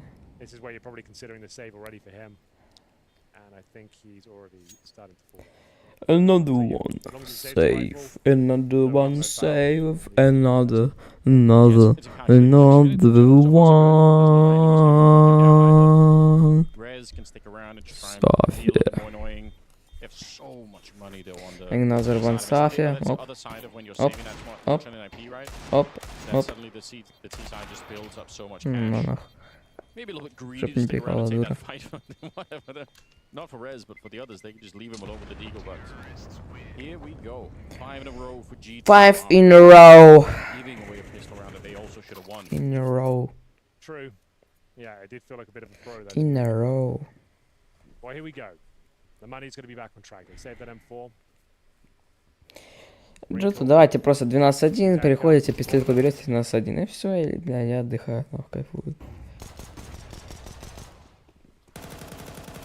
He's had the AWD once, so kind of hard to judge anything. For my money, he seems to be like more impactful on the T side when he's. Ну, конечно, нормальный бай-бай. This is the sort of plays you see him make. He is very assertive. Маршал ловит Хантера, хотя он даже как будто в ногу стрельнул. Ринкл поймал Хантера. Если пойдут пушить, то по идее это Моноси выебет. Они не пойдут. Или пойдут. Не пойдут. Не, пойдет. Пизда ему.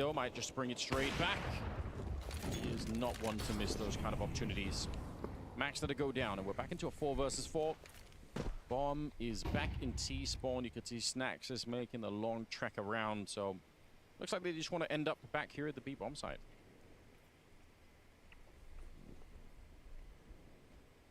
Oh, but this is interesting. Isaac moving up. О, Айзек в спину идет. Все, минус Моноси. Бля, Моноси мог и так как будто развернуться. Вообще пиздец.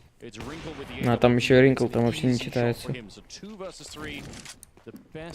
Вот, блядь, конечно ж нахуй будет счет 52, блядь. Вот именно в этом раунде они должны выиграть, нахуй. Да иди нахуй. take a lot of damage, but I will definitely get Пиздец, блядь. Ребята, давайте пишите в чат, блядь, 52. Да, есть что сейчас. That one round where he has the high level of impact, his confidence starting to rise. It's an opening kill. Это что есть же, правильно? 52, когда не 52. And then you next see him at A main pushing towards canals. This is his second kill of the round. Yeah. So he's very agile, very nimble around the map. A lot of confidence. He talks a lot. Blowjob. Raises morale. He's going to be. You need that, especially because Nice boy, blowjob. lineups. That was a big problem, wasn't it? Absolutely. The silence. Да иди нахуй. You can see who's going for the next play there. Who's picking window. The AWP sometimes doesn't necessarily work out. Nico aware of those sort of tricks. Cleanly sprays him down. Opening advantage here. Depends now. Where does Snacks want to finish things up? Ideally, he wants to get in towards the dark room. They can execute towards. Давайте, бля. Ай, сука. Подожди, а там Инферно, бля. А, G2 последний Инферно проебали, так, ну, знаете, в салатик.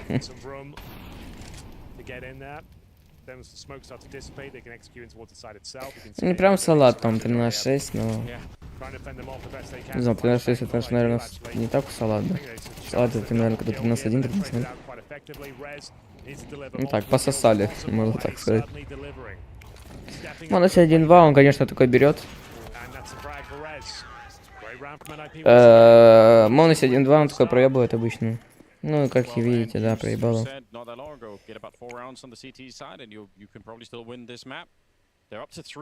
Как я и говорил, что он проебет. Изи. I actually think that was kind of hard to hold. Like, it didn't look like Alex was in a good position there because they had Snacks pushing up behind them, really being sandwiched, and they still managed to fight their way out thanks to Rez doing good work. 5-3. But yeah, the bank of G2 is not empty yet, but it's definitely not looking as healthy as it once was.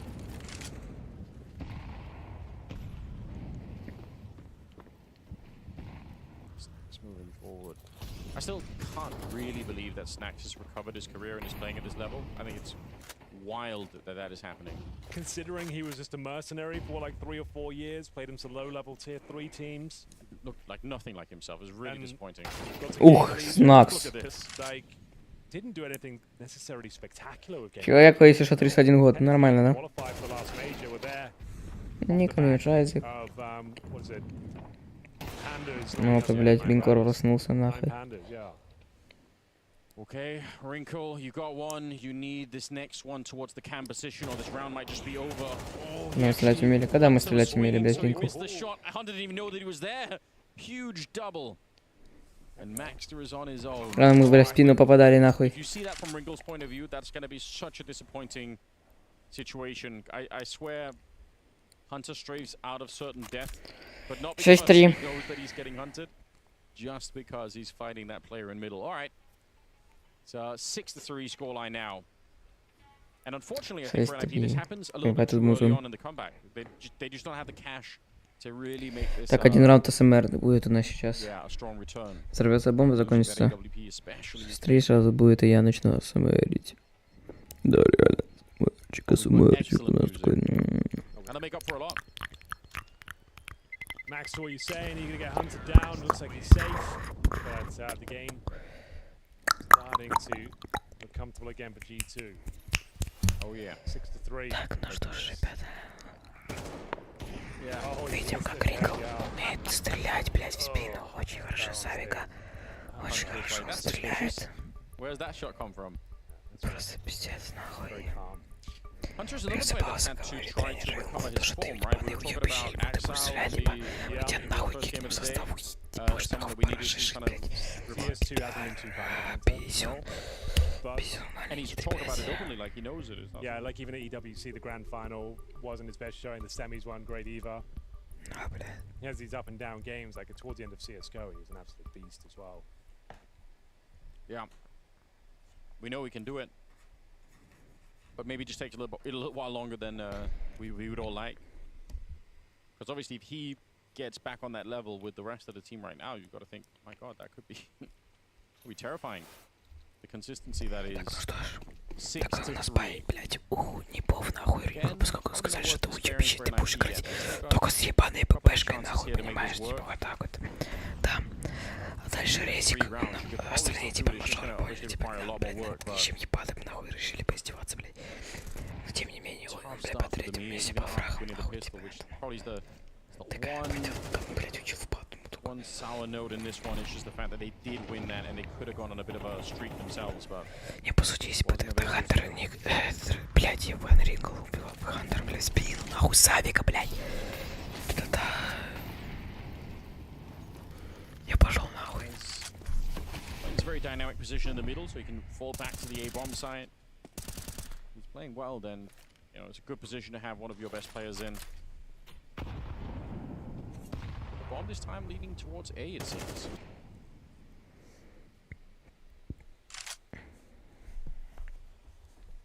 Oh, look at Ringle. He's actually pushing out of the B-bomb site, so they're going to have a bit of information that no one's out there.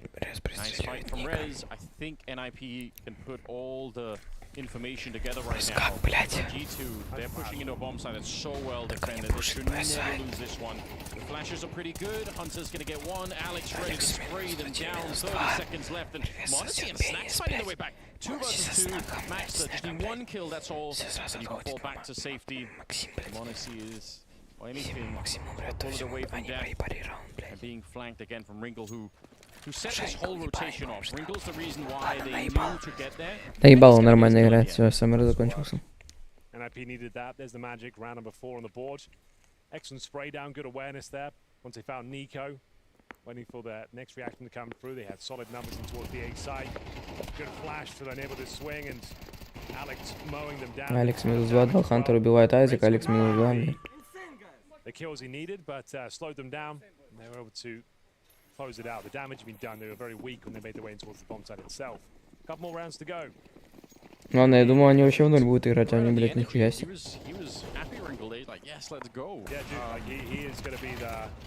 Ну что ты умеешь? Рингл убил Савика, нахуй. О, ебать, подожди, что, блядь? А, таким пизда.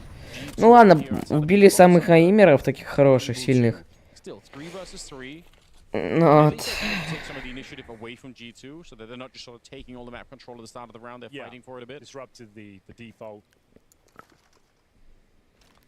Будут они идти заходить, получается, на Би. Бибю, на Биби. На Биби.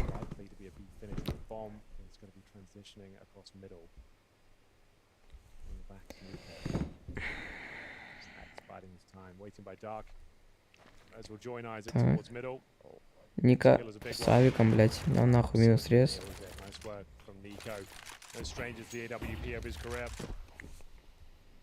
Smoke to enable that bomb to cross. Bear in mind, he could not afford to die there. The round's over. Wrinkle, I've been singing his praises. Got a bit of open runway here. They do have utility, and it's gonna make things very uncomfortable. He can pop that smoke open. Doesn't see anyone in the cross. Deny the default plant, I suppose. Then it will just go down elsewhere. Oh, God. That is so close. Hunter down to 37.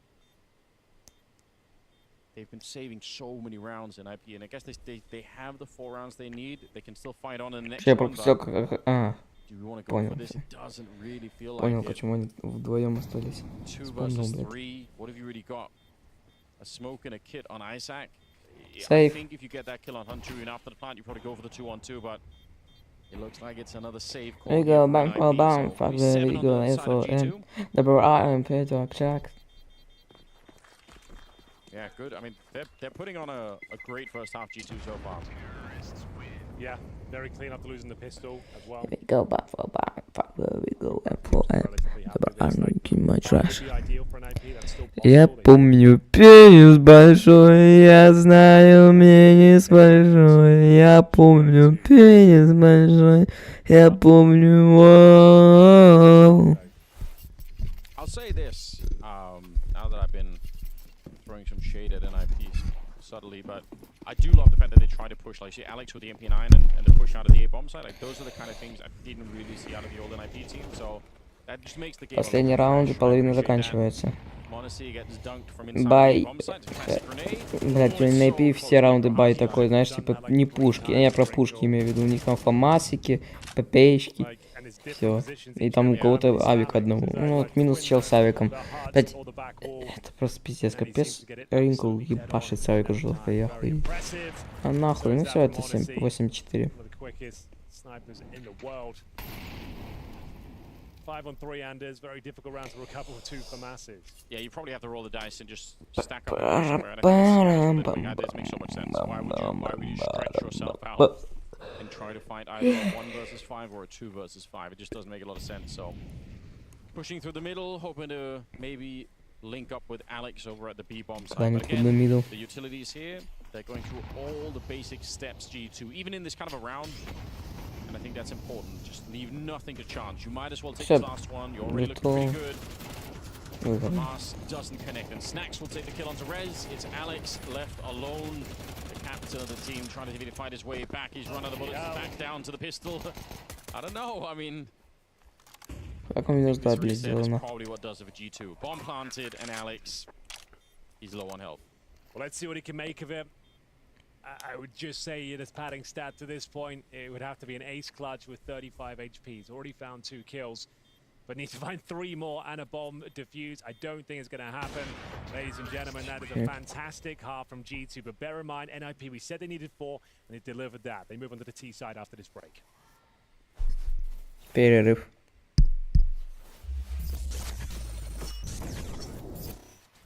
I think the step that Nico took is what drew in the flashbang from the B-bomb side.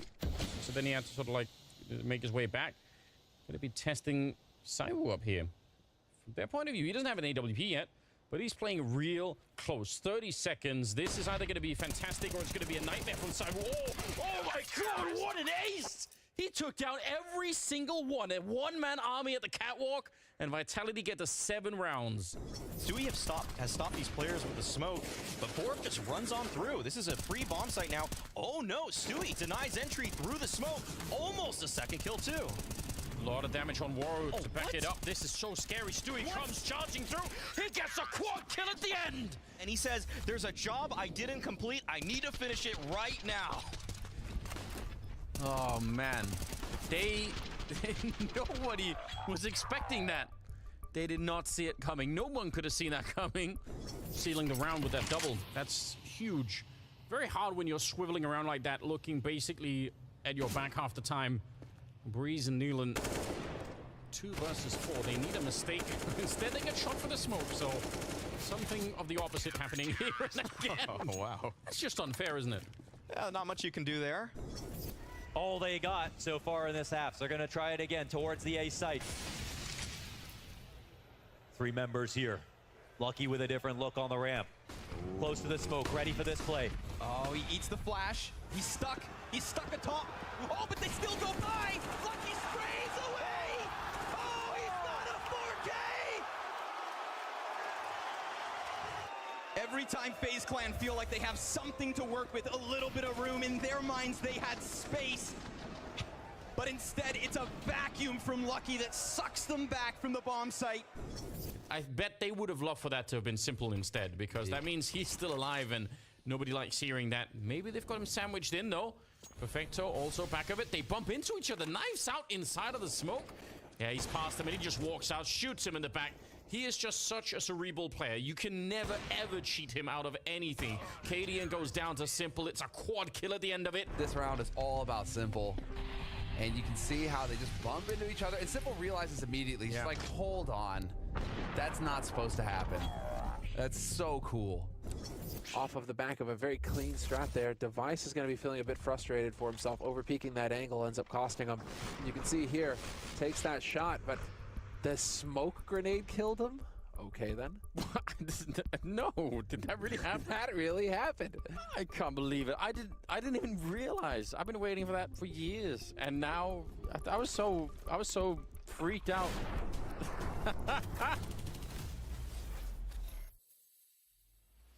One close, watch out B. Pop in B. B pop. Not out. Take on you. One more. One cave. One cave. AVP main cave. Nice, last B. I'm coming. I'm temple. He's out. Nice!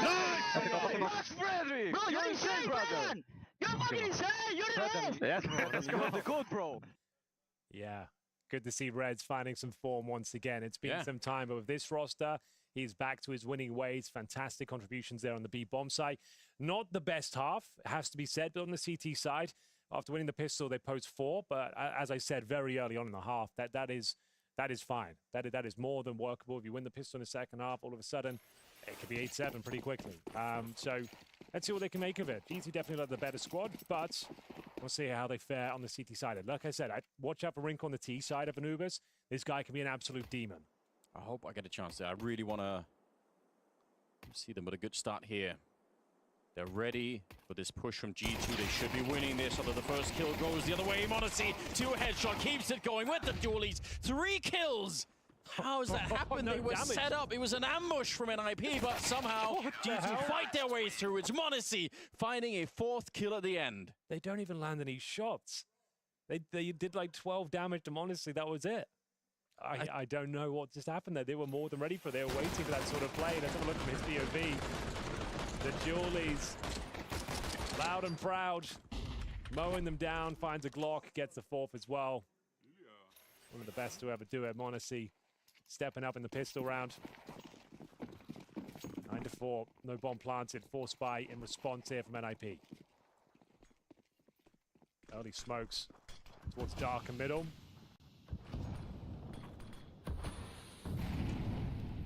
I mean, that makes the job a lot harder for NIP, right? Winning the pistol round would have been... This is they don't win this one, they're in a lot of trouble here.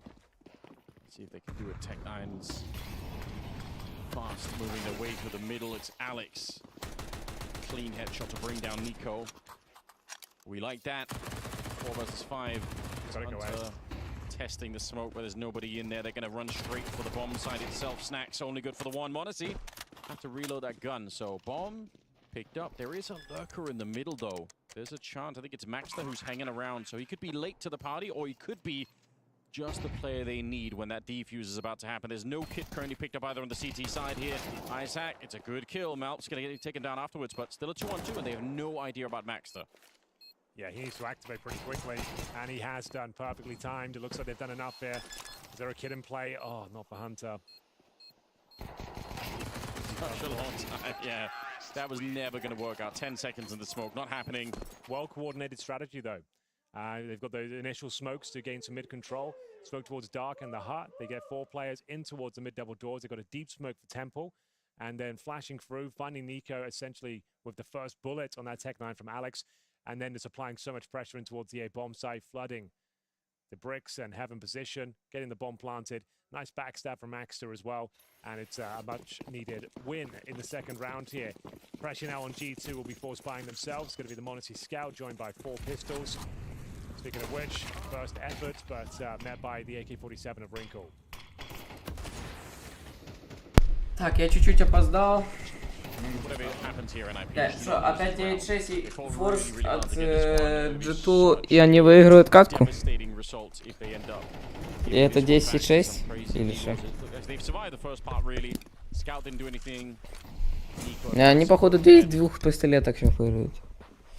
NIP. Is not really even on the bomb side, he's kind of in the area, so yeah. This is right there for the taking. I think they'd have to make some serious mistakes for this to slip out of their hands. Let's go, G. А, это не пистолет уже, ёбаный в рот, я пропустил столько уже, нихуя. Вообще, они форс взяли. Кипа, они форс взяли. And G2 will draw back exits if they are presented. I'm sure they will take it, but don't know if NIP. Так, на Нави не буду ставить, потому что главное правило Нави, ну, нельзя ставить на них, и против них нельзя ставить, ну, то есть, типа... Поэтому на Нави пока не хочу, я боюсь, что на них ставить, они обосраться могут. Они обычно первый день же сразу обосрываются. Вызываются, нахуй. That's all I'm going to say on the matter. Keeping an open mind. Yeah, I'm Когда они пердели? All right. What about you? Do you want to put your opinion down there on the record?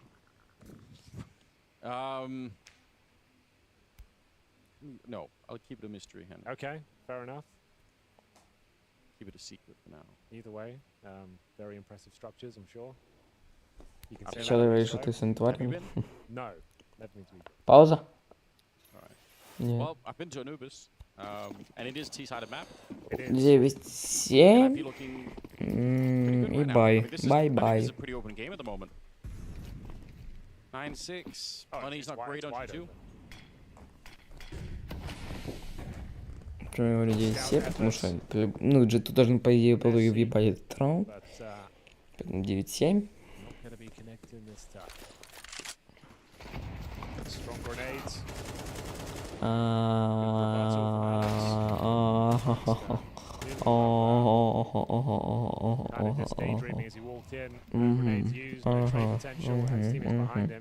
Я забыл, это же на IP, они же пистолетом проебают, как я эти Cloud9. Вообще.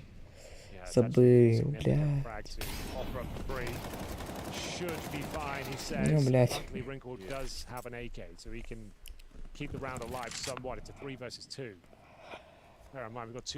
Бам-бам-бам-бам-бам. Extra and Isaac. I mean, they got 3 and 2 kills between them. You can't give up kills like that. Yeah, that was kind of bizarre, honestly. Look at how far forward Hunter is. Even if he's low on health, it's just the position that he's in right now. Either he can rotate through if they go for the A-bomb side. If they come back, I mean, they probably almost can't even do that with 35 seconds here. So he should be able to flank them once they go for the A-bomb side. 30 seconds, though. They've got utility. They can smoke Heaven, Molotov camera, or reverse those up. Got enough to work with in that sense. Wrinkle. Now, find this open. Бля. Exposed.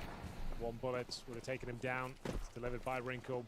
Should be the NIP round at this point. That was a chance. And honestly, even he's got a tag and survived. Oh yeah. Very different story, but with those smokes we mentioned going down now, I don't see a world where NIP give this one up. That is. Все надежда на Ника, по сути. In that round, but if they bring it through, then Если Ника выиграет. is forgiven. Hunter here. Все. Might be able to get an exit, but I don't think there's anything else to be said about it. Yeah, he's going to be slowly walking away. And eventually taken down. Wrinkle to find it. Kind of the savior of the round. 3 kills for him. But yeah, I mean, that's a good display, a good reminder. Хантер бы чуть-чуть прошел, бы уже мог калаш подпиздить, потому что там Ринкл спиной к нему не смотрел на него. It spirals pretty quickly. Snacks just shutting it down. Nearly getting a triple. Not that far away. You could see the bullets flying right over Wrinkle's head at the end. Yeah, unfortunate from honestly. He had Kevlar and a bit more HP. Там ладно, сам ты себе. Гоп-гоп-гоп, вон О, запушили мидл, бай. Минус Ринкл сразу, блядь. Бля, Айзек и Макстер, это вообще, у них по 3-2 килла. Даже Ринкл десятку уже в КД вышел. Ну нахуй. Олег. Санек лучший, блядь. 4-4, ну тупо в смог балдыхи, бля, ебо будухи в тильте, наверное. Ну, блядь. Ну, блядь. Когда мы не репикали, блядь. После 2-0 я уже хочу Нави посмотреть. Дайте мне Нави. I mean, I appreciate the fact that he's trying, right? Like, if you're that kind of a playmaker, even when it doesn't necessarily work, like, if you stop doing it, obviously your team is going to be missing that bit of the chemistry, so... Yeah, you have... Like, when it doesn't work, it looks a little bit silly, I suppose, just out in the middle. Yeah. With a knife out, the open your back, but the idea was you jump through the window and he gets a better spawn and angle on the dark player that's potentially facing. Так, повторяю еще раз, завтра я скипаю день, потому что завтра будет... Ну, так пизда. How do you recover this one? Yeah, Nico, surely don't face it. It's only 20 seconds left here. Yeah, you don't want to give him like too much space and freedom. Apply some pressure. Try to do that with a flash. На нахуй. Alex, though, quite assertive. 10 seconds remaining though. Snacks. We'll have an easy. I was about to say an easy shot. Sound like. Брат, ну блядь, ну можно смотреть же туда. Ебать бомжи. Ну ладно, я поэтому и послал на G, потому что я знаю, что там не такие бомжи, как здесь, блядь. Ебать, Кэп просто вот так, охуеть. Ну, неплохой рамбус, блядь. might have been a bit risky to try and go for that one. There was not Не that much повезло. time left. I think it was like 15 seconds for the 1v2, so I doubt if Alex could have done anything. Either way, difficult round for NIP to win back. And he could not too satisfied either, but they still do win it. So 10-7. Money's there for NIP. They can still buy. Let's see. All right, Wrinkle running up. Like I said, playmaker is a good way to describe him. Most of their rounds are built upon his ideas. What picks he'd like to take. Попадали, блядь. Relentless aggression, refuses to yield, refuses to give in. This time it does cost him his life. Malbs. Пизда. Did he find an upgrade here?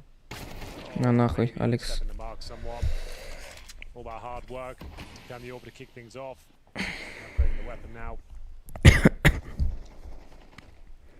I mean, it's still, Моноси. it would have been a beautiful opening. There would have been one player left on the B bomb Смотрит side, за great этим, player there, so какого нахуй, some method Максимом. behind the madness, but so far he's a bit of trouble getting started. Ну, ебать, вот так вот у нас хунтер, блядь, открывается. Ну, блядь, это Галиль. Это Галил. Да, казалось, как будто он вообще ему... О, ебать, Тамин. А Моноси убьете его. Monacy sneaking in from the high ground. Alex and Rez, 2 versus 3. If NIP don't win this round, they actually are in a lot of trouble. Look at the money that's left here. Oh yeah, not much loss bonus either. So important. He's trying to get a bomb down. Yeah, you have to. Get a little bit of extra. Keep the dream alive. I believe the second stage loss bonus too, so we like literally. Бам, Моноси -1. -2. Takes care of business. Хила Моноси. 11-7, давайте 13-7, парни, 13-7, вот так вот будет.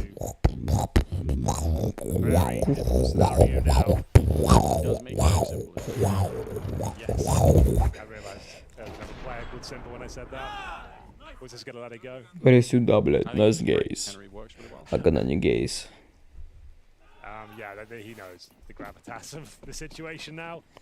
Ну, парни, пистолетка ж ваша, блядь. $1,900 per player, you can't even really justify a deagle. You get 24 into the next round, so you'll have enough for the AKs, the armor, and the smoke and a flash. Pam pam pam pam pam pam pam pam pam pam.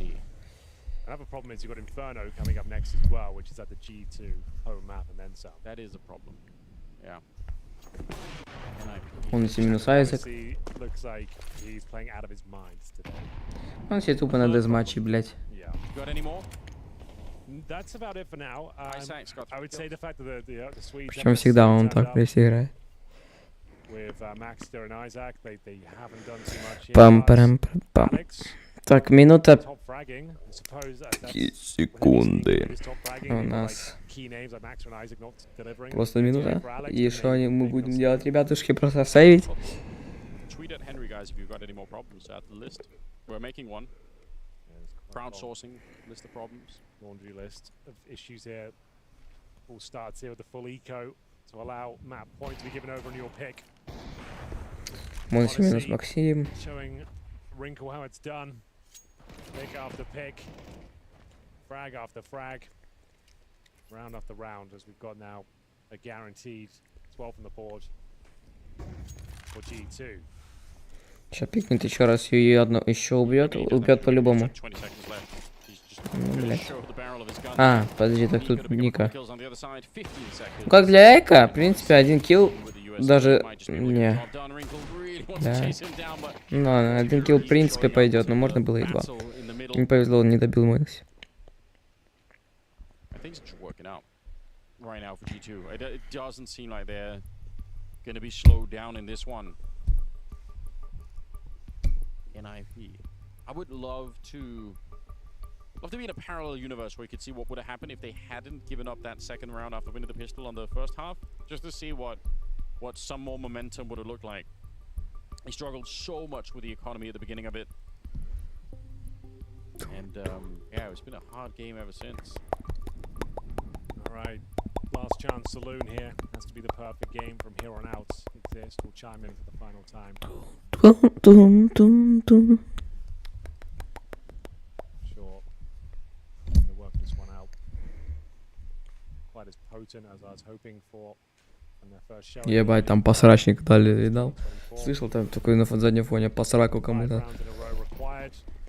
Я хуею. Тётя Зиня нахуй. О, на нахуй. Шлюха.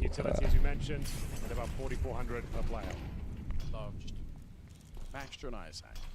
1 or 2 rounds here where they have a bit of a stronger showing. It feels like between... Ой, бля, если они сейчас 12-12 закомбэчат, это мало... Ну, я знаю, моя удача так и будет. То... Сука. Это будет плохо. А он услышал, что там упал все, или там беззвучно он упал?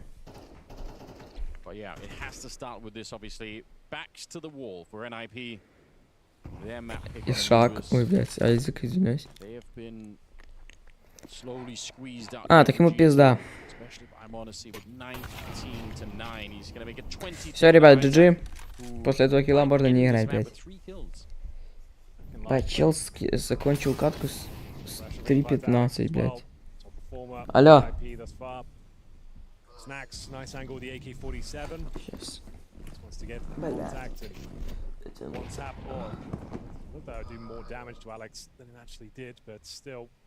It's been one tap territory for sure, these M4s. Алло.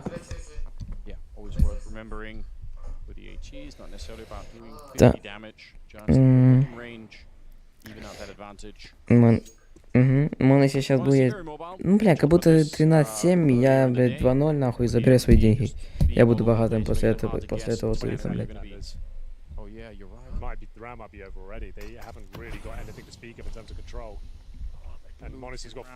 Я не проебал ни разу ни ставку, потому что мало ставил, блядь, понятное дело. Так, Мабл убивает Алекса, Моноси убивает все, 7 секунд. Что нахуй? А, все, ГГ. Блядь, ебать, странно закончили.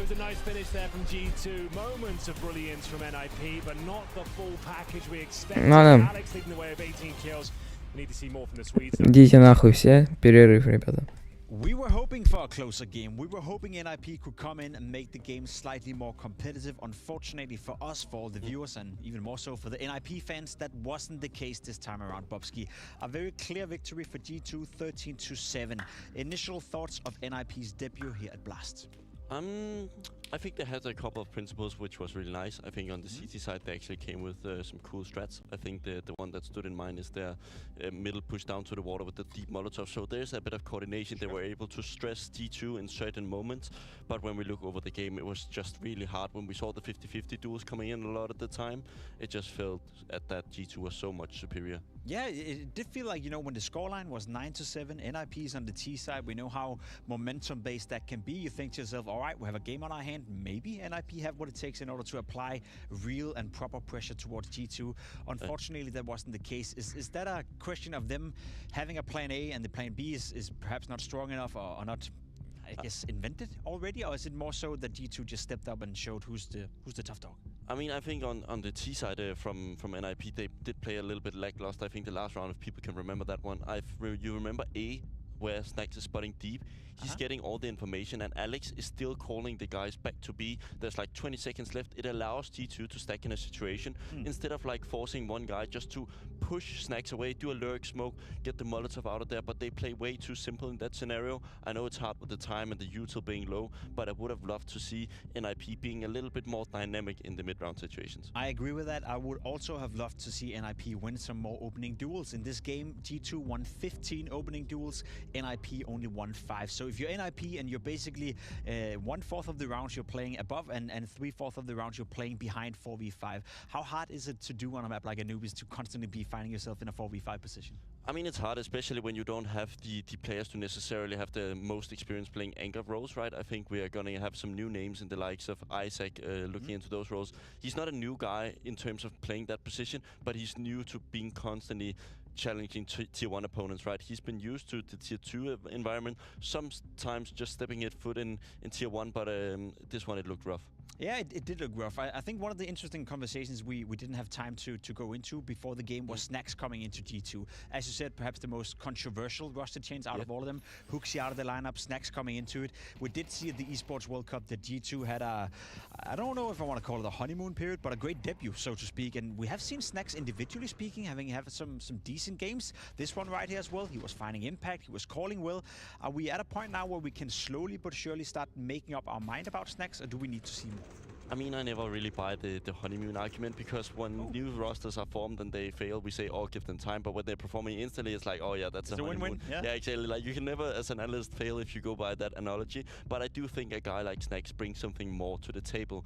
I think towards the end, Huxi was specifically costing them a lot of rounds in important situations. But one thing that I look at when I look at Snacks, right, he's able to utilize a guy like Malps. Obviously, Huxi didn't have the chance, right? But he is using Malps to go first and make those entries. Back in the day, we saw Huxi being the nice guy and be like, I'll go first. But when you're the first point of contact and you're not getting that entry kill, you're not creating any space. If you just go in and die, which Huxi did a lot of the time, right?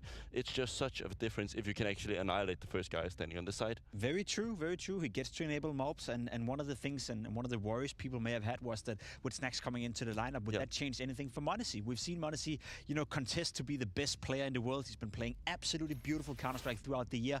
And what I've seen so far at the Esports World Cup and now in this game as well, it just feels like m0NESY is doing whatever he wants to. Yeah, I mean, I did have a little bit of a criticism for m0NESY. I think in the final itself of EWC, he cost a lot. He was missing. Yeah, he was overpeaking a lot, doing a lot of situations where he, not necessarily uncomfortable, but he wanted to determine the game too much. He didn't really trust his teammates, it felt like. But today he was lights out, right? He has this thing where whenever he disrespects you, you're just going to lose, right? I had that same feeling playing against Simple in the old days. Once he get like a 4K with an eco or something, you just know, yeah, GG.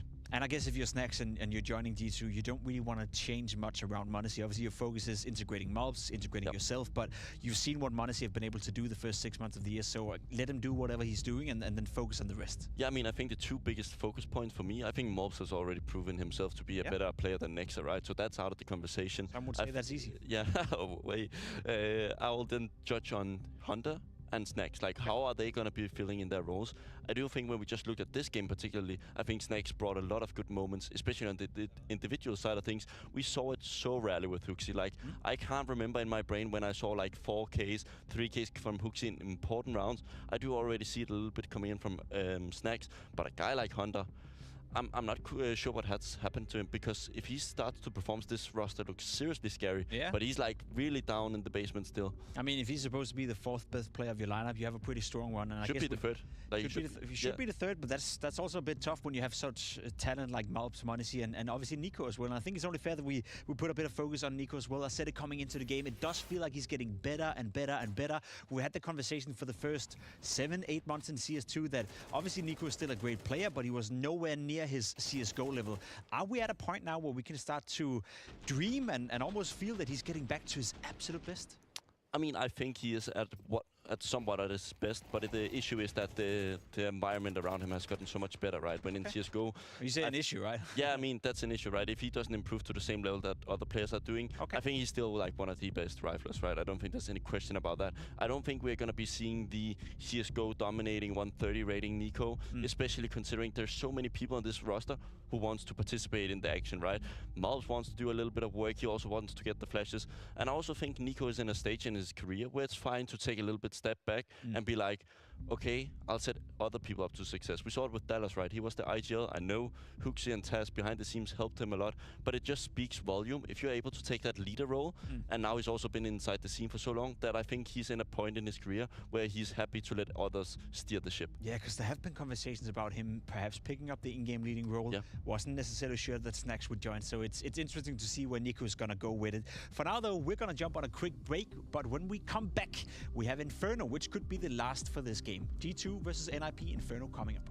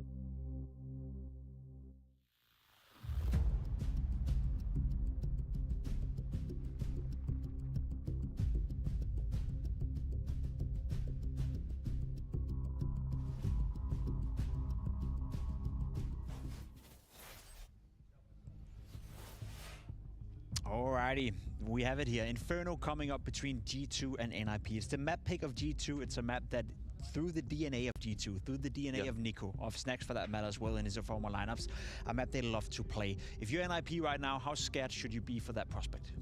I mean, you should be pretty scared. I think when looking over the history of Nico, he's been able to give a little bit of responsibility away. We talked about him being in IGL and also giving space to Monacy to shine. But Inferno, generally, he is the one dictating the pace. He's in banana position, both on the CT and T side. And on T side, he is to make it or break it for Inferno. I think many back in the days looked at G2 and was like, oh, maybe it's Huxi doing all the work. But I felt like so often it was dependent on Nico asking for the right utility on banana, finding the timings, and also just a quick point to the CT side. Now he's switching it up. He was playing with Huxi back in the days. Now he's having a new teammate in the form of Snax. And if I'm Nico, I trust Snax just that 10% more on the individual side of things. So I think Nico is also more proactive in terms of like trying to go for the smaller chances, right? Because you know, if I die now, there's still a chance we can hold back and make Snax like take 1 or 2 kills. When you play with Huxi, you're kind of scared sometimes that if I die now, the round is over.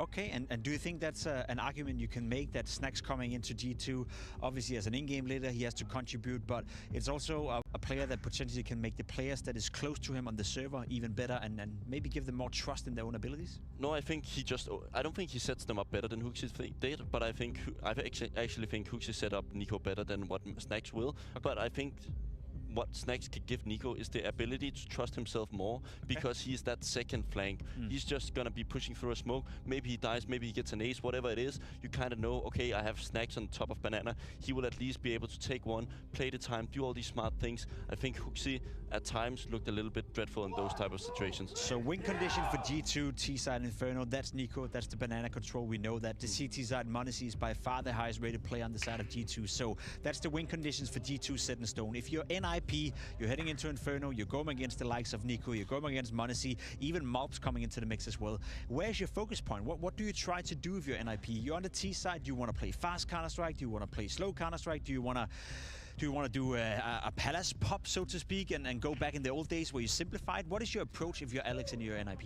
I mean, the easiest part for NIP to do is not get caught off too early in the games by the AWP. I mean, try to at least get the defaults without losing entries. Slow it down a bit. Yeah, slow it down, like find out how aggressive does the CTs want to play. I think often when you start on T, you will trade utility on the banana, and then after the first Molotovs fade, you kind of get an impression, oh, are they going to force it, or are they going to play a little bit more slow? I think it's extremely important for Alex to show that he can gather the troops, do those mid-round segments where you're kind of feeling it, where you kind of have the opportunity to play a little bit with the CT rotations. That's fair, that's fair. We spoke a lot about Monacy already, of course, and Nico as well, but if you're looking at NIP and their individuals, is there anyone that stands out to you that you think have the capabilities to potentially challenge the Monacys and Nikos of the world?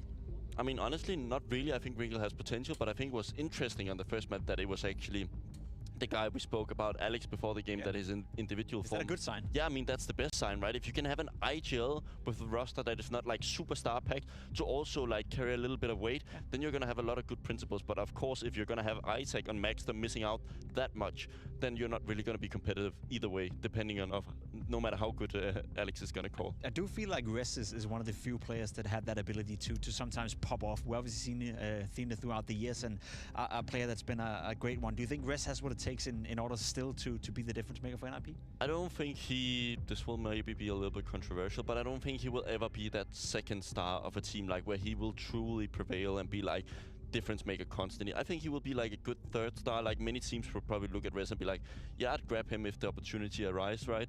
It is who is going to be. Is it going to be Maxter?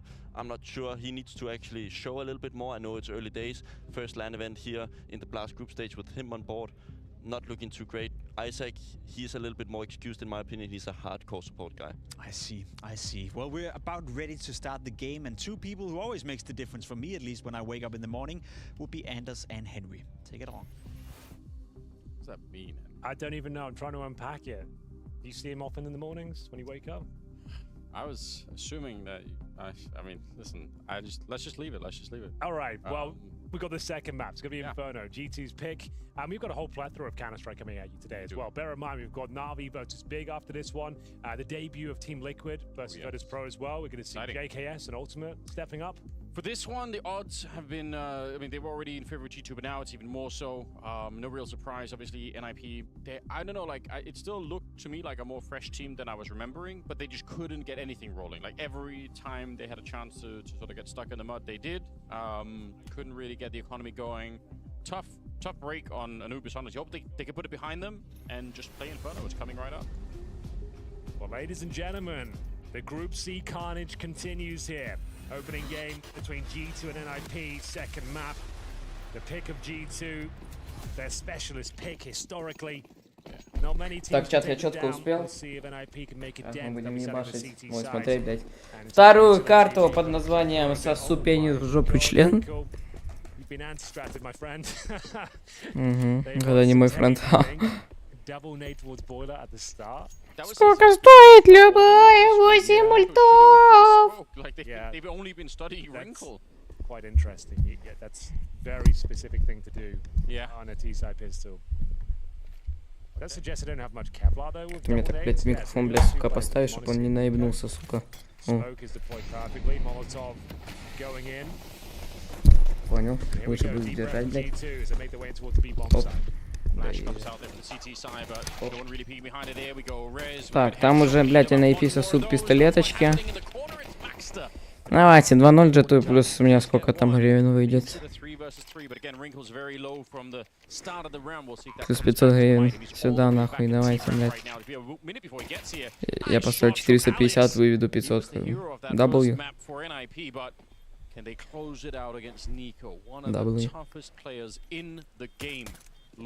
Оп, оп, на нах, оп, на нах, о, ебать, Ника. О!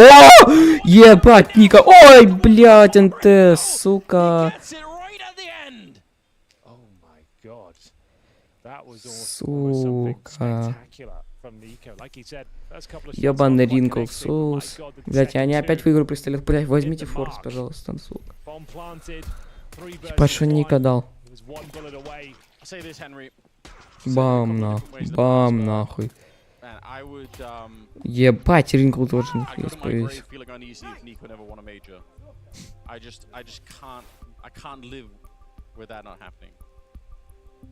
For me, he's the one player left.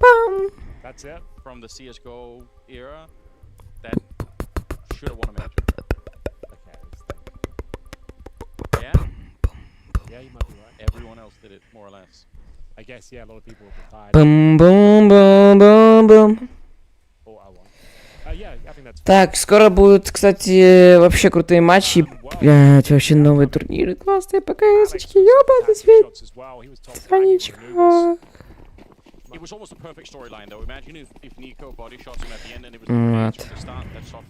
Так, сейчас сразу после этой каточки у нас будут Нави против... Ну, не сразу, но после этой каточки Нави против BIG. И там уже будет интересно. Я, понятное дело, там ставку делать не буду, потому что там опасно, блядь, вдруг Нави въебут неожиданно. Оп, пошла нахуй закидон. На нахуй. Никого нема. Оп, подобрали. Это пизда. Сука, они реально, блядь, выиграют форс. Ёбаный свет, блядь.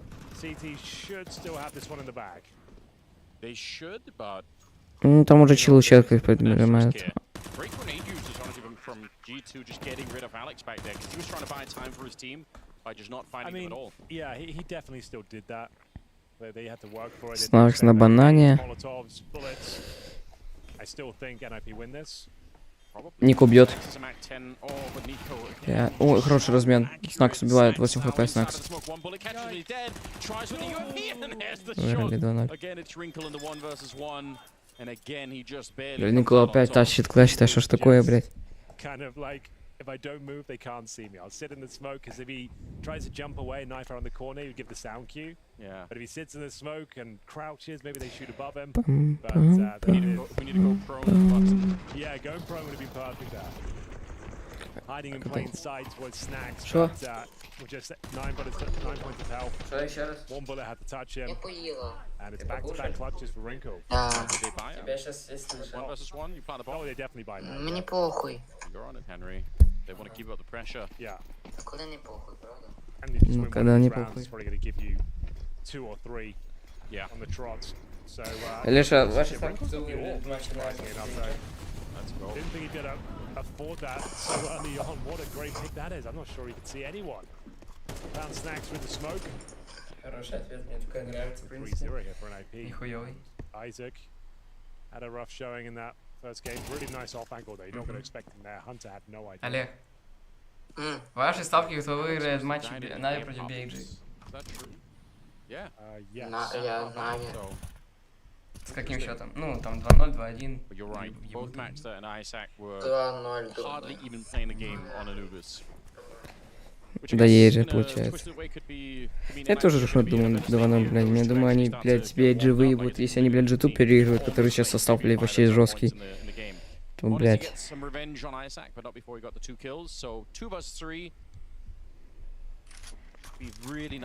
Показует любой 8 ультов. А когда не 8 ультов, ребят? Ребят, блядь, когда не 8 ультов? Олег обычно с таким ебалом смотрю только мои стримы, блядь. Это так. Серьезно? А, может у него и Нави будем смотреть.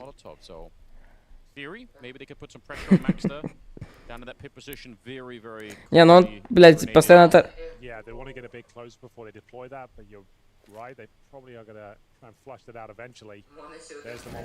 Подожди, ну ты долбоёб, нахуй ты меня спойлеришь, блядь. Моноси убивает первого, Моноси -2, нахуй. Ебать, жестко. А, блядь, Ринкл третий раз подряд тащит клатч. Он выиграл 1 на 1 против Ника, когда Ника убил двоих. И, блядь, это, потом на форсе выиграл, блядь, и сейчас тут выиграет, нахуй. А когда у нас не лагала трансляция, блядь? Да ебать.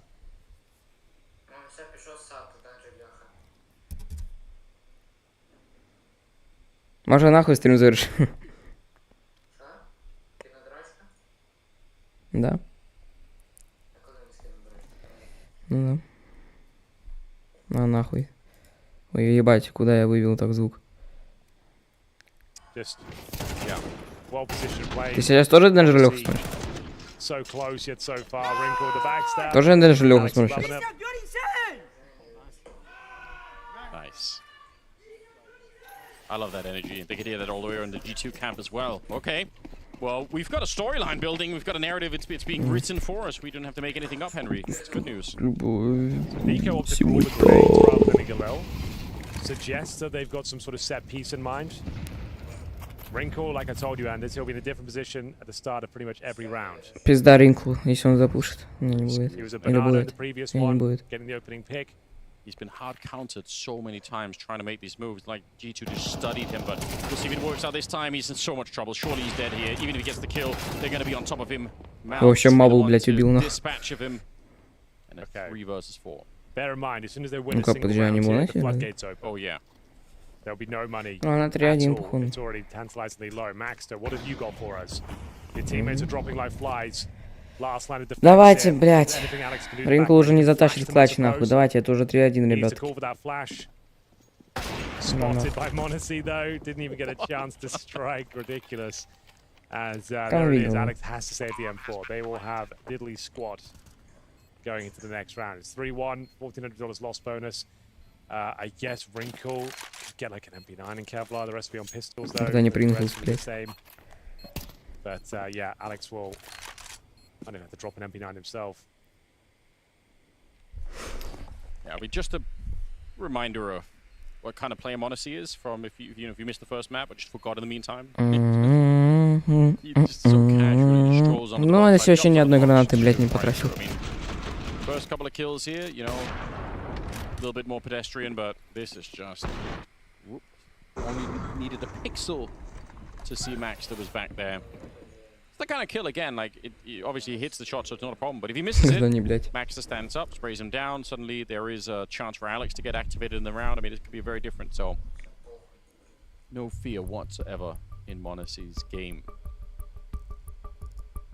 Timeout has been called. Exists wants a chance to rally the troops. I think it's great. You got the older generation Exist behind NIP, Taz behind G2. Neo behind FaZe. Neo behind Dun, dun, dun, dun. Does make you smile, doesn't it? It warms your heart, for sure. Considering, like, you and I were commentating on that game as well.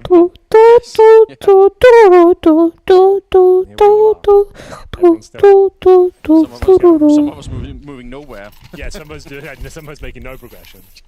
А когда мы не пуруру, дорогие друзья? Когда мы, бля, не пуруру, нахуй. Definitely not. We are very blessed to be here. Anyway, let's get into it. Aggression, of course, from Wrinkle. No 1v1 clutch for him today. Modesty. He's one of those are the shots he's still going to hit, even though they look impossible. Narrowly misses out on the no scope. It's going to be a 5-on-2. Bear in mind, this was the force buy. We did say as soon as they lost a single round, that would be it. Can we get that attempted shot in slow motion? Just to see Я how случайно микро это сказал. Ладно, Or a half a foot or something, like as close as you can get with that sort of no scope on a moving target. Big nade, soften him up. Nico wants the clean sweep, but my god, he's got it. Full eco coming up next.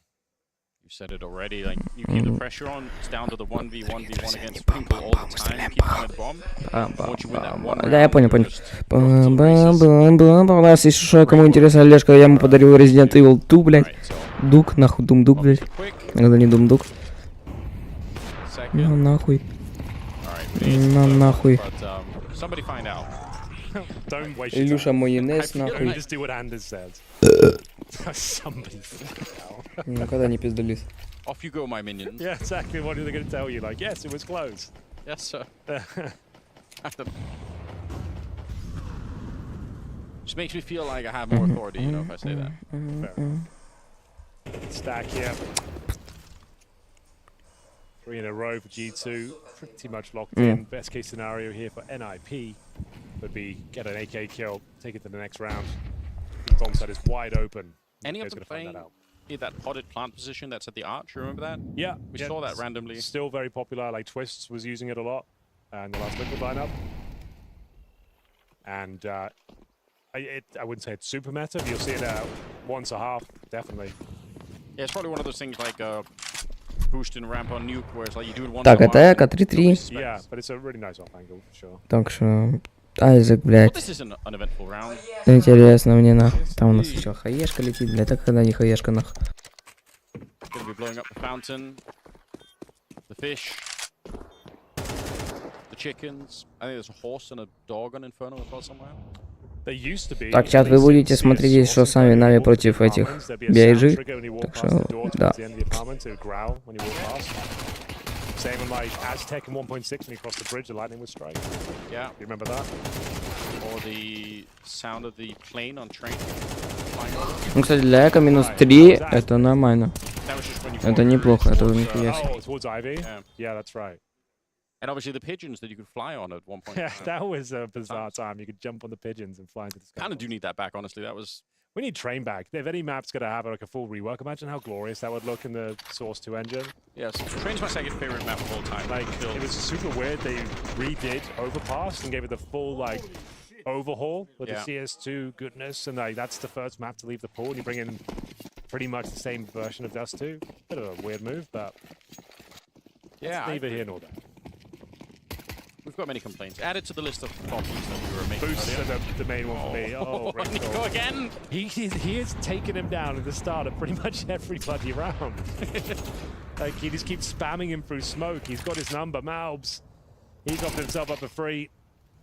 Был поверил дохуя в себя, запушил нахуй, смог, отсосал хуй от Максима. Максим даже и шаг, блядь, ой, блядь, Айзек нахуй у нас будет. Если он, не, он просто тут будет на парапете стоять. Потом Максимка занимает малые песочки. Ну, они один парапет, один этот, маленькие пески занимает. Получается, что у нас хуй в рот или в жопу пенис. Два варианта. Они даже не малые, он такие за малыми.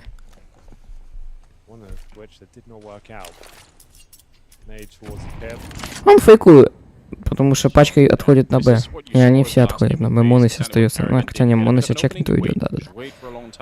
Бес. Ну, они стянули троих на. being deployed. Ему бы сейчас бы кинуть флешку. It's a solo play. You can flash over the coffins, peek it from the top of the coffins itself, and you don't get blind. So Кидай, stay on his POV. We'll see if he can pull it off. As soon as he thinks they're coming through. Нихуя, сейчас полетит флешка, смотри, от Алекса, блядь. Оп. Backup is going to be so far away. He has to do it on his own. Найс, брат. Not even close to it there. В следующей игре, нахуй, в следующем году встретимся, нахуй. Nice idea, but they will be saving. I don't know if Alex could have played it very differently, but it always makes me nervous when you make this kind of choice to have, let's say, 3 on A like here and then 1 on B. If the one player is playing as far back as Alex was, there's just Никуда, ебать бомжи там против нас играют, блядь. rotate. There's nothing you can do, right? You have no information. So either Alex gets a sick double kill and the rest can try and retake, or he might as well almost not even be there. I think even if he gets 1 kill and gets traded, they're so far away, it's not worth it. But it'll be another round for G2. Continuing, and the real issue is still the money for Nip. They just 4-3. don't quite have enough. Еще не 50, ладно. Ой, бля. Snacks is looking happy, jolly at the moment. На нахуй, Дринкла вообще увольняют. Идет пушит, чел в рот получает, идет пушит, блядь, как не поймет, что его ебут, когда он пушит, блядь. Причем ебут его вообще без спаски, на. You could do that, I suppose. I'm not sure it's going to catch on. I think Gen Alpha will love that one. There's definitely we've got it's the start of his career really. We've got some time to work that out. Well, there it is. Ну, блядь, хоть первый раз повезло Ринклу, запушил, убил Монези. Майонез. На нахуй. Стена ебаная, говорит. Двойная причем. Хаешка. Ну, на нахуй, хунтер минус макс, и все, насколько она никого не надо. Тупо заход сейчас будет. They should still win the round, but in theory, you know, if another couple of kills came through, there would have been time for. And I think someone needs to go get the bloody bomb. Anyway. А, так Ринклу, если они будут справедливы. Нормально он живет. They're trying to save, but like, what's going on? Why is no one planting? It's just a little good little cardio to run back there. I think it's like I can't be asked to get the bomb. Let's just go kill them. You like cardio, Henry, in the gym? No, I literally, I do such an embarrassing workout. I do like a proper vanity workout. I'm doing this like arms, chest, shoulders, no cardio. Just half an hour in and out. Only the parts of your body that can show like over a shirt. Yeah. I love that. Они будут, надеюсь, надо играть, да? Потому что не дебилы. Not proud of it, but here we are. At least you're honest, Henry. I appreciate that. I mean, I do some calisthenics. Like, to be fair, like, anyway, not to get into all this, but your heart's if your heart's beating and you're sweating, like, that is still cardiovascular exercise. Yeah. Still. I imagine your heart's also beating when you're not in the gym at all, but I mean, I get what you mean. Yeah. Anyway, don't know how we got here, but that's me. We had to think of something to. I mean, if they were going to win the round, they just took a really long time. Wasting our time, in fact. Yeah. Don't blame me, blame the players. What are they doing in the bomb back there? I should. Пошли убивать. Why are you making me explain? Нам было похуй. И всем похуй, там, бля, по 11 тысяч кардов почти. Long-winded round. And it's depressing, isn't it? Because for NIP, it's even longer. They've already won the bombs. Like 10 minutes ago, they took the A bomb site. They haven't planted, and now they're hunting us down. Ринкл был одной на 7. 5-3. Жалко, блядь, точнее, к счастью, что не 52, мам. Ой, реально, блин. Реально. А когда не реально. You could just say that's all we were up to. We were trying to hunt down the remaining rifles. Oh, play it off like that. Just pretend you knew what you were doing all along. 3 people on this side. Confirmed with the double HE. Нихуя спрятать Снакса. Я бы сказал, вообще ебейший, блядь. Don't like that at all. But it shouldn't cost them the round. Even if Nico's a little bit low, yeah, throw away the rifles. Just make sure nobody can pick them up out here. It should be a 6-3 7-3 scoreline. Бля, микро вырубил, сука. I've got a weird feeling about this. I feel like they could have a bit of a blunder here. It's MP9 of Alex. We'll have to do some serious damage, of course, but I don't know, something feels a little Хилинг, фури, таракан, хилинг. On res, some grenades that could make it interesting. I guess that's true. Like a good flash to set up the MP9 with. Right. And they've just smoked themselves outside the B-bomb site. Not perfect. Really not ideal. It's all coming together for my little weird prediction here. You're right. Like we got all the smoke themselves Сколько out. стоит Walking into what could be a bit of a симультор? MP9 and the flashbang. There's the flash. Нихуевая флешка. Все, Хунтер минус 2, блядь. Ну, блядь. Максим, блядь, зашел, блядь. Все, Ника, блядь, Савика играет нахуй в пиздец. They had all the ingredients. Hold it together, G2. They had Bomb and everything T spawn. We've got some missed smokes there. It's alright, go on. Yeah, I don't know what happened. What? How did they mess that up? I mean, to win the round doesn't really matter too much. Well, yeah. Rifle out there, thrown away. Nobody could pick it up. Hunter doing pretty good work right now. I feel like even in some of the fights that might not be huge impact, but I'm seeing Nice. this time to kill is pretty low at the moment. Like Да, меня тоже. pretty sharp. 3 раунда возьмите подряд. Ой, блядь. По стульчику ебану. 3 раунда подряд, парни. О, Ника минус Алекс.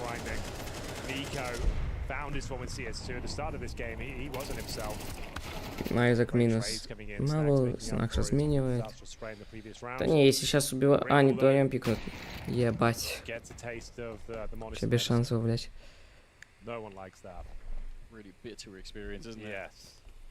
Просто, блядь, не среагировал даже. Да я бы тоже, блядь, не среагировал. Там невозможно вообще было. Мы же моносим, блядь, среагировал, блядь, тоже. Вряд ли.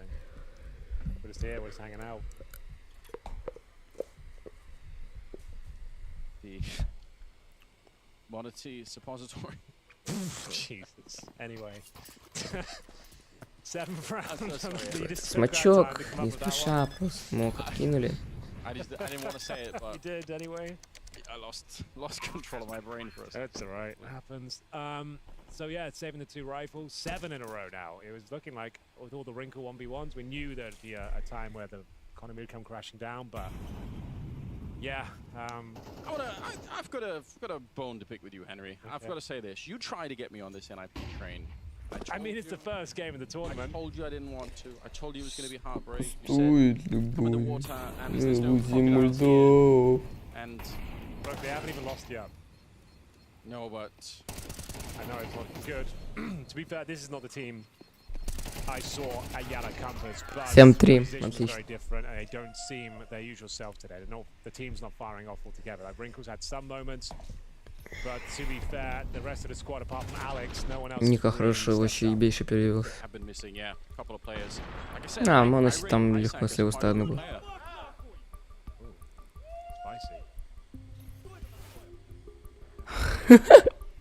Моноси говорит, what the fuck, нахуй, что это такое, блядь? Even if they are auxiliary players to, you know, maybe they're not the superstars.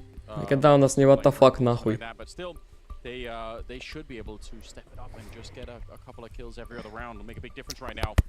They're not able to. Timeout's been called here. Exists. Maybe he can rally the troops. Obviously did a great job with Heroic before. Low job for Heroic. Jersey. 7-3 the scoreline, and G2 again in the beginning, clutch after clutch after clutch for Wrinkle down to the 1v1s, but once G2 took over from that, they just never looked back. It's been a wild ride. Monacy and Hunter both at 12 kills. Nico not that far behind. Snacks just having a jolly time. Not that many kills, but, you know, it's working the map. Back 10. Another one of those players that quite comfortable with that. He has plenty of money, but he's still Max, at 10. Snacks historically loves all the weapons. He loves all the cheese. He loves getting stuck in, slipping behind smokes, and being a nuisance in general. I mean, if he flies through right now, that could be the round done. So 4-man stack at the A-bomb site.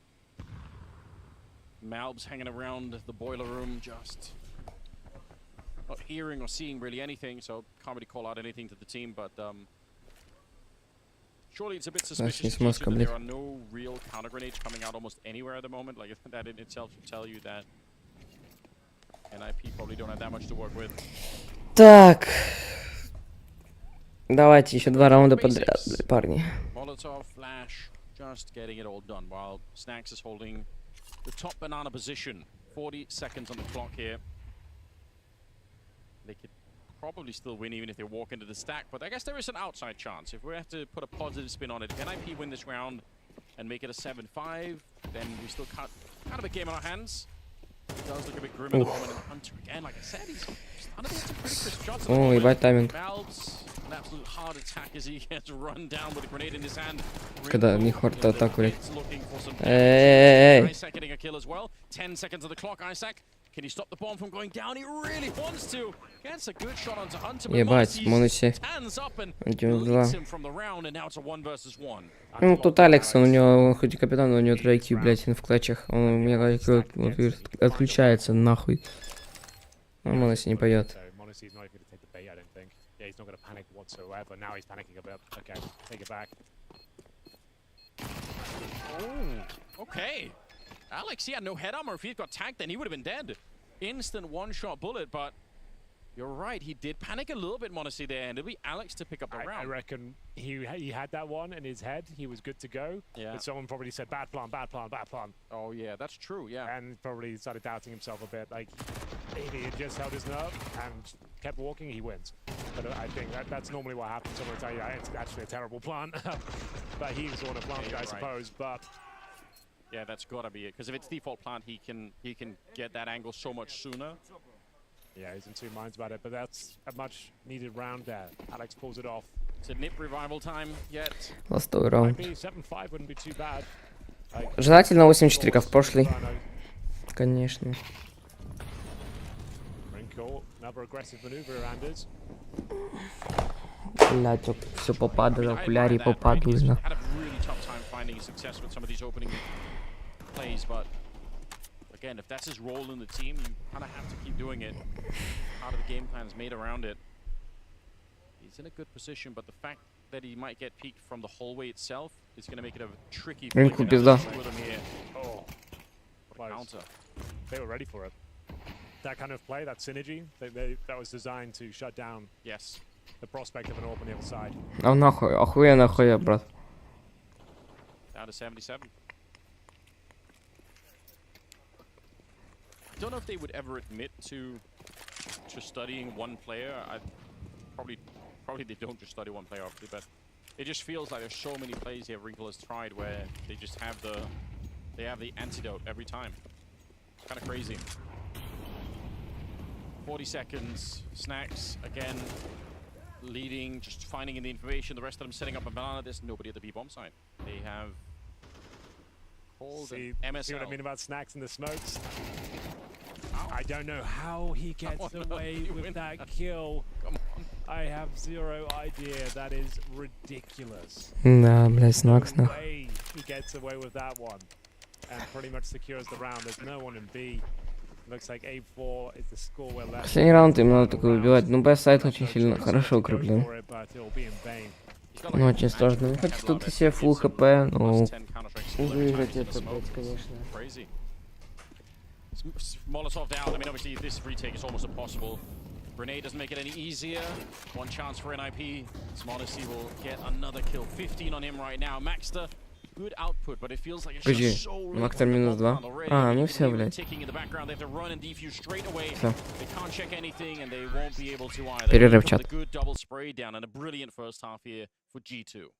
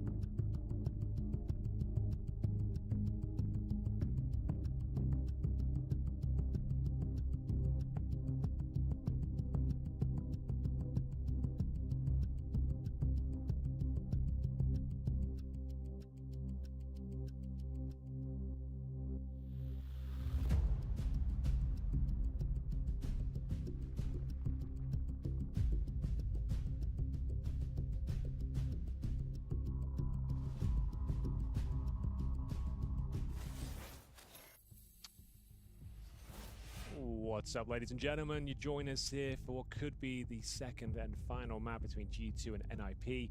After a 3-0 flying start with back-to-back clutches from Wrinkle, it was looking good for the Ninjas Anders, but unfortunately for them, Monacy and Nico working in tandem, they arrived in full force and ran away with that first half.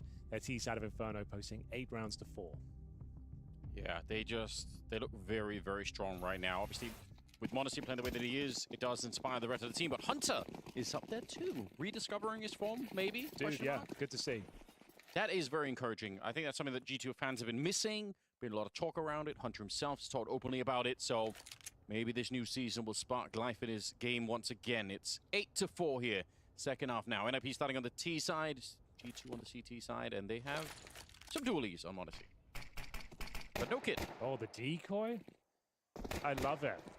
Underutilized piece of utility. You'd hear it if it bounced into somebody. Yeah, that's exactly why they've done it, I think. That's a good point. Да. That's pretty cool. People don't think about it enough. But no, that's a really interesting point.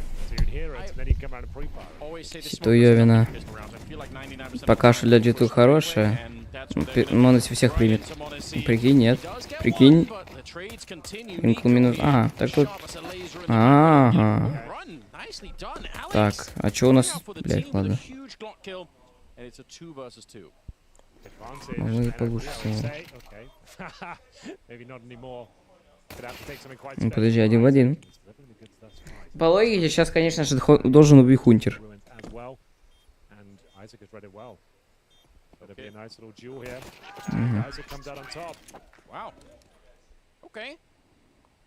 А Ишак выиграл, бля, первый клатч нахуй в своей жизни. So, yeah, we'll credit that round to him. That's super important. Both pistols in the bag now for an IP. Forced by Likey on Inferno from the CT side. Interesting ideas there. The decoy around the corner. Get the sound cue, maybe bait out some util, get someone turning. $50 you can buy, you can get kept by a decoy.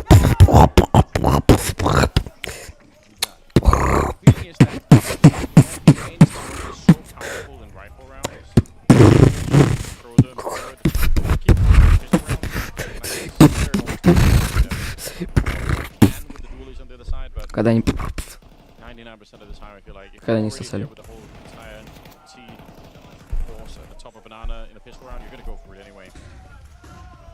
Here we go. Snacks blind as the bats, but somehow still able to find it. I think it took every single bullet. The hell.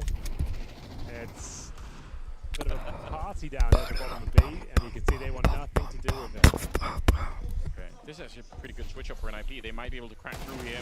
I say that as Valve's hands great. Yeah, he's got a really potent Desert Eagle out there. You're going to see that being delivered, but it might be enough here. It's going to be down to the wire.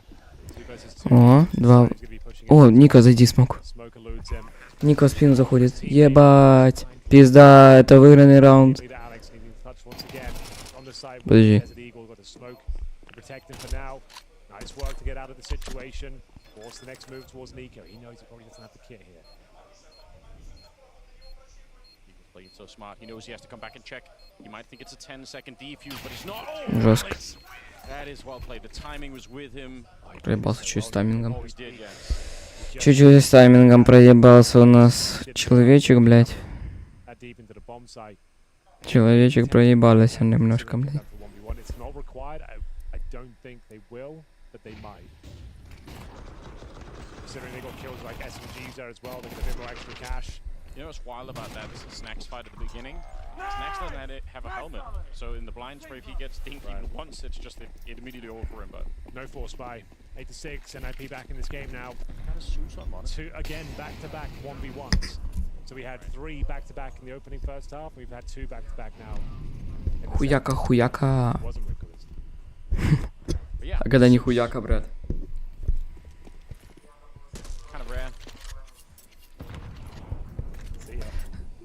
На нахуй. Олег, блядь, страдает нахуй с нахуй. С нахуй умирает, блядь. Монаси с дивсом, блядь, и все нахуй, в принципе, без ничего, блядь. А, ну, все с помпой, понятное дело. I'd be on board with a full NIP comeback. I Смотри, talked them up a little bit. прокомментируйте I'm свою curious to see ситуацию. more. Even in spite of the fact that this is maybe not the showing that some of us were hoping for, I can kind of, I do get a sense that just from the energy in the team, it's a little bit different here. Like Wrinkle's really trying, even if he's shot down a lot in some of these. Мабл охуенная стрельба. Такой, да есть же. Really hard game on him, just running into Monacy and Моноси, блядь, давай на Зевс. Ай, хорошо, блядь. Doesn't recover from that one. Straight heart attack.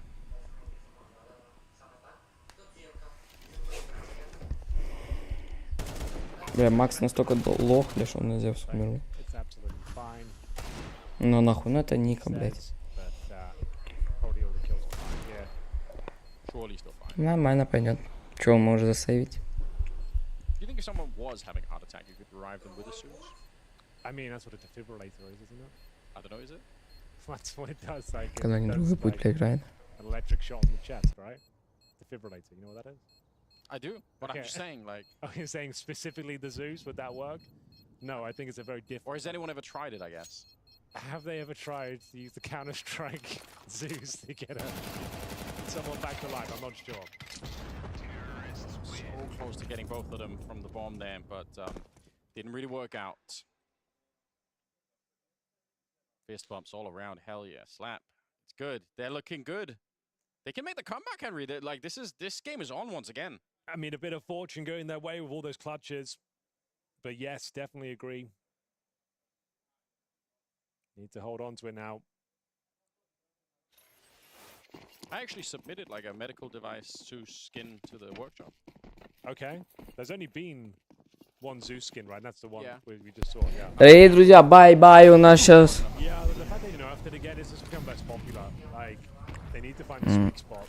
Because, like, we see it, like, once a tournament now. Yeah, it's true. Isaac and Max joining Alex up there as well. Rez, maybe a little bit further behind. Maybe the T side can let him shine a bit. One of the big obstacles obviously remains AWP.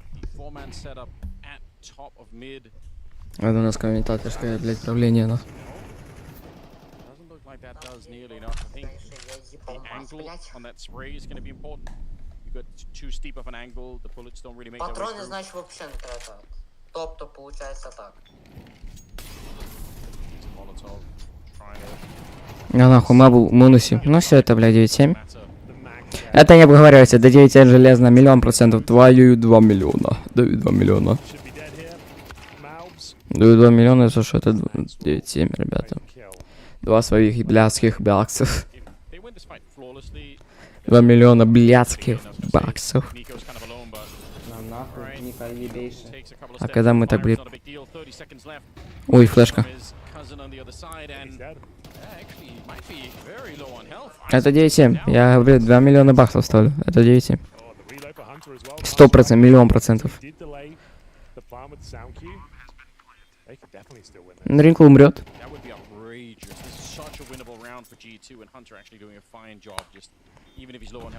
Я говорю. 9-7. Ребята, теперь совете идем. Сикапито, he's dead. Абасикито, he's dead. Амасамито. Ага. Это 9-7. How cool could he be on this side? He's not hearing the defuse. There's the kit picked up, so he's got maybe one chance of it here, and I think that time's already slipped up for Monacy. He gets the Давай, kill, Илюша, spins я 2 ляма на тебя поставлю. defuse. Surely he doesn't have the time for it all. О. He does right at the Ну 9-7, я же говорил 9-7. Good effort from Isaac, I have to say. But no dice this time. Very so hard for Monacy. The fact that he has to trek to the back of the bomb site to pick up the kit and then go back out like the end. Literally, there was no room for error there. He had to get that instant kill like he did. That would have been a really important round if NIP won it. Like, they would actually be back into this game with then some. Lovely work from Isaac, and then just timed to perfection. No mistakes here from Monacy. Oh, even had the sound of death. Yeah. They could definitely get behind it. Both teams financially broken at this. Моноси, Илюша, 7 секунд. Моноси всегда с этим везет, пиздец. Tie things right up and maybe take the lead. All comes down to this one. Wrinkle versus Monacy. Что нахуй? Это он фликнул так нахуй.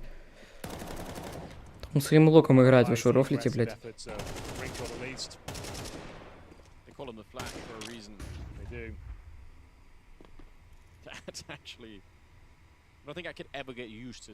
Как он это ставит, блядь, ублюдок этот? Every new Monacy flick, you just think, oh, I wasn't quite. So my memory kind of betrayed me a little bit. It's even crazier than I thought. 50 seconds now. Like, money here for G2 low.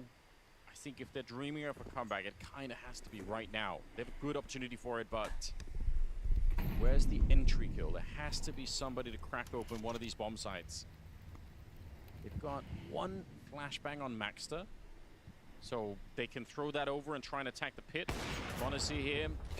Not an easy player to be up against. Alex will go straight down. No chance to answer back, and they're going to try and smoke him off here. But still 20 seconds. NIP, where's the breakthrough? They line up instead, and it's a bit of a disaster now. I don't think they have time for it. Even if they get that kill, even if they get the next one, only 10 seconds on the clock as they're trying to make their way around the corner. It's in the pit with Hunter and a double. Yay! Will be G2 winning another round. That's a big one. No plants. Давайте заканчивайте гандоны, блядь. And that should be the eco at this stage. Yeah, that was a significant one. You can see looks in their faces, they know the gravitas of the situation. We go 10 and 7 to the 11. Nice work from Malbs. Hunter clean with the MP9. Good work from Monacy, got the initial leg shot. Full eco. No upgraded pistols, no utility, no Kevlar. Let's go, Navi! Ой, блядь, G2. Let's go, G2. Let's go, G2.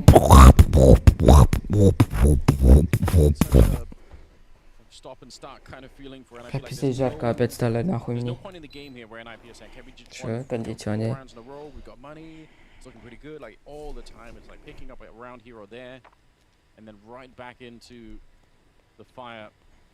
Блять, фаер.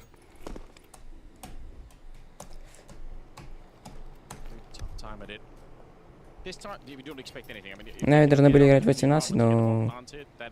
Да. Ну, тихо, блять. Ну, нахуй.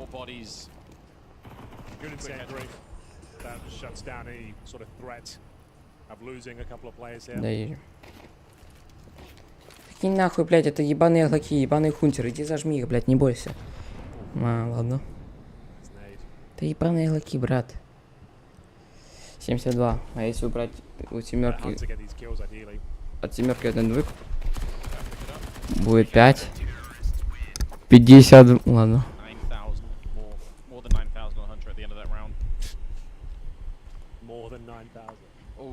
Over 9,000. Yeah, he found himself $18. Nice work.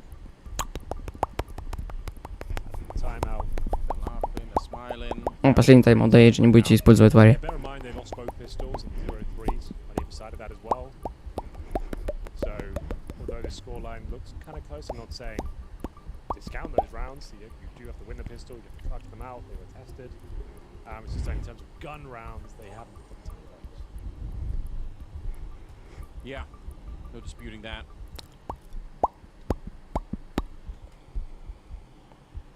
Somebody has to step up and bring them back into this one. I mean, we've been calling Wrinkle the playmaker. He's certainly been trying a lot. But like, who on NIP right now can reliably step to Monacy and come out on top? Monacy прыщики на попе. No one but looks at things. I think it's still it's a big compromised buy. Monacy had a bit of a speed boost. They're not going to go for the aggressive peak. Khalil's out in tandem for Wrinkle and Alex. AK's otherwise. Bare bones in the utility. This one. На нахуй. Bit of fortune goes Isaac's way. Yeah. Well, good individual recovery from Isaac, right, from that first map. Yeah. Up to 15 kills right here. That's something to look forward to. almost won that crazy. Yeah, it could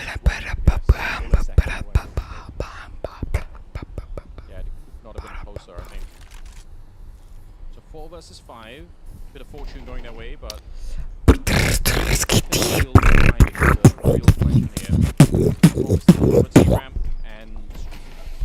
G2 lack a lot of Nico's kind of moving in that direction for that very reason. They do have the luxury of having Modesty over here, so again, you have to pay with these Твой телефон никогда не позвонит, я требую зона. Когда не позвонит, далеко, когда не позвонит.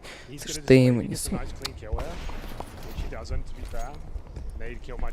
Ла-ла-ла-ла-ла-ла-ла-ла-ла-ла.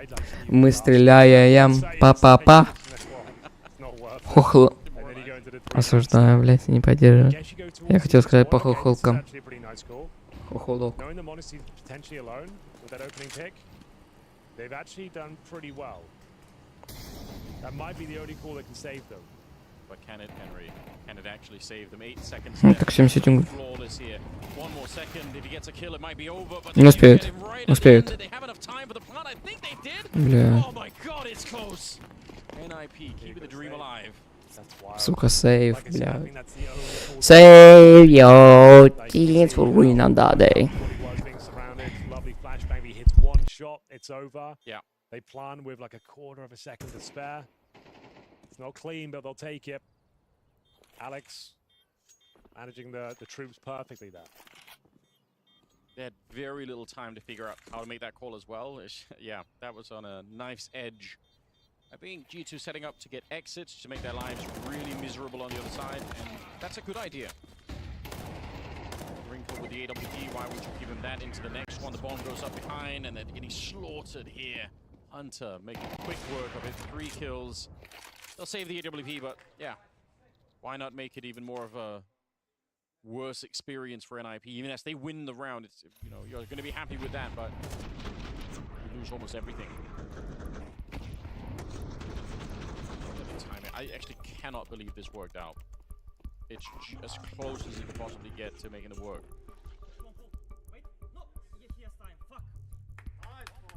He does have time. Very good effort though. Nice ideas. Comes down to the granular detail as to who won that round. Milliseconds. First timeout for G2. They haven't really needed it. They've been playing great, but maybe a little bit of insight to get them over the line. It feels like if things kind of keep going this way, eventually G2 will be able to pick up this map, but we'll see. It's only 3 rounds between them, right? It's not a massive gap that they are trying to bridge here, NIP. The thing is that they need resources. They've got 3 Galils again.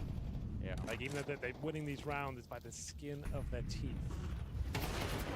Nice shot from Wrinkle while blind. Another opening 5-on-4.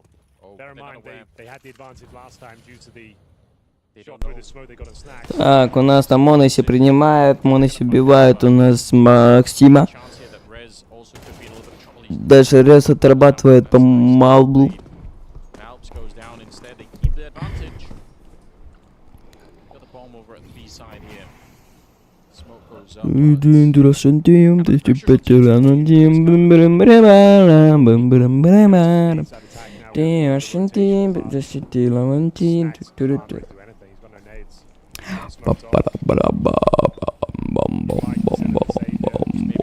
Стреляем. Стреляем. Стреляем по волкам. Холечки. Сука, ну блядь, ну давайте выиграйте, вы же G2, блядь, блядь. Okay, well, this is a great round. Like we said, if they can keep this one clean, upgrade some of those Galils now to M4s or AKs, they're in an actually pretty promising position. The money's low on the G2 side. They're going 11-9 here, and presumably an eco up next.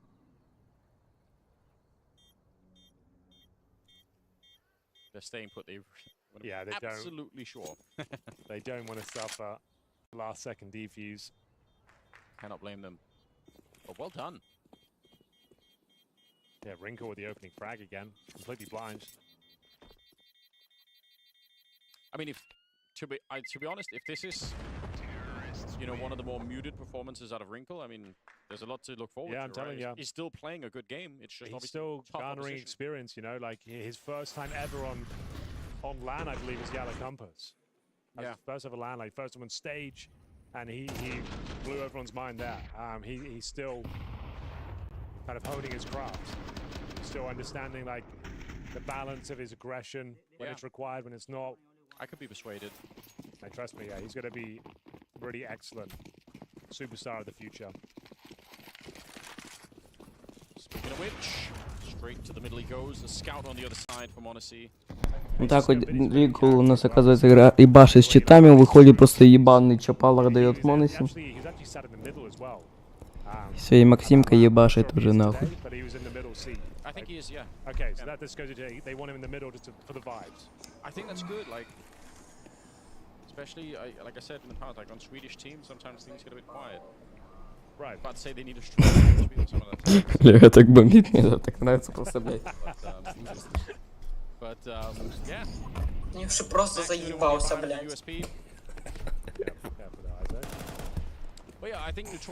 Тут тупо має повести, все. You know, quite well mannered. Yeah, a little bit, you know, things go a little bit too quiet at times. Nobody wants to shout and bring the energy back in. Ніяких шансів, просто на виживання. Some of those losing situations it just become a bit of a graveyard. And we don't like to see that. Wrinkle on 17, Isaac on 17. And NIP about to be a 10-11, one round difference. Sweet little bumblebee, what you wanna see? Bim-bim-bim-bim-na-na, bim-bim-bim-bim-na-na. Sweet little bumblebee, what you wanna see? Це неможливо, Антон. Бля, смітник нахуй цю, блядь, ігру їбану. Keeping the focus. На нахуй. Depth of field as well in the replays. Yeah. Level of technology. О, тихо, тинспик. Просто поносище нахуй, блядь, коли реагував нахуй. Just believe. А на стриме послушай. Manifest the dream. Найгірша стрільба, найгірша. Okay, let's see if they're going to be able to do that. Back to this close, very impressive. I agree. Been some dicey rounds. That one that comes to mind, the banana splits with half a second to spare on the plant. Honestly, he hits one shot, it's pretty much GG. We'd be on the analyst desk. Майонезі. But Monacy, Bumblebee, Monacy, Bumblebee, bim bim bim bam, bim bim bim bam bam. They've actually got some decent buys going on. They haven't got 3 Galils. Yeah. Got rifles. This looks to be finished with 4 players at the steps. On the negative side, Monacy's back with an AWP instead of the scout. Again, he really has been the number one option. Бля, как жалеемо. Я пизда, блядь. Good flashes, good grenades, trying to get rid of him. Сейчас тупо. Целая коробка сидит. Ой, Монаси убивает Ника, Алекса и Шака. Ника убивает Реза. Ну все, это 12-10. Слава богу, вы это выиграли, блядь. Чё они не идут нахуй? У вас, блядь, по 5 тысяч, блядь. And it's going to be series point on the board for G2, guaranteeing overtime. Друзья, чё мы не идем? Чё с ебасосом у нас, друзья? Чё мы не идем, блядь? Maybe just say whatever. Okay, they're not going for it. I was going to say, I guess as a world you could assume 2 секунды, блядь. Ну сколько? Ну тянут время. Сразу видно. Тянут время. Туп. Не знаю, ли Олег на моем стриме, если Олег на моем стриме, покивай меня в Дискорде. Yeah, probably could have. I mean, again, it's a 1 in 100. Maybe you make it work. Whatever. This kind of fight for Nico, the quick little jiggles, the very, very narrow angles, it's what he does best. Так. Ты сейчас на Danger Лёхе на стриме? Nico towards Banana with AK and AWP in hand. Pretty disgusting, difficult to get by. yeah, demoralizing to think Не, about. Нави сейчас играть не будут. Ну как, ну там 12-10 сейчас же тут выиграет, мне ставочка зайдет, нахуй, нормально. Well then, money's going to be decent as we mentioned. 2 rounds in a row required to take us to overtime.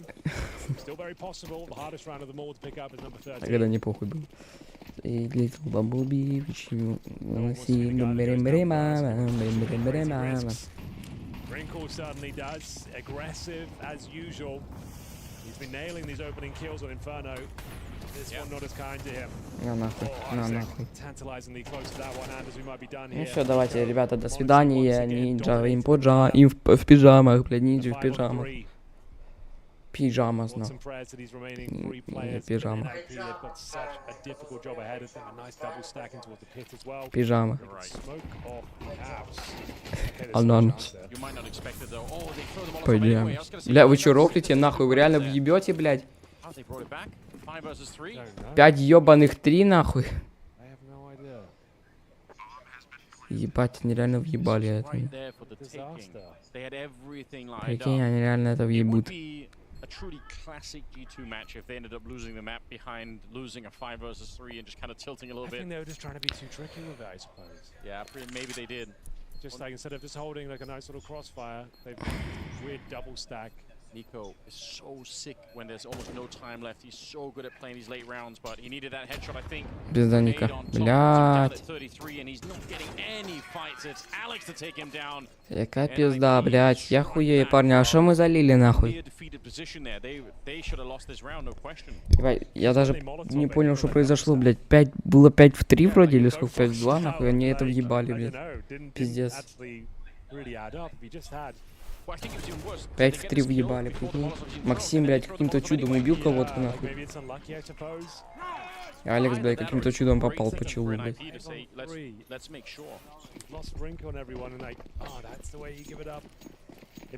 Ну, снах, блядь, видно, что у него даже... Чего резать делать просто. Кибов, блядь. Ну, парни, ну не въебос, блядь, пожалуйста, дон въебать. Не хочу допы смотреть, нахуй. Давайте 13-11 и нормально. И я отдыхать, а потом смотреть Нави. Но уже не на стриме, уже с Олежкой. А потом у нас Virtus.pro против кого? Против, блядь, Ликвидов. Угу.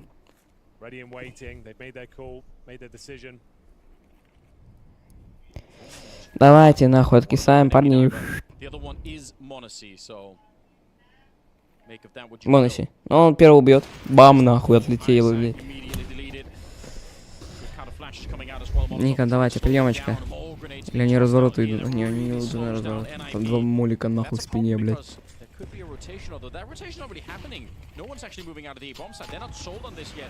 Моноси убивает реза. Все, да, нахуй, да. Да ей же, блядь. Блядь, не увидел. Сука,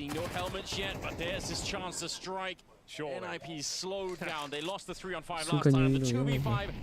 Все, ну это по-любому вин. Там Стерлинкул 17 хп, блядь. Все, найс. Боже, блядь. Да ей же нахуй. Ой, бля, все, чат, я мучился. И уже когда после матча Нави я размучусь и будем смотреть Liquid против Virtus.pro. They had G2 sweating, but it was close, but no cigar. Definitely had G2 sweating throughout that game on Inferno. A nice performance coming in for NIP. Unfortunately for them and their fans out there, it wasn't quite enough. Monacy and the boys from G2 did finish off the job in a 2-0 fashion. I think we both can agree, Bobski, that that was a much better showing from NIP. Yeah, I mean, I felt they deserved this map. I think tactically they approached it a little bit better than G2, but it's just hard when you have 2 star players in the form of both Monacy and Nico delivering those type of rounds that we saw in the last one. Monacy involved in 10 opening duels. He won 7 of those, sitting at 125 ADI in this game and 28 kills. That was a monster performance coming out of Monacy. Yeah, I mean, we know. I think everybody knows out there. Almost bored, huh? Yeah, I mean, this is what we normally see from the guy, right? Especially considering the circumstances that the opponent right now is not up to his level. I think Wrinkle actually had a really good showing on the opposite side, but they didn't meet each other that much. I actually do remember Wrinkle picking him off a couple of times, but it wasn't a real AWP duel. I think think Monty was really great at picking off the rifles constantly. And I think that's an interesting dynamic right there. You're saying G2 won because they have the better players, the better individuals, but you felt NIP were playing better as a team? Yeah, I mean, I think they did the executes well. I think last round is severely depending on Monty hitting that first shot right. He plays in front of the first box. Imagine if he just loses that one and doesn't really get anything, then I think the favor is going to go inside of NIP. But one guy who really did surprise us positively, also earlier today, Icy, but now we have Wrinkle. Yeah, we had Icy earlier, arguably being the best player on the server. Wrinkle today, not the best player, but he did show us glimpses of what he potentially can do with an NIP. I also do think that this highlight package is showing it. AWP kills, rifle kills, pistol kills. He was involved in a lot of different scenarios. Yeah, I mean, it wasn't the 5 eco kills with the MP9 running down mid, right? It was real impact in a lot of those scenarios, and it was a main reason why NIP even got close in this game, and that is the bright future, right? You got to gamble on this guy, gonna be even better. I mean, to take on Monacy is probably too early for him, but for NIP to put their faith in him, I think it's very realistic. It is very realistic. James Banks caught up with Mobs after winning the game.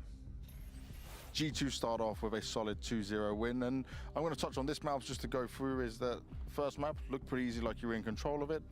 Sure, a little bit of back and forth on the Inferno. We know what Snacks thinks of Inferno, but overall, how would you just say that game was for the team? I felt like we had a really good control of the maps. Overall, on the biz, we were playing it really well. Like, we had a lot of info on the stuff that they were doing, and Nico was playing really good. So yeah, we had a lot of info from like Nico in mid. And Ilya was really active in everywhere, so like yeah. And Inferno, we were like kind of shaking CT, but we managed to close it out. So yeah, I think we were pretty good. Yeah. I want to focus a bit more on you rather than the game things with it, because I want to look at just how this is for you. The World Cup was obviously such a high coming into it, but you seem to be, when I look at you on the server and look at you on camera, you're not fazed by any of it. So what's going through your mind on this journey just so far at the beginning? It honestly doesn't feel like I'm in G2, you know, like I'm in G2, but I don't feel any pressure at all. Yeah, that's definitely that. Yeah.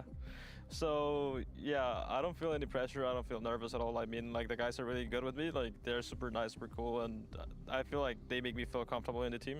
So I feel like that's why I feel like not any pressure at all. And like I can be playing whatever final that I'm not gonna be nervous. I feel like.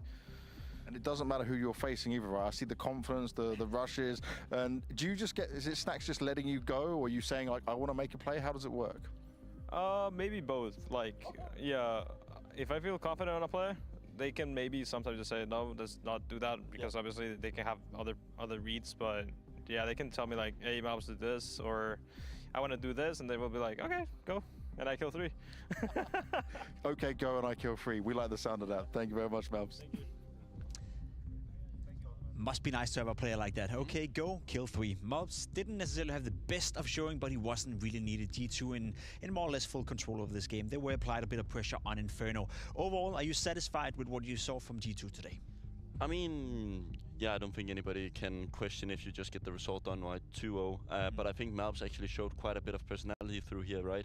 And I think it's important when you're constantly on the road and stuff gets tough at times, then you kind of have a guy where you can trust to always make him bring up the mood, right? We talked about complexity, always feeling like the mood is down. But when you have a guy like him who's constantly laughing and just cranking the jokes, it becomes a little bit more easy to handle the long-term effects. You can feel that, I feel like. It seems like a great environment right now they're in. That concludes Group C for us, the opening round. We've had 2 games being played out so far. You could see that FaZe were able to take the victory against Cloud9 in a hard-fought one. G2 taking down NIP, which means that FaZe will face off against G2 tomorrow, if I'm not mistaken. Cloud9 versus NIP will play the elimination match in Group C. However, that's not all we got for you. We have more games coming up. That also means it will be us done and dusted. One bench player will be replaced by another. That's Kadian coming in. We're going to take a quick break, and when we come back, it will be Tech Girl and Kadian walking you through the last games of the day.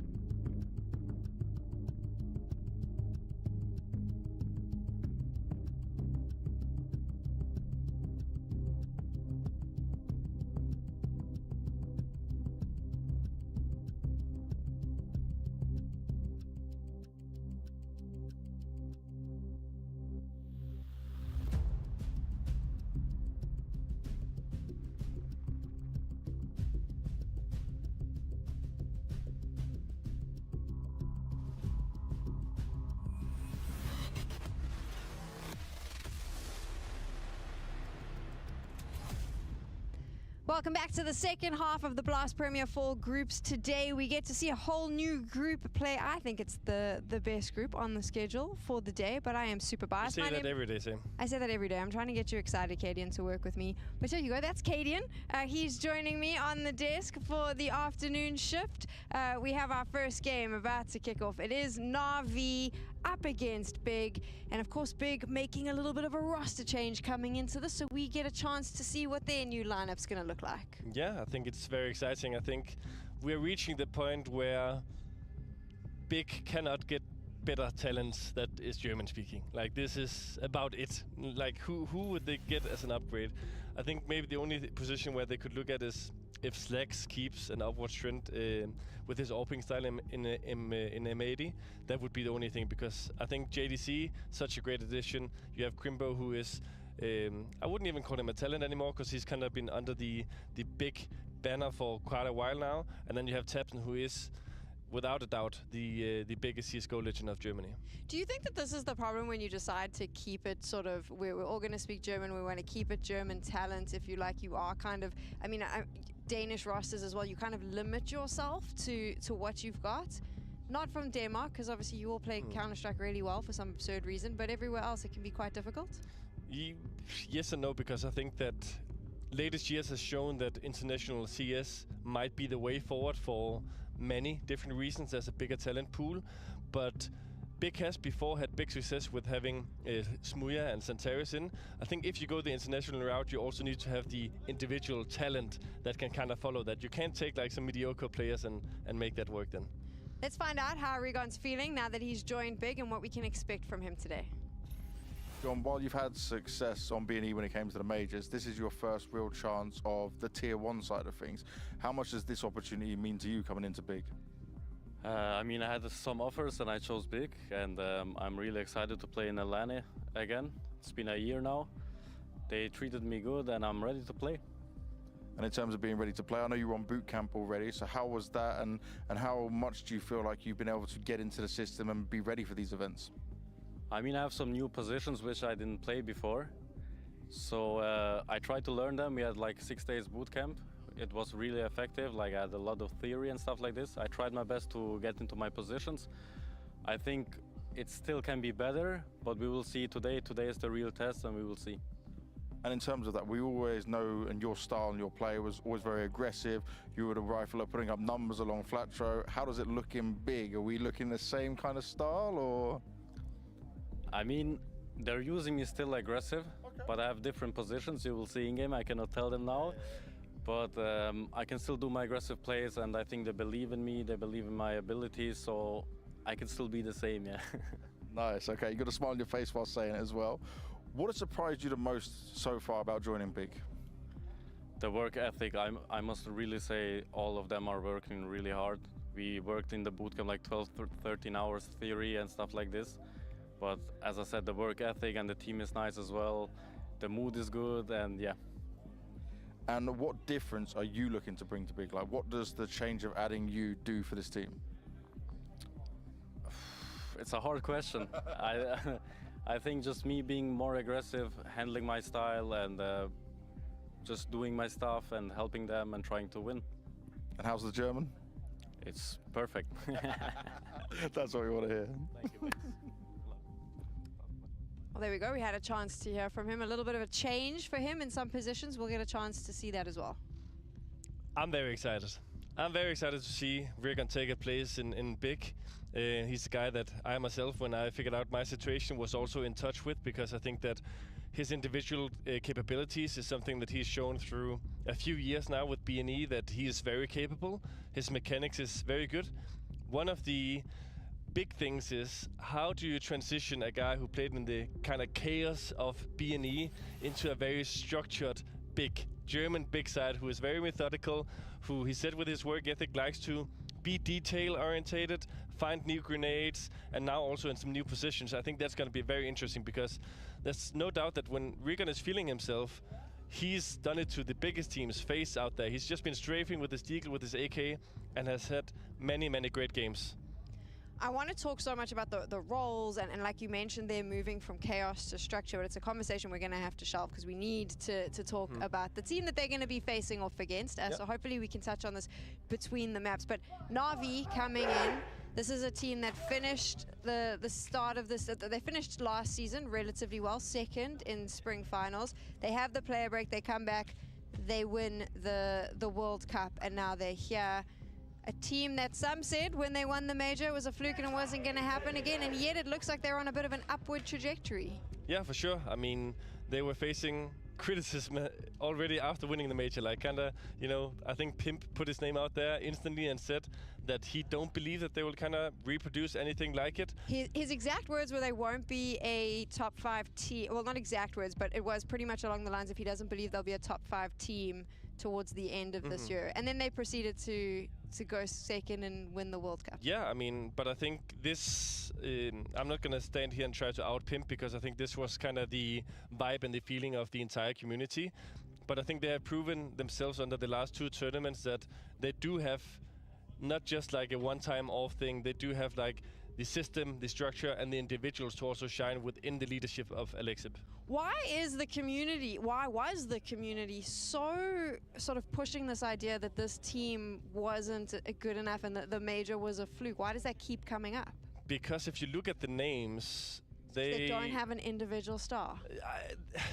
I mean, I'll just say from facing Bit from the day that he joined Na'Vi in 2020 or 2021, he was a monster. Like, you could always try and kill him with the first bullet, but he would always shoot you straight back with the AK. So I think they have shown that the doubters out there will keep on doubting, but they will keep on shooting hard. Damn it, they give me Cadian on a desk, and all I want to do is just talk Counter-Strike with him, but we can't because we have to go into game, so that's what we're going to do.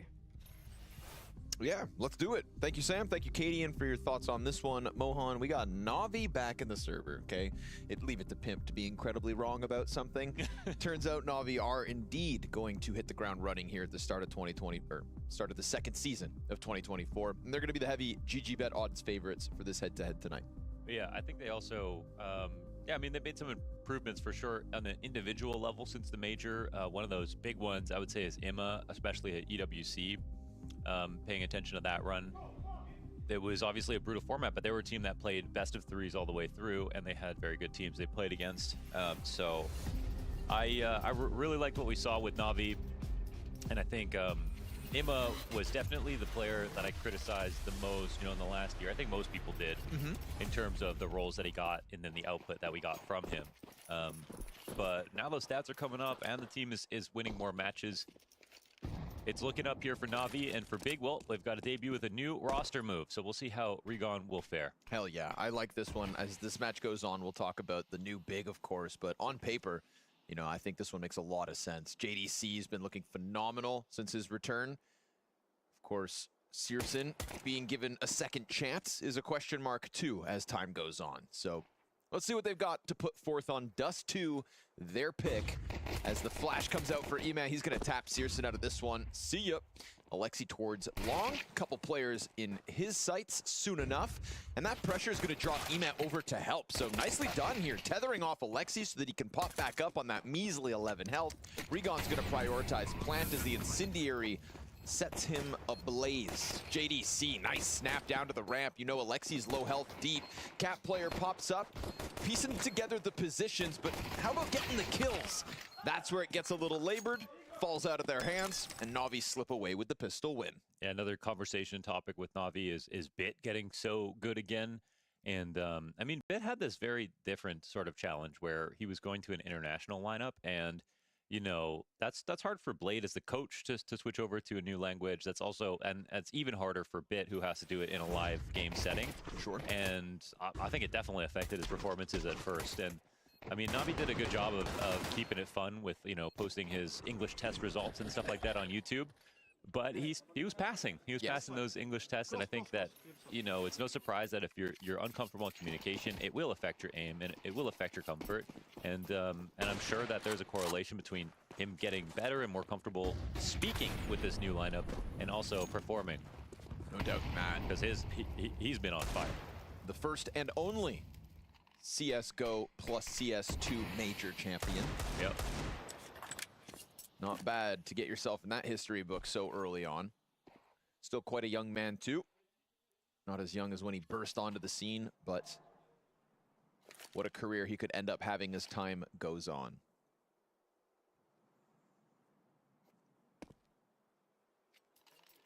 Tucking into the side of tunnels here. We got a couple Deagles, Regons included. If you can blast that A1S off of the plat, I mean, you can swarm JL with his MP9. But EMA playing a little patient towards CT. Spawn is allowed for this 5-player packed group. Right back up in tunnels. We're going to get a test for the B site. And at the moment, it's no grenades. So it's on JL's contact. That M4 could swing if needed, but they're going to burst out, try to get him off the point. Nicely contained here by Bit, shaving 2 players off. Gets a little wild though, so not half bad here for Big. They get footing in the bomb site. Unfortunately, not able to cross for free. M4 grab needs to be reloaded. Regon's bombs back towards the tunnel exit. It ain't comfortable. Ima's gonna blast them away through the doors. Sure, you cleared the players off the site, but the rotation's so ready.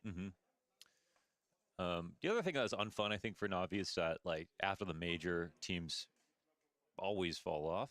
But we didn't have that structure where the major ends the season, you know, as well. So right after the major, Pro League and Dallas were really bad for Na'Vi, but then they got better. JL cited motivation stuff, of course, kind of hard to top winning the major and then feeling like you've got to come back after that. Oh, big burst. Oh, he saw vision for a second there. Ima just regaining vision. Catches JDC, so immediate long A hit here for Big. Ima's gonna tear it apart. Alexi B drops a bomb on him, and we have Na'Vi icing out the first gun round of Big. Yeah, long control finished. B rush handled. They've done well so far.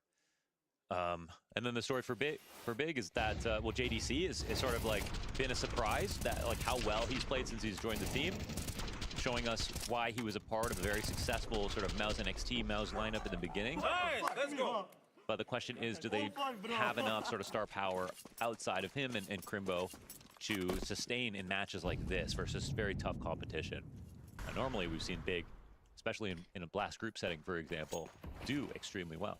And that's where we look to Regon, right? Somebody who definitely kind of elevated Bad News Eagles to the major performances that they were able to piece together. He's considered one of the stars over there. And luckily for Big, does speak German. I think this is another one of those teams that when we were talking yesterday about how the Tier 2 roster shuffles left us with a bunch of interesting rosters, this was one of those moves that's like, oh, I hadn't thought of that, to be honest. You know, I didn't anticipate Regon here speaking German, and yet I like it. I think on paper it all makes sense. But on paper, Big, that's where maybe sometimes it makes the most sense. It's about application here tonight, and with the Tech 9s and Deagles, they're getting popped apart in round 4. No chance to even get in through the doorways. No chance to get out from tunnels. It's a clean sweep for Na'Vi, and they are just merrily working their way through the first rounds of this map. The only thing about that is that, you know, it's not like you can't get excited about a Regon because that's obviously a more experienced player, definitely a lot of potential there, and it's really great and perfect that he has fluent German. Yep. But where did you stand on Process? I didn't think it's sort of like at best you're raising the floor, you're not really raising the ceiling as much with Big. Okay. But Process, I don't know, Process wasn't disappointing me that much where it was sort of a thing that was on my mind, like, oh, this needs to happen for Big to start winning. That's a fair point. I wasn't a huge Process critic either. I thought he had potential, but I did feel it was. Ще один привід приїхати в метро. Знижка до 30% на понад 15 позицій бельгійського шоколаду марки Ріоба. Купуйте зі знижкою з 29 липня по 4 серпня. А картка метро в боті чи додатку за 2 хвилини. Деталі на Metro.ua.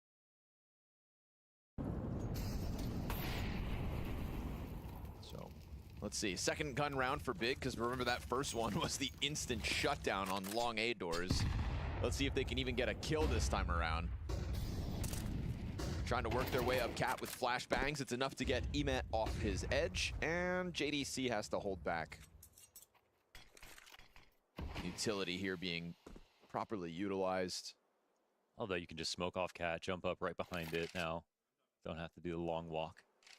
And again, those Cat retakes have been more and more popular in very recent memory.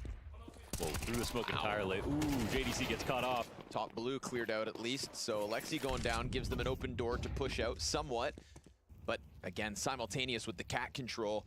It's going to draw Regon into the action. Maybe he would have gone for a later lurk, but they're going to need some kind of a split to A. Shame for Big, he's dead. All in from long. Molotov to deal with the cat players. One comes back towards site. Bits looking to press out through CT smoke. He just got tagged up by the op. Lucky to be alive, really. And as there are rumblings, this is so tight. Oh, they cover it. They cover it just enough. The bomb goes down with barely a second to spare. And wonderful, just in an instance, the last man standing. That's certainly a situation where they have to plant. And if Na'Vi wait, they have a chance to go for a really sort of favorable retake situation. A little bit less on the odds.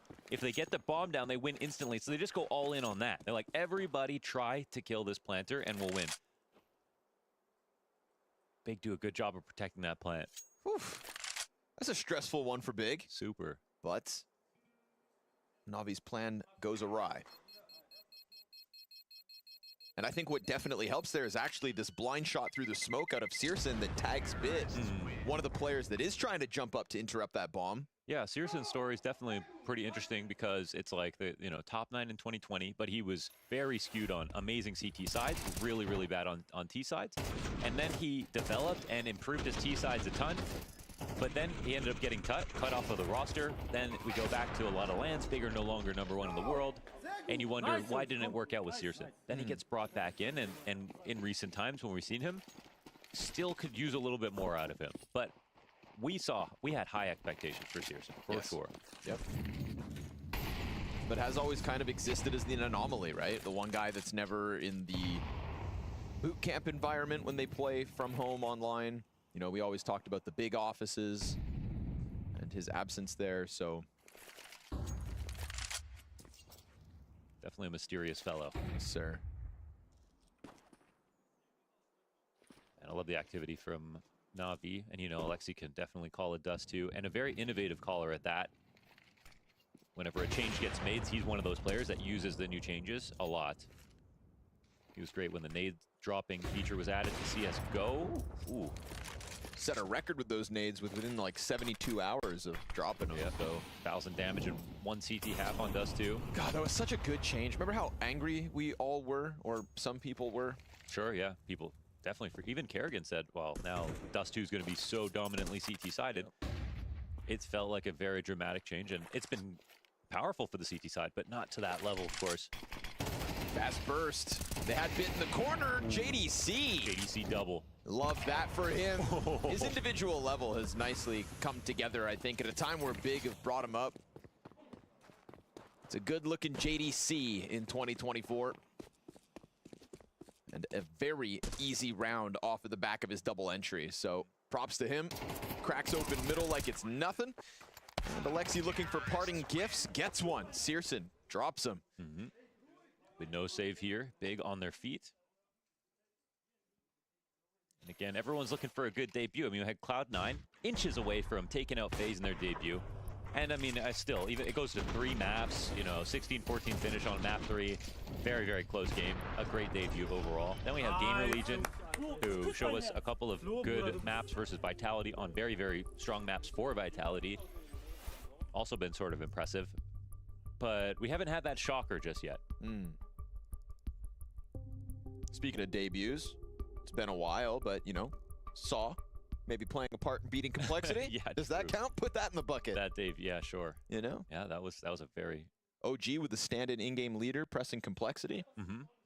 True. And Team Liquid versus VP later tonight. Next. With Cadian on the desk. Oh my gosh, with Cadian on the desk.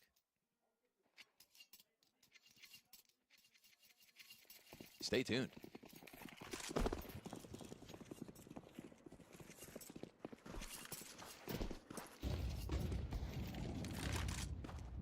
Couple consecutive round wins for Big. And Na'Vi remaining active. Ema just dancing around that cat corner. Flashbangs will take control of long for Big. And they're going to be cautious about it because they have fallen victim to the EMAC corner peek and Alexi in the pit. What are they going to do, though, walking into Wonderful's op? Of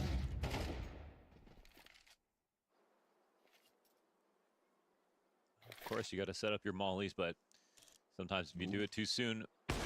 Oh, wow, running right by that op shot. And now Wonderful has to stay tucked for a second. Of course, they can smoke him out. It's a really nice smoke, actually. Gets a little bit of vision, too. It's Alexi giving it to him preemptively. Oh, that's perfect. Lets him post up.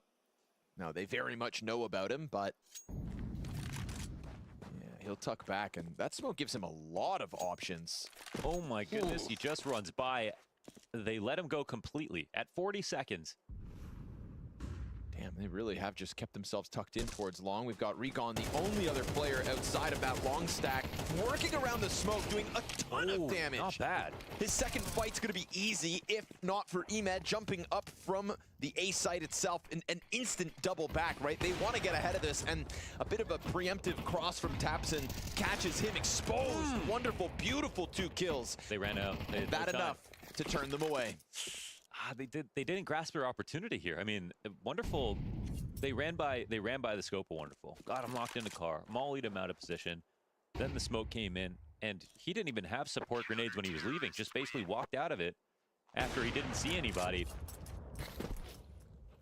That could have helped them speed up for sure. And Regon had to fight 2 guys, got one down to 90. One down all the way in the mid doors.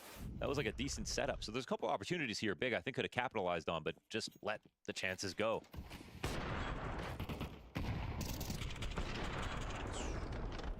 Even when they pulled Ima and his support to go and refrag the cap player, they weren't ready to take long at the same time and then eventually ran out of time.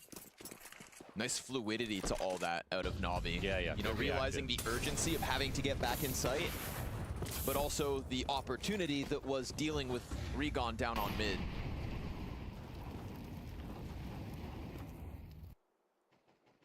Always love a lack of hesitation. This time we're going to see if Bit can get active. Given the daunting task. Regon doesn't seem to know that this is possible, actually. Yeah. Most. I mean, JDC's got Xbox bottom middle, so there's just a timing there that slips through the net for Big. And they can clear upper now with JL, so they're not very back in safe. mid. And Wonderful just going to snatch another frag out of this one. So much like that total shutdown on long A at the start of the gun rounds, this one just getting away from Big too quick. Good response out of the Tabson op. Not every day. Rare sight. And he instantly switches back over to the AK-47. This is where JDC maybe could show some of his X factor. He got the double kill entry out of mid last time. They wanted to split mid B. This time he's going to support on what looks like a cap play, but I don't think they can pull the Alexi rotation in this moment, so they might just be spreading themselves thin. No swing just yet. Yeah, first one's clean enough. How cautious is he about a second player tight up close? Yeah, it's going to catch him off guard. JL, good trade frag. Would have heard the Xbox drops, plural. They got stringy and let him go. So as he tucks into car, the smoke on CT spawn soon to fade, but Crimbo is working up this wall nicely. JL's going to force them to come into the bomb site itself to try to clear him. 7 to the clock, and there goes the bomb. No time to retrieve it. Crimbo can do nothing. Time decides victory here. Nicely done from JL. Give himself a great chance, you know, playing the time over anything else and guaranteeing the round. It's another, situation where, like, Na'Vi do everything right, so it is still a spot where the spacing isn't quite good enough here for Big, and they had a better chance if JDC had a way to refrag the second kill. They just didn't think JL had pulled out of the site too. I'm just staying close mid. And then by the time JL, got back to a spot where they knew he was going to fall back into, they don't even have time to get this kill and go plant. No. Even if he did by the time he dropped off the box, it would have been tight. Crimbo would have had to get the kill himself before Tabson needs to sprint over, and with JL crouching down, he literally doesn't have an angle. Yeah. And he knows they're splitting. So one time out here called for Big. Still a weird scene. Big with no gob B. Yeah, don't like that at all. Just doesn't look right. Ain't right. But I suppose life goes on. It's true. Time waits for no man. wanting to make sure they don't fall victim to a cheeky lower push. Back to back, not gonna happen. Searson, eyes on middle, clips Wonderful's wings, and it's bit into the AWP instead. I'm not complaining. That's the bop.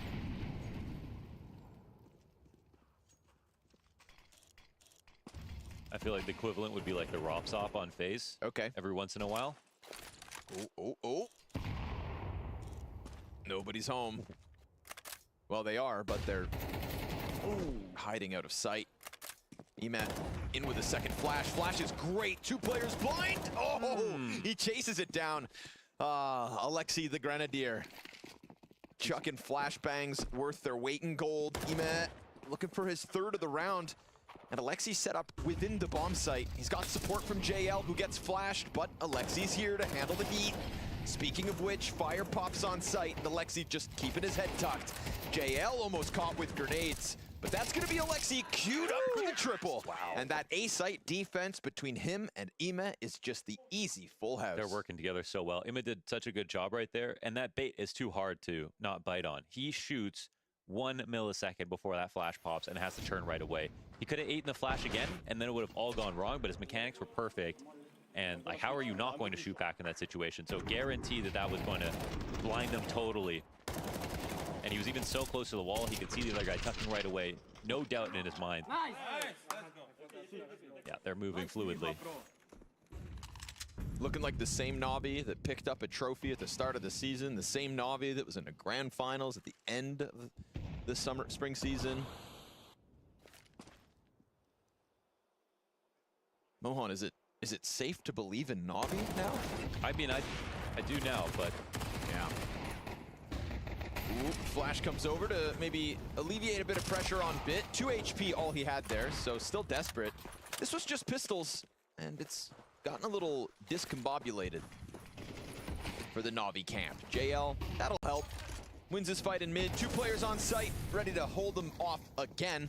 This time, Alexi looking to join forces with Wonderful, who missed the op shot on Tapson. Oof, long arms as he stretches to the AK and fake plants. Deep peek, punished. 8-2 Navi. Can't ask for much more here for Navi. It's just more about what Big can do in response to keep this game close. Scoreline says one thing, and that's very steep game in favor of Navi, but in terms of the quality of play right now for Big, they definitely are lacking a little bit in terms of the cohesion. We've got a very emphatic Tabson on the calls, trying to get everybody organized.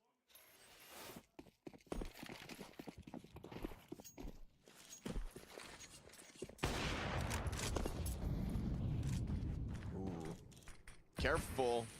You shoot that one shot and Wonderful goes hunting. This double tunnels push can clear that out, then Wonderful's gonna fixate back towards top mid. Has to get off the flash, stuck behind stairs now, but Molotov should help him.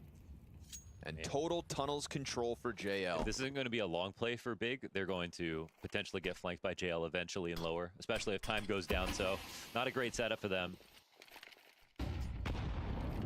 JL has started to get the message, and they're going to try to delay and block on A for a second to give him a chance. Yeah, this is just Navi getting active where there is no resistance, and so proactivity.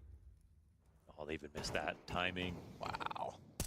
Alexi on high alert. Will drop 1 on long, but he also saw the opper, so 2 confirmed to be towards doors. Wonderful. Oh man, 3 frag. Just head on a silver platter. Bit looking to pick up slack. And while they do climb up Xbox for the fast cat flank, it's smoked. Soon to fade. E-Man looking to get into this. Here's a chance for Big. Players tucked on Goose. Ramp man caught as he jumps up, but still able to get that bomb on site. Could plant, but it's tucked. So it's not going to be on full display for Searson. He holds smoke well enough, and JL to the clutch. Oh, he was ready for that peek, but Searson delays it half a second to give Big 3. Ooh, okay. So JL doesn't see anybody in lower. They're just ahead of that, and it gets a little messy with Wonderful on the site with the op. They really stressed the communication there. I thought that the flank was going to be in time, but also I believe when they missed Alexi crossing the pit, it's like, ooh. Bit on the jump up boxes here with a nade out. He's trying to throw a nade to catwalk when they just walk through smoke. Nice. So Big take a chance timing to push it quietly, and it's worth a round. We go to the final round of the half. The economy of Na'Vi wobbles here in the 12th. Leaves Bit on a pistol, Alexi on a sidearm, and Wonderful will get his duel picked up. He's lost that a couple times to Searson, not here in the final round of the half. Shot rings out, he falls back, Bit gets active as Na'Vi has remained all CT side. Ooh, that smoke sends a message.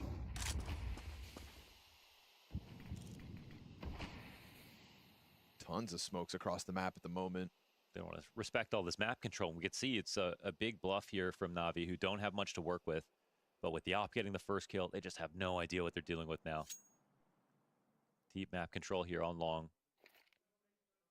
And this puts pressure on the 30-second timing. That's when Bit's going to come out of these doors. If not sooner. Some nades come out, mid-B split taking place, and there goes Bit. So at the very least, rotations. Once he confirms it's not Cat. JL tucks into Humvee. T's have mollies, 3 of them, but they're gonna move in, try to pounce in. 5-7, perfect distraction. Nice shot from Tapson to deal with the M4. 5-7 can't draw another player down, but almost set up the window peak. Still, no stress, no sweat. Man advantage as the bomb's being planted. And as he goes back towards tunnel, Tapson takes a ton of damage. There's the push through door, caught out by Regon. And Tapson turning around in the heat of the battle. Bit just can't get into the mix. And Big may have just sprinkled 2 rounds onto the scoreboard at the very tail end of the half. Office posted on tons, and sure enough, Big come through with the disadvantage to get themselves a 4th.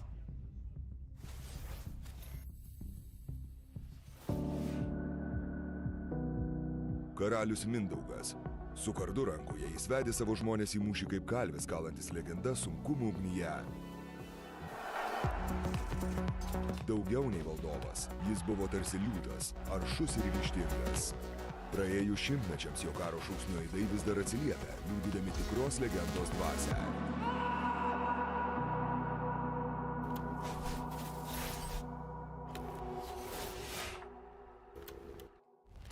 Hi, my name is Justinas Lakavičius, also known as JL, and this is GG Chronicles. Correct? Yeah, perfect. We're in Kaunas, the city where I grew up in. It's a mixture of everything. You have a lot of bad boys. Unfortunately, I spent my time with the bad boys when I was growing up, but now I'm a good boy.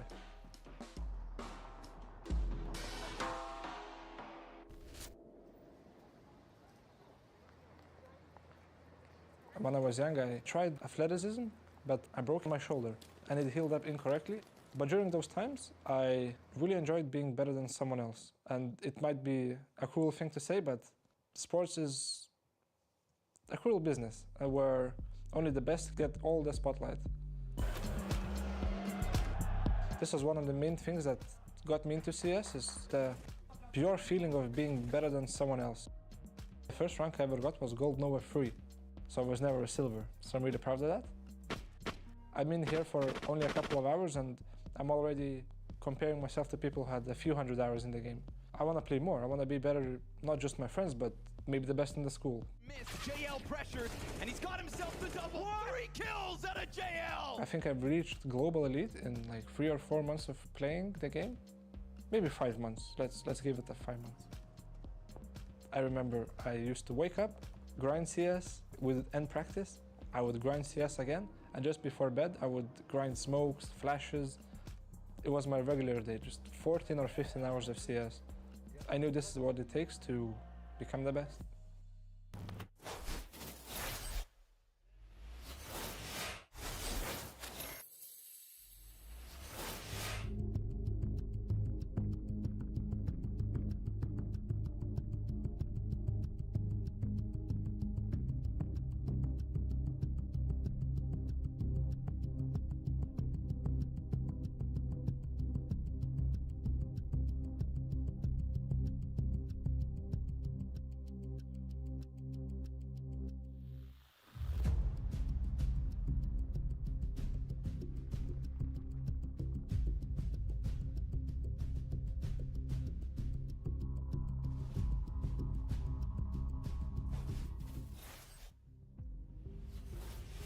Big gonna keep this interesting with the 11th and 12th round added to the tally at the tail end of their T side. Nice little post plant under pressure as well. tabseN flicking ops frantically.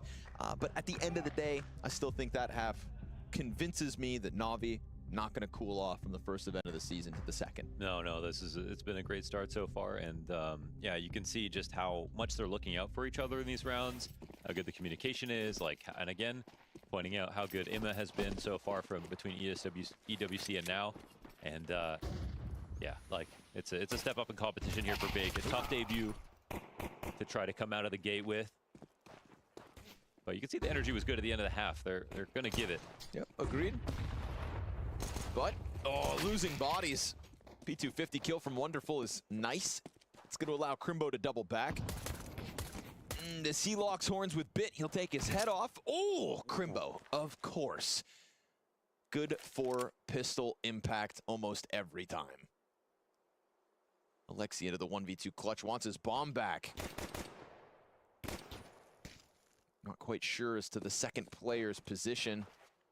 Doesn't know he was actually just fighting Regon and not actually Crimbo. How are you gonna pull this one off, Alexi?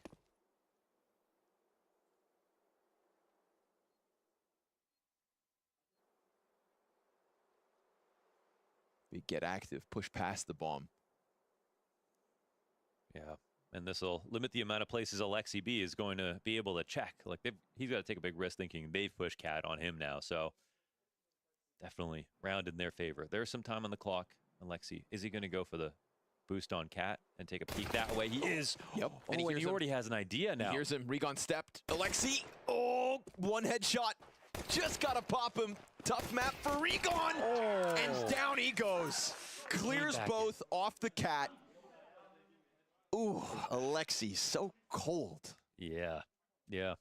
And that was a new way that he could have played the clutch, jumping up, and they decided not to play time right there. They decided to fight him from the catwalk. And Regon kept coming back to the well for this duel after this fight happened, but they weren't ready for the double peak, and Regon certainly wasn't ready for the 1v1.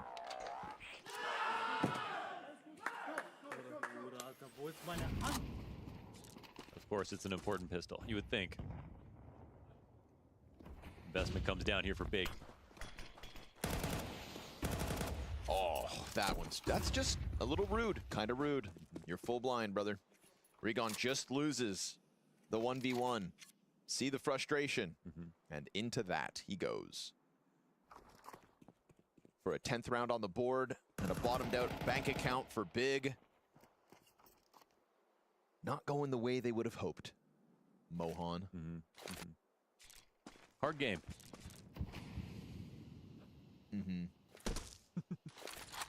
Okay. But there's nothing like a Searson scout. The blue spruce hits the field. And with JDC pushed lower, JL, he's wary of it, but it's Imma with the insta-Galil headshot. We've got Crimbo pressed up MP9. If he could get a multi-frag, that could be it. And he softens up the second, can't manage. Bit gets through with his second of the round. And while Imma is incredibly low here on catwalk, it's going to be the two-player cohort of Na'Vi to work their way up long. Oh, that could have been a collat. That Bit, dude, he is just too tough to deal with right now. 3 frags already. So sharp. 13-9, 14-7 is Imma. Alexi right up there with them, so okay. tabseN gets what he needed. Puts his paws on a rifle and will instantly transition into the long peak. We'll see if he just throws caution to the wind, comes flying around the corner, and maybe catches Wonderful sat on ramp. Nah, he's safe behind boxes, it seems. Now he's thinking about the timing too, so they seem ready for this. And as the contact is Bit's to take, no 4th frag for Bit. tabseN hasn't seen it, hasn't figured this one out, but he's on site. He swings it. tabseN, why not? Just like Alexi in the pistol, couple of IGL clutches back to back. Yeah, another 1v2. That makes up for it. That's a nice one for tabseN. And floating in CT spawn now in those post plants is a new luxury because of the ability to jump up, play a bit more dynamic, but it also created a situation where they couldn't refrag instantly, similar to the Crimbo and Regon 2v1 last round. So nicely done here for tabseN. Nice! Makes the most of that Galil. Nice, Jawohl, Junge, Mann. Krass, Alter, kommt jetzt. And there's that fluent German coming out. It's one of those things where I'm like, you know, it feels like when I first saw Bro and he was speaking Danish, but it almost looked like JKS. Yeah. This is like, is that Regon or is that just some new German guy they found? Yeah. Never heard him speak a word of German. It's like a cheat code, though, to be Swiss, isn't it? Like, if you had a mustache, I'd say it's got to be a clone. But hey, well-earned clutch for Tabson, and it turns it into pistols for Na'Vi, so there goes that T-side momentum.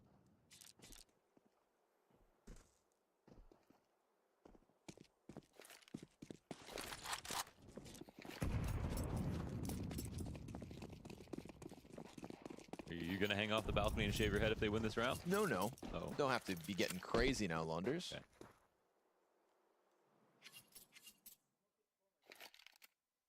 Hang you off the balcony if you're not careful.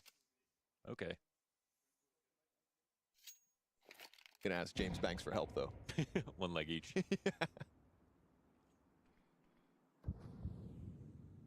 No flash, no smoke for CT Spawn. Very desperate round for Na'Vi. But one where they've actually been given a lot of space to work around the map, so you never know. Yeah, it's been the Dust 2 World Tour here. You know, get past Tabson on ramp. If Searson misses a scout shot, it's scouts after all. Maybe bomb goes down, and if you're planting bomb, oh, take no, what they you start can both get. running. See what I be mean? Careful. Okay, they've got it. Crimbo lines up 2 from ramp. Everybody calm down. Big, take a 6th. Just for a second, they're like, who doesn't mid-B on an eco? We Yeah, don't have right. any vision here. Let's try rotating.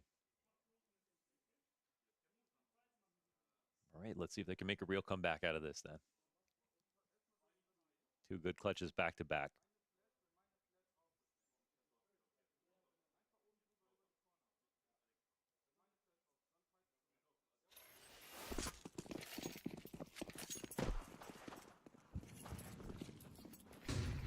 Historically, this has been a one-sided matchup. You know, it's always been Na'Vi beating them, but this was, you know, Na'Vi with Simple on the team. This is a matchup that would just like, it would never be a time where Big could, you know, pull out the victory. 2 very different lineups at this point. So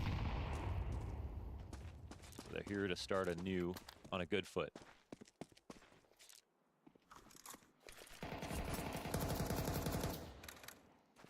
Still a scout for Searson, of course. But he's making it work. Good tag on Bit through the door. If anybody's going to make it work. This is going to put a lot of pressure on this B side. As we just heard, Searson only has a scout.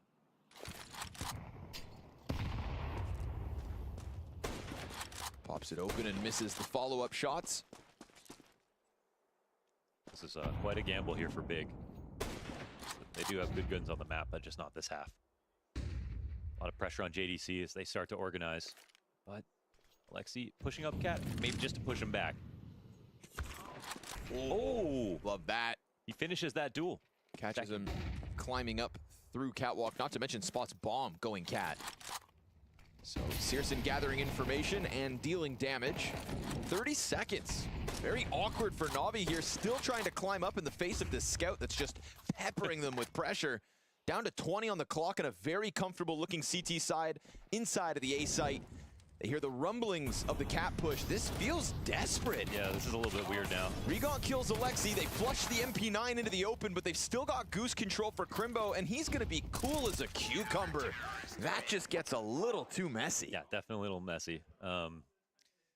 They were just, they couldn't even just get up on the box. Made possible by Searson. Yeah, I think he was just freaking him out. How many bullets did he put through that door frame? Yeah, he actually hit Bit twice, killed him, and they just burned time off the clock. They got really scared of a team that actually didn't have that much to work with, but that's a lot of credit here to Searson for making this possible.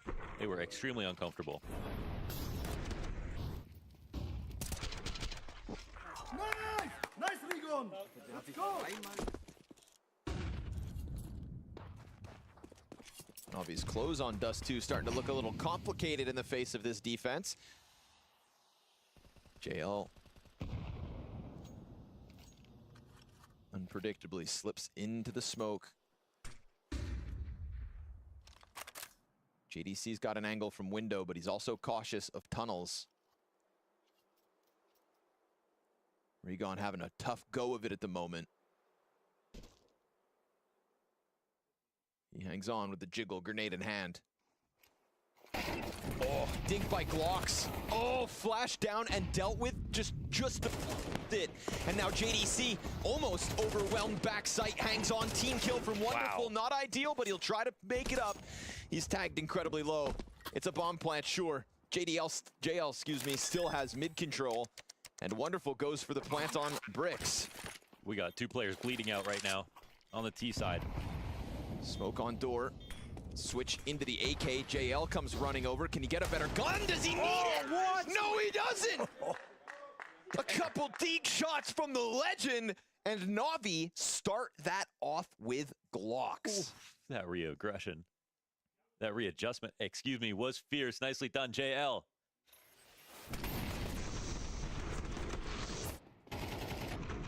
There's a team kill in there from Wonderful. He kills Ema back at the exit of tunnels. Oh!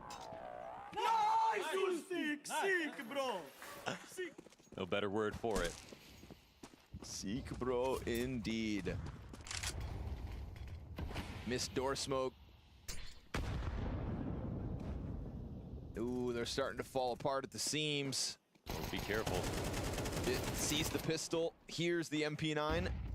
And this is just an open door for the Cap players as far as they're concerned, but you gotta be cautious. Crimbo is the third piece of this A defense and well equipped with Smoke, Molly, M4. Upper tunnels push is an interesting thought, but you see that JL's coming to meet them here. Oh no, he's throwing an empty flash. If they push to see if there's anybody here, they're gonna find out there's nothing. That would have actually been a massive tell if JL didn't leave with a little bit of information. Oh, damn. Oh, okay, Searson overstepping the limit of mid.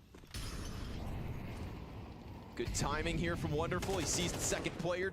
That's taps and dealt with. Okay. Oh, triple with the AK. Who needs an op? Bits passive back on long. Crimbo still one of the M4s in this round. And the bomb's gonna go B now. Looking for impact, and they've got him kept in here, right? Corralled are these A players.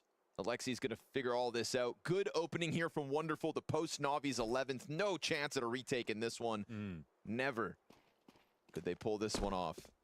Yeah, that's a lost opportunity. It's just that the flash actually gets the op shot out from JL. So he's throwing that flash just to show some presence, to buy some time where they don't push.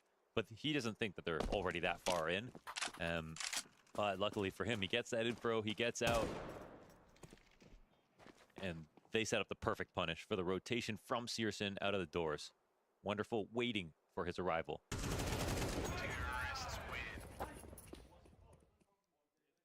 Wonderful just out mid doors, just enough.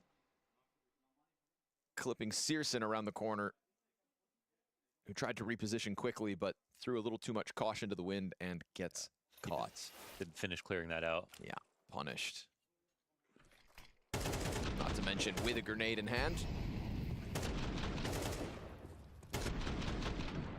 Excellent sequence of frags here from Wonderful. And now Na'Vi standing on victory's doorstep. Just USPs here for Big. It's a big close in that round with the JL double deagle. That's what's primed them to get this 12th with ease. Final player sprinting down Suicide. Bomb's gonna start to head over towards A site. This one's locked in, and we're talking 5 map points, Launders. Sorry, Searson. They're gonna hunt him down like a dog, and he's gonna fight like he's got that dog still in him. Okay, careful. AK in hand, and yeah, all right, they'll swarm him. Deal with that, take 12. It's a 5-round game. It was a little bit of a messy start. There was a couple of off rounds. Good start in the second half after the taps and clutch, but now we're back to Na'Vi just showing they're a little bit better. They lost a big chance with the eco, or like the anti-eco. That was Big's opportunity. Now it's going to be a steep climb. But they knew that this game was going to be hard before they stepped in. No doubt. We are talking about the world's ranked #1 at the moment, and okay, they will charge headstrong into the site, past the op on door, missed chance from Searson. Car player goes down with nothing. JDC dies empty-handed. It's a classic Alexi B. Alexi B, bro. Russia B, bro. Sometimes A, sometimes B, bro. He's got them both in the name. Locks in the lower peak. Prepared for that. Alexi almost closing out with 2 frags himself. Bits got bombed down and all should be good. Ima, he's got a couple frags queued up. 17 HP between the 2 tunnel players. Regon can't even get in from window. Just a simple shutdown here for Na'Vi. It's that half buy that ends up putting them right here on victory lane. Bit up in hand, not able to close it, but he's got teammates with him to set him up. A 13-7 score on Big's map pick. It's a good start to the 2nd season of the year for Na'Vi. No hiccups, no speed bumps. No speed bumps, no hiccups, but it is only 1 map, Cadian. They did win it though. They're looking really good. Yeah, I mean, I think that the game was actually starting to become a little bit tense, but 2 Glocks, Deagle, and a Scout was apparently enough to rattle Big, because they were looking strong on the CT side. They were making some great gambles, I would say, such as the round where 3 of them were deciding to just defend middle and short. No one cared about long. They knew that Na'Vi was not going to walk it out dry. When they won that round convincingly, Crimbo was still lifting Goose. That's when I started to think, okay, there's actually a chance for this comeback. But yeah, Regan getting caught off a little bit off guard in this round afterwards, where he's jiggling with the molly, which is usually a very safe play. But yeah, I don't know exactly how it went wrong. One of the Na'Vi players that gets a lot of flack, and there's lots of question marks and conversations around how maybe he is the one to replace, is Ima. And yet, I think EWC, he was slowly starting to improve. And here, he looked really, really good. I wonder about those combos now. Maybe it just was a little bit of time needed. Yeah. I mean, he was playing very well. You see here in the pistol round, having a lot of impact. And in the first round, when Big decided to do the most obvious call, but also a call that can be very hard to deal with, which is just exploding long straight off the bat, he closed it down with a 4K. So he had a lot of impact early on in this game and was kind of dictating the good beginning of Na'Vi. What do you think of Ima, though, overall in this lineup? I mean, I think a lot of the things that's being said is relatively fair. He had an amazing major. I mean, knocked me out of the semi-final and was, for 1 week, probably the best player in the world, and then he kind of fell off a little bit. But I think also when standing behind them, and you can see here the difference in level, he's starting to frag a bit more, but he's also being set by interviews by Blade and Alexip, and also when standing next to them, you can hear he's very vocal. He's helping with setting up the small plans throughout the rounds, offering flashes, being proactive, and that's a very important thing that you cannot just see by numbers. Another player that came under a little bit of fire with Na'Vi, but again, just phenomenal performance at EWC, coming in here as well and looking at top form is Bits. Yeah, headshot machine. What is there to say? He's been good for a long time. I think, of course, he had a little bit of a drop-off. There was a few weeks, maybe months in the beginning of the international project where I was like, okay, Bit in an international speaking roster is just not going to work. He doesn't have it in him. But boy, did I have to eat my words. He has been so strong, such a fundamental piece to their LAN victories. And he's an amazing player. I think that not many teams have anyone with his aim or his anchoring abilities. And yet again, so many of the community talk about how this Na'Vi lineup isn't strong enough. But the more I see them play, the more I see these pieces. I would argue what we're seeing is just really good players who, yes, maybe aren't pop-off superstars, coming together and doing incredibly well as a team, operating as a unit, and ultimately getting the big results. I know you guys in the production, you as a host, you guys love the community, you love Twitter. Me, I'm more of a fan of Twitch chat, so thank you for the love in Twitch chat, guys. But they're #1 in the world. Like, what more can you expect from them? Like, if you're asking for changes from a team that's #1 in the world, that's won the last major, that was the first in CS2 as well, and they just won another tournament in EWC, like, you guys are sometimes also demanding too much. Not necessarily you specifically, Sam, but some people out there. Can they stay #1? As they are right now when you take a look at Na'Vi? I think for me personally, there's still other teams which is favored to kind of be the #1 throughout a longer period of time. But I think they have shown now that when they hit the groove, when their preparation is right, when they feel motivated and they are set up for success, they can win tournaments, and they have done so multiple times now. We'll move the conversation over to their opponents, of course. Big didn't look so good in the first half, but in the second half, we're able to string some rounds together. What did you think of this Big with the new addition? Yeah, I think Searson had some bright moments. We have been asking for him to step up for a while now, and he had a bit more input. Had some openings with AWP, and they tried to set him up. This was probably not the first game that Rigon was hoping for. 5 kills. He was very animated in some of the clips and in the player cams. Most of it was the celebration of his teammates, which is something that we all remember from these B&E guys as well. You can see here that spreading good energy. And B&E was known for being a roller coaster team. When they were on fire, when things were working well, nobody could stop them. But there was also a lot of times when they didn't string rounds together, where the energy was not that high, and then they were just a completely different team. So he will need to, and Big will need to, set him up to be this kind of motivator, this kind of hype man, but also to be able to lift him up when he has a rough game like he had here. You could see, though, there was a few moments there's lots of celebrations, but there's also a couple of moments where you can see the frustration on his face. He's quite emotive, so we get a chance to see that. Do you think maybe getting a little bit in your head as well? You've come in here, this is the team that you've chosen, there were a couple of opportunities available to you, but this is the route you went, and now you put that own pressure on your shoulders that you need to perform, and then can get stuck in a rut? For sure, but I think also he wants to perform because he knows he's able to. So a little bit of frustration to be seen in these reactions, but I can guarantee you that that is normal reactions you will see with every player when they miss a shot or when they don't have the game they want to have. Before the game started, it was something that I hinted at wanting to chat to you about, and then we couldn't because we were obviously running out of time. But we can bring it up now in the conversation because Rigon mentioned it in interviews that he's going to be changing positions. And this is something whenever a roster happens, there's lots of journalists and people that will sit and they will tell you the positions that people sit on and how this isn't going to work because now we're changing them. They're going from aggressive rifler, they're going to have to be a bit more passive, and there's a lot of pressure put on those positions. As a player, how much of an impact is it when you have to change up those positions? I think there's no clear-cut answer because some players are very adaptive. Like when I started to play with Stown, he was like lurking on all T sides. He was defending Monster on CT overpass, and he was turned into this guy who was playing Connect on Mirage, outside on Nuke, both as a T and a CT, way more dynamic positions. And he transitioned into that because he was willing to. I saw the potential in him adapting to it as well. But we've also seen the cases of other players being so fragile that they can only play this one position.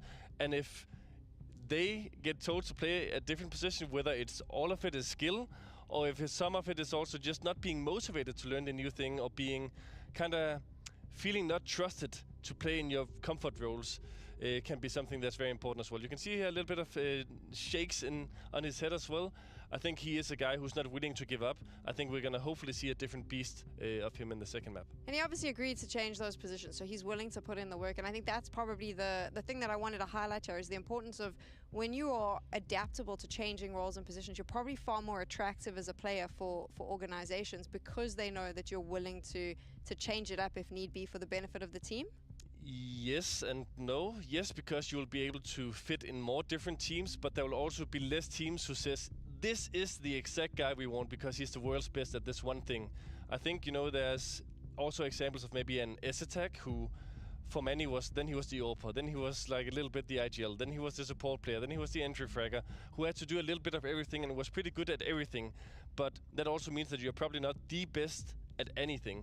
And that's also what we want to see. We want to see, the best anchors in the world in Magisk. We want to see the best orbs in Monacy and stuff like this in roles where they succeed. Thank you for entertaining my mini podcast there. I really appreciate it. We're going to take a quick break. We'll be back right after this.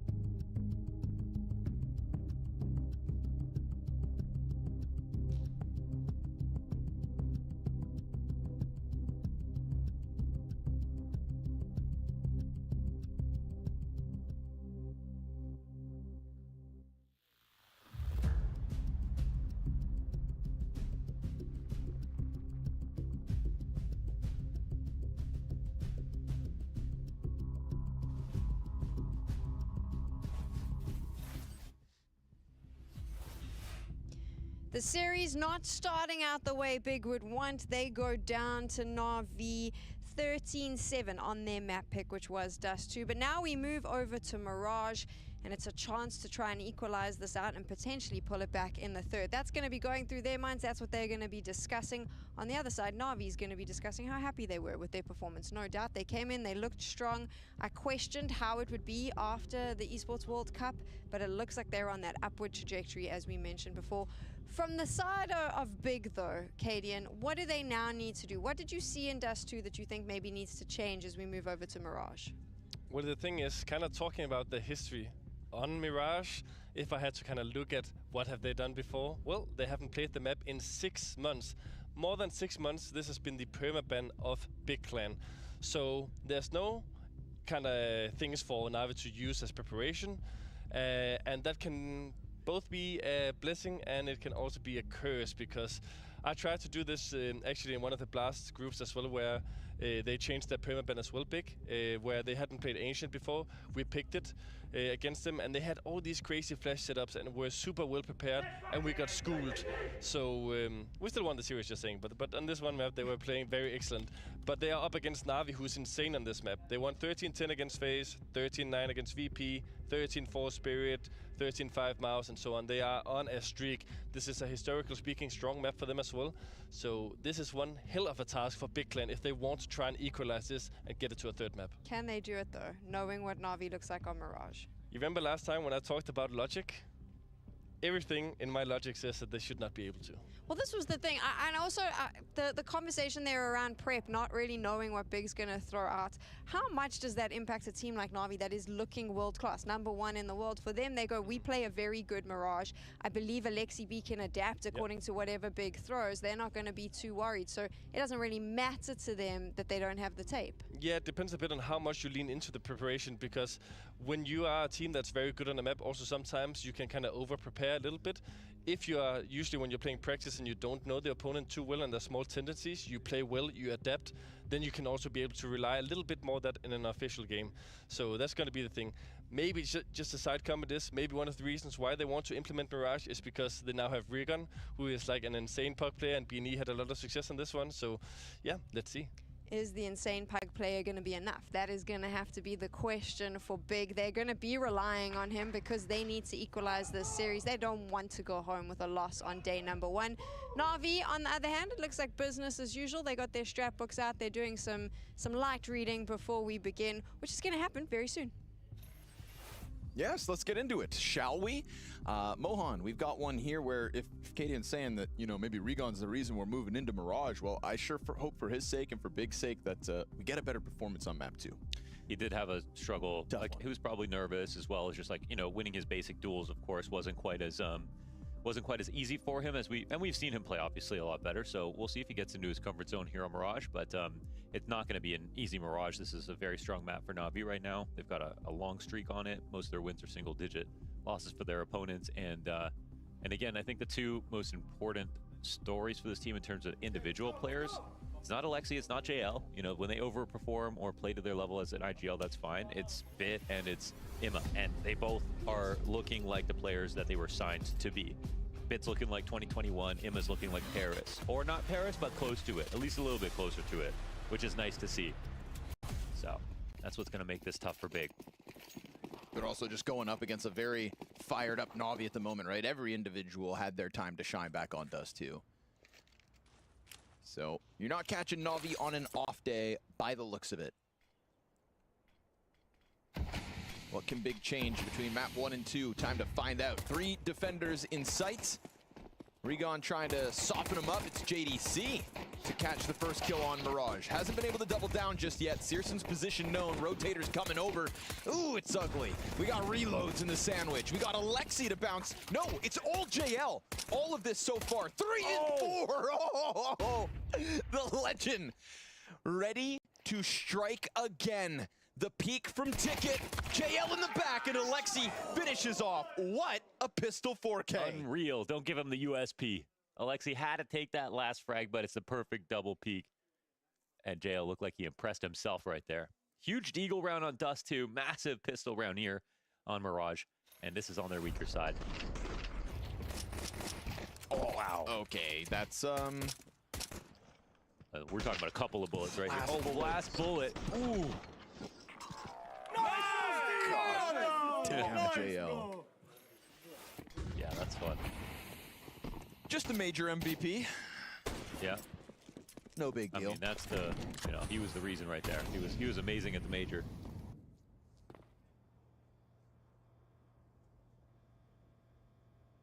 Yep. I could watch him all day long. Regon's got other Nice ideas, though, in the follow-up. Yeah, free little Galil upgrade. Going to take Palace over for free, or could have, but decides to go to site. Oh, okay. It looks like it could be happening. They have an attachment on the MP9 that gives him a little bit more range. A little long barrel, perhaps, you know? Oof. Oh my, what is this? Barely using any ammo here. Okay. The last two pieces are ready to split out onto A. Yeah, 2-on-5 situation. We saw what JL did in that low numbers spot. Good tag. Peek off stairs predicted. JL and Wonderful both sitting at half health. Searson just looking to topple these last two. Surely Big can finish this one off. JL slips out from Palace. Bomb. Ooh, not able to get over. JL looking for something fantastic. Oh my goodness, those MP9s. Yeah, looks like they've got all sorts of extra bells and whistles because those things shot straight. Okay, that's a good kickoff from Regon, who jumped up into Palace, knew exactly where Bit was going to be standing. Look at that. This is... That's like a 3-bullet burst. Yeah. Honestly, when we were watching the major to start off, I was like, MP9's getting nerfed for sure. And to be honest, it hasn't seemed that overpowered in the last few months, but like, there's moments where you're like, God damn, that is a very powerful cheap gun. Mm-hmm. Not bad for a garden hose. Maybe just in the right hands.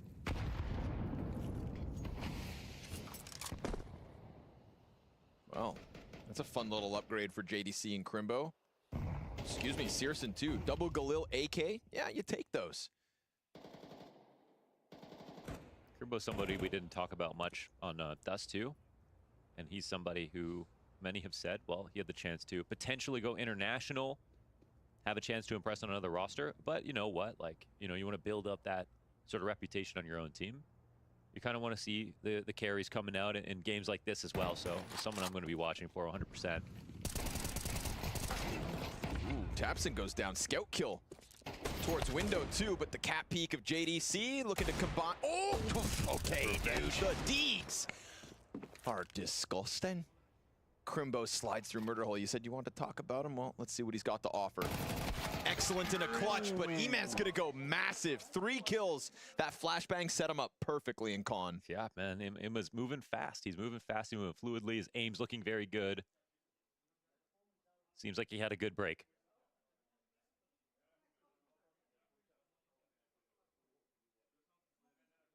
It was always a mystery, switching leadership and then losing, you know, kind of all of his ability. Still keeping a lot of the similar roles. That's a nice sequence.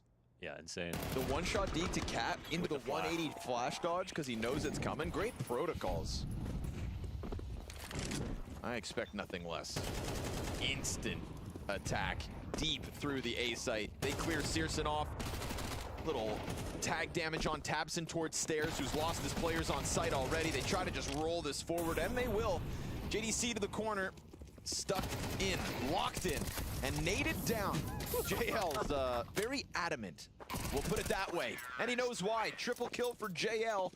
And Na'Vi, a little upset about losing round 2, have bounced right back into the action. Yeah, no kidding. And they're having fun with it. See if Big's got an answer. And they got to catch up here in this first half. It's not going to get any easier when Na'Vi switch over to CT. That's what they're specializing in right now.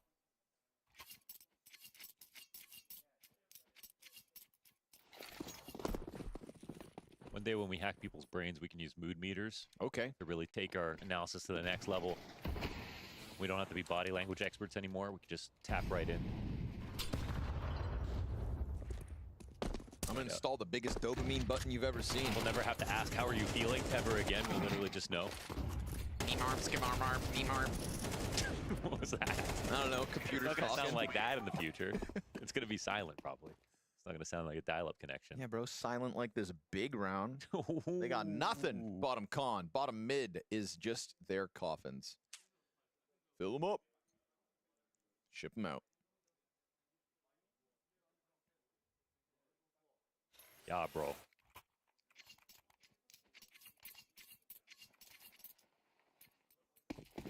Yume's on 8 kills. JL's on 8 kills. And a 4-1 lead for Navi. Back in with the rifles comes big. Nobody defending B out of the gate. JDC supporting middle and now taking up that mantle. But it's okay. They won't be punished for it. Navi set their sights on mid again.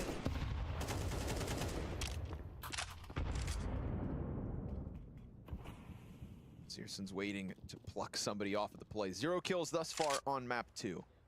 But now he's got the big green to go.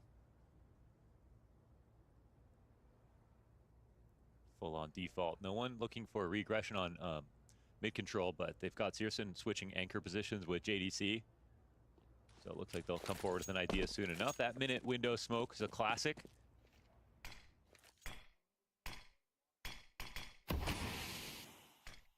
With Alexi B, though, you never know if it's A or B. And here's the tricky smoke. But I think that Big do have a good idea of what could be taking place. Tabson getting into position. Oh, but he's out of it. Nice response from Crimbo. Diving Palace gets away from the ramp follow-up. JDC looking to lock horns. He's also got support. No, excuse me. It's the other way around. Ime taking up through window. Drops him. So Crimbo has to get stuck into the Palace. Searson cautious about the deep ticket peak because there's no control on the A site. And Navi, they just spread off the bomb plant. We go 1 jungle, 1 ramp, 1 ticket, and Big concede. Gotta get out of there. That's a very clean split. And that was with the material that Big needed to stop that. Tabsid came through the connector smoke just so that they weren't too claustrophobic in the site. It wasn't a bad thing to do. But his aim was so good. I mean, he didn't even have a chance to shoot back. That would have been a nice early warning system. They would have confirmed it was a connector split, and they would have had the extra player on A. You know, the opening kill went their way, but oh, that wasn't the case. Searson goes down at the end of the round 2. Oof, from bad to worse. That's the cleanest one so far. Alexi, that was sharp too. Just a few bullets, takes his head off, and that's the kind of round that makes Blade smile. You know, like a nice default like that. This is where everything goes wrong. Shirley Blade posted something on Instagram when they lifted the trophy in Riyadh. Yeah, it was. We were all, I think, in unison waiting for the Instagram post with him holding the trophy, but because it's the only thing he posts, correct? It's the only thing he posts, which is just the best piece of Blade lore that you could ask. It's a hell of a standard to hold yourself to. Yeah, I mean, you might end up with 1 post or something if you're not good enough, but not Blade. Not Blade. He just keeps on winning. Hey guys, just check it in. Oh, come on. This one's the best one yet. Oh, I'm sold. Also, that interview where he came out saying he's just so proud of all the work everybody's been putting in. And that work is clearly paying off. Navi just playing some incredibly clean Counter-Strike. I love, of course, that Blade gets his hands on Alexi at this point in Alexi's career, and next thing you know, they're winning majors out of nowhere. What was it? The lowest odds of any team in the Copenhagen playoffs to be predicted to win? Yeah, of any of the playoff teams, they had the lowest odds of being able to pull that win out. Yoink. Yoink. They did make a miracle happen, and it was pretty damn special. Player in sight. A little bit of turbulence once they hit the B site, but it's still 3 up, and it's 5 in a row. We got Navi on fire in their map pick, making mincemeat of the schnitzels.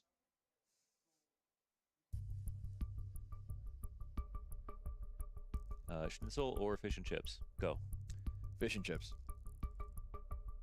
And frosted cornflakes or Captain Crunch? Captain Crunch, but I wish it didn't cut the roof of your mouth.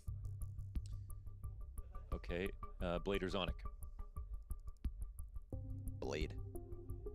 Oh, Blade. Easy to say now, of course. It is. Very brave of you, Connor. Well, should have asked me 9 months ago. Or 4 years ago.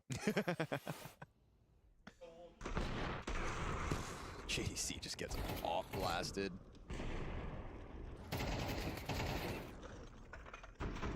Can't do much. There was only the one saved gun. If only that op on Searson was able to move forward, maybe you got a better chance. 6-1 T-side. Lava boom. It's real quick, too. Some of these rounds have been rapido presto from Na'Vi. There's that op we want back in the hands of Searson. 2 kills deep in the map.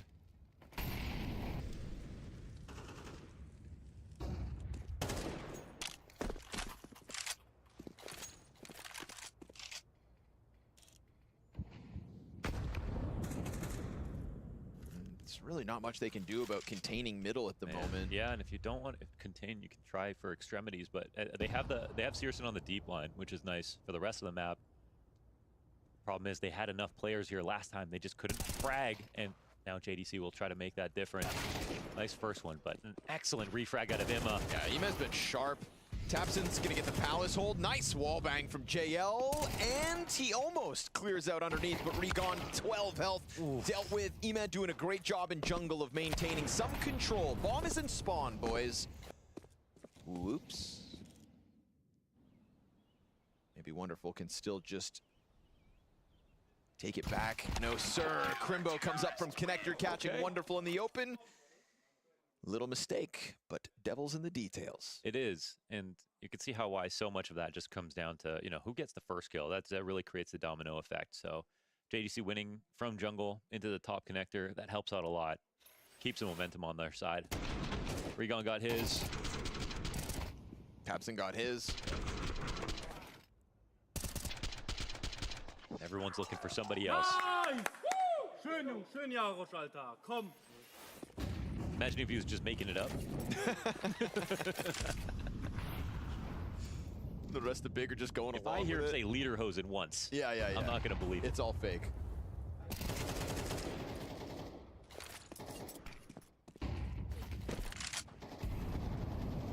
Vid looking for a little more, huh? Already out ramp. Searson's had to push through Palace. Oh, Alexi almost doubling down the player top. Tetris denied. Taps it. Nicely done with the double. His back is exposed. Searson covers out from Palace. Down, he's dropped in jungle. They know the Opera's out here in the Palace, and so they just try to get away. Wonderful. Quick moves into the window. Looking for the murder hole. How fast is this kid moving? Yeah. Zippity zooting his way over towards that B site. JL sticks around and clears the board. Searson is desperate to move over. I swear, I would have loved to see the movement from Wonderful. I feel like he had rollerblades on, Launders. Yeah, no kidding. JL just sits there and waits. Perfect play after the trades, yeah. You think Germans rollerblade? I heard it's coming back in Poland, actually, that people are rollerblading around. And honestly, in Toronto, people have been picking up a lot more rollerblades lately. Because they've improved the technology of putting the rollerblade on faster, so it's less cumbersome. Okay, easier to slip on. Yeah, which was a big problem when we were younger. Sure. Have they fixed the problem of uneven roads? I guess it depends where you are. You know? Oh, yes, the Deagles have been so good tonight. Regon's going to throw himself into that pot, but man, advantage, big. This was a pretty bad buy, and it's still getting cleared away. It's Crimbo's chance. Another clutch attempt queued up. He just got spotted, and he gets swept away. Eman with the triple kill. But how fast are these rounds, man? Are we getting, what, we got places to go, boys? I know, I What's swear. going on? And it's just that they're all looking out for each other. That's what's standing out the most to me with this Na'Vi right now. They're on the same page. When they go fast, they're together, so. It's kind of feeling like what Astralis we're bringing to the table this week. Yeah, sure. But like even better. In the more like creative situations, less like more out of prep situations, they still know what the reactions are. And for that, I definitely want to give the Imma some credit because I think that's where he's impressed the most so far today. I mean, this guy's 16 and 6, dude. Between him and JL, 29 frags.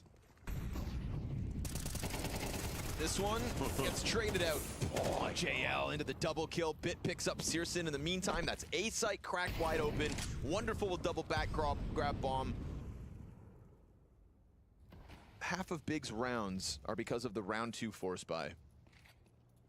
I mean, talk about commandeering the ship. Movement in B. Oh, poor guy. See you, Crimbo. Ow. Nice knowing you. A bomb did get stuck in connector for the time being. JDC, if he can jump on JL's exit. Just wanted to pick up some utility that was left over. I like the timing. Yeah, that's a good smoke actually for Winnable. JDC. Oh, he got spotted. Yeah. Yeah. Na'Vi might be the best team in the world. It might not just be HLTV #1, but maybe. What? Where are they on Valve's ranking actually? Let's go check. Got to get the update on everything now.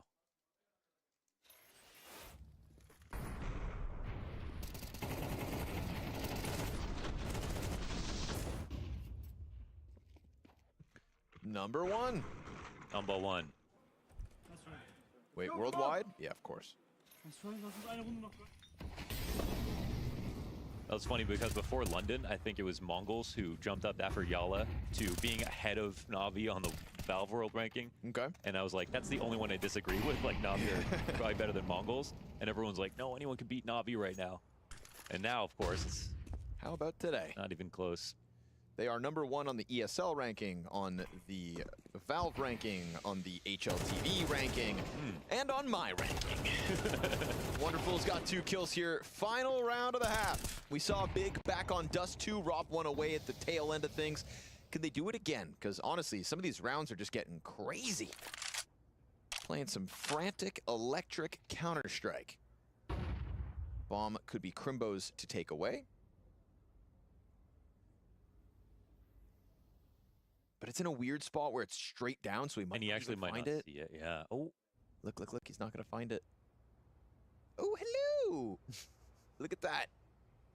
Still, just an MP9. It's like, wish I had a better gun for this, but he could find the perfect time to swing out. 38 seconds. Bit is nice and far away from this with 100 health. 30 seconds. Why not? It's actually kind of hard for Crimbo to like not fight in this situation. See if he slows him down. See if Bit just rips the head off. 15 seconds. Gotta chase him.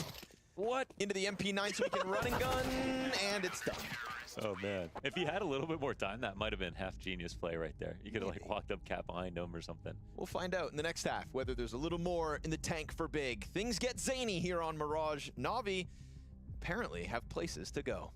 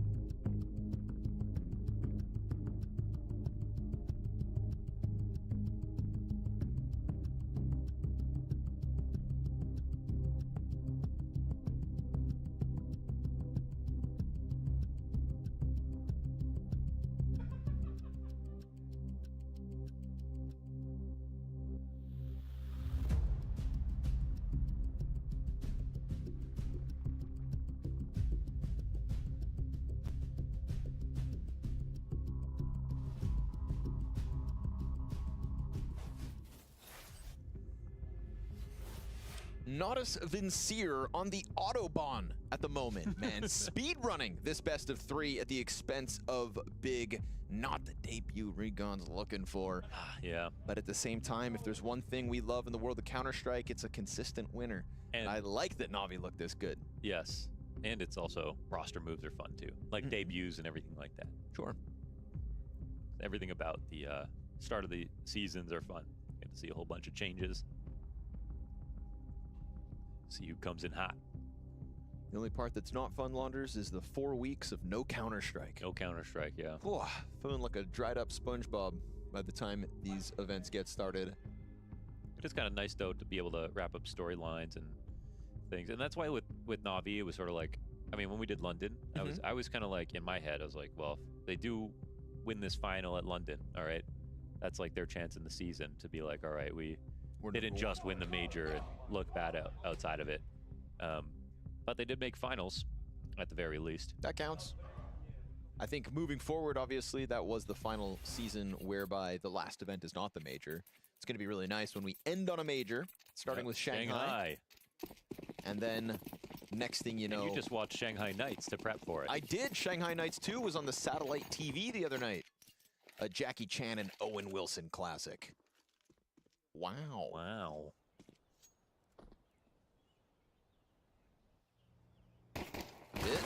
Nicely done. Oh, no. Careful, boys. Stepping into them deadly Berettas. An immediate scramble out of Na'Vi to try and get some more defense inside sight. It was really just Bit ahead of the smokes. Now they'll need to lean back on Ticket. Wonderful, propped up by a teammate behind him. Ima trying to press through the smoke, takes a stray to the face. JL spams from jungle. Alexi's got a double, and it is Crimbo back to the clutch. And look at the map that JL's having, as well as 18 and 6. Huge first pistol, another key shot. And Crimbo in the clutch, Crimbo. But he left bomb. We need a clutch. Yes, he did leave the bomb. And because they see this, they're going to give him a chance, but it's JL with his second. 2 each here between him and Alexi B. Another great pistol round out of JL.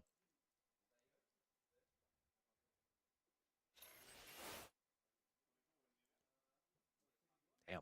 Well, this might be a bridge too far. Alexi, the second one. Searson hits the deck.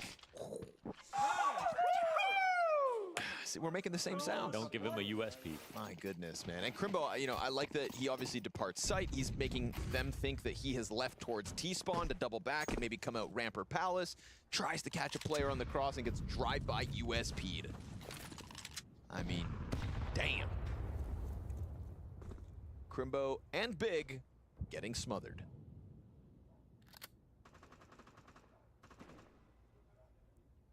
Why is JL the only one smiling on the minimap? Well, the other ones they got smirks, you know? It's like a little... But JL doesn't half-ass smiles, Mohan. It's always a good time. And honestly, really riding the high, I think, of the major. He's been creating content. He's been streaming regularly. And but go back to London. I mean, you know, we always talk about how major champions get so many fans. You know, for the people who don't watch the tournaments all season long, suddenly you're like, oh yeah, I want to cheer for the best, and the best seems to be Na'Vi. He was the biggest individual player to be cheered in London. In London, yeah. Even when Mezzi was on stage. Yes, even when Mezzi was on stage. Even outdoing Alexi B, who's obviously a fan favorite. I think he's really kind of grabbing this opportunity with both hands and making the most of it and making a lot more fans and interacting with as many as he can, pushing out content and streams, and it's commendable because at the same time as you're doing all of that, you're also just going to dominate big like it's nothing, and you're still in grand finals and winning events. 20 and 6, just living, breathing, loving Counter-Strike. It's Bit all alone. They're okay. I mean, they can do no wrong. Bit dives back down the ladder, swings with the MP9, and he's got wonderful to tether off of. Good double kill from Crimbo. And it's an Ema flying M4. Jesus. Because Na'Vi are just having fun. They are. Not much behind that. Hard team to play against. Would love to see Na'Vi versus basically, you know, all their stiffest competition. It was, yeah, I don't know. Excuse me? It sent the message. Excuse me?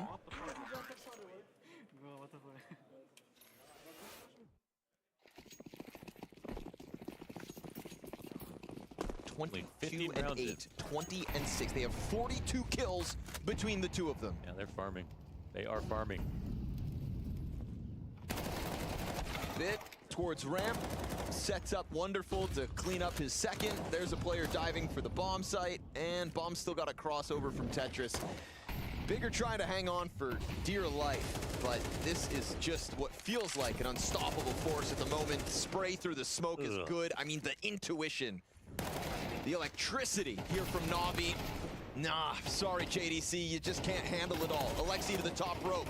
Crimbo to another clutch attempt to try and keep big in this. And with how crazy Na'Vi are playing, that's when you slip up and give away the 1v3. So we'll see if Crimbo can put them on ice for at least a couple more rounds. Big reposition here coming from Ema. He goes towards Cat instead to get a deep angle. Bomb plant reconfirms as he comes all the way back around window. So they're looking for the trade. The two stars of the Na'Vi show right now are in an attempt to cool off Crimbo. Tucks on garbage. They're wary of Ticket. The smoke is going to be really annoying, but it lands on the site. Yep. Gonna try to deny him. Neither of them have a kit, but there is one in sight, and they have no sweat on their brow all map long. This is a master of a mirage here from Na'Vi, a 2-0 win over Big, and a debut that some were hyped for, but just simply can't stand up in the face of the undeniably ranked #1 team in the world right now. I mean, talk about fluid Counter-Strike. Fluid Counter-Strike is what Swanee Na'Vi из described Ягаме here. Let's 2-0 just recap. сюда. This is a team that won the major. They came second in the Так, spring чат. finals. They have just won the esports Сегодня World уже Cup. They был are подольше ranked стрим, number one то in есть the world. And завтра я не despite стримлю. that, we continue Virtus to Pro put против question Liquid marks я уже above сам their heads. досмотрю. They have arrived Завтра я не here стримлю. at the Blast Premier Послезавтра начинаются матчи крутые, и завтра все матчи вот эти, послезавтра точнее, плей-офф, крутые матчи буду стримить. Всем пока.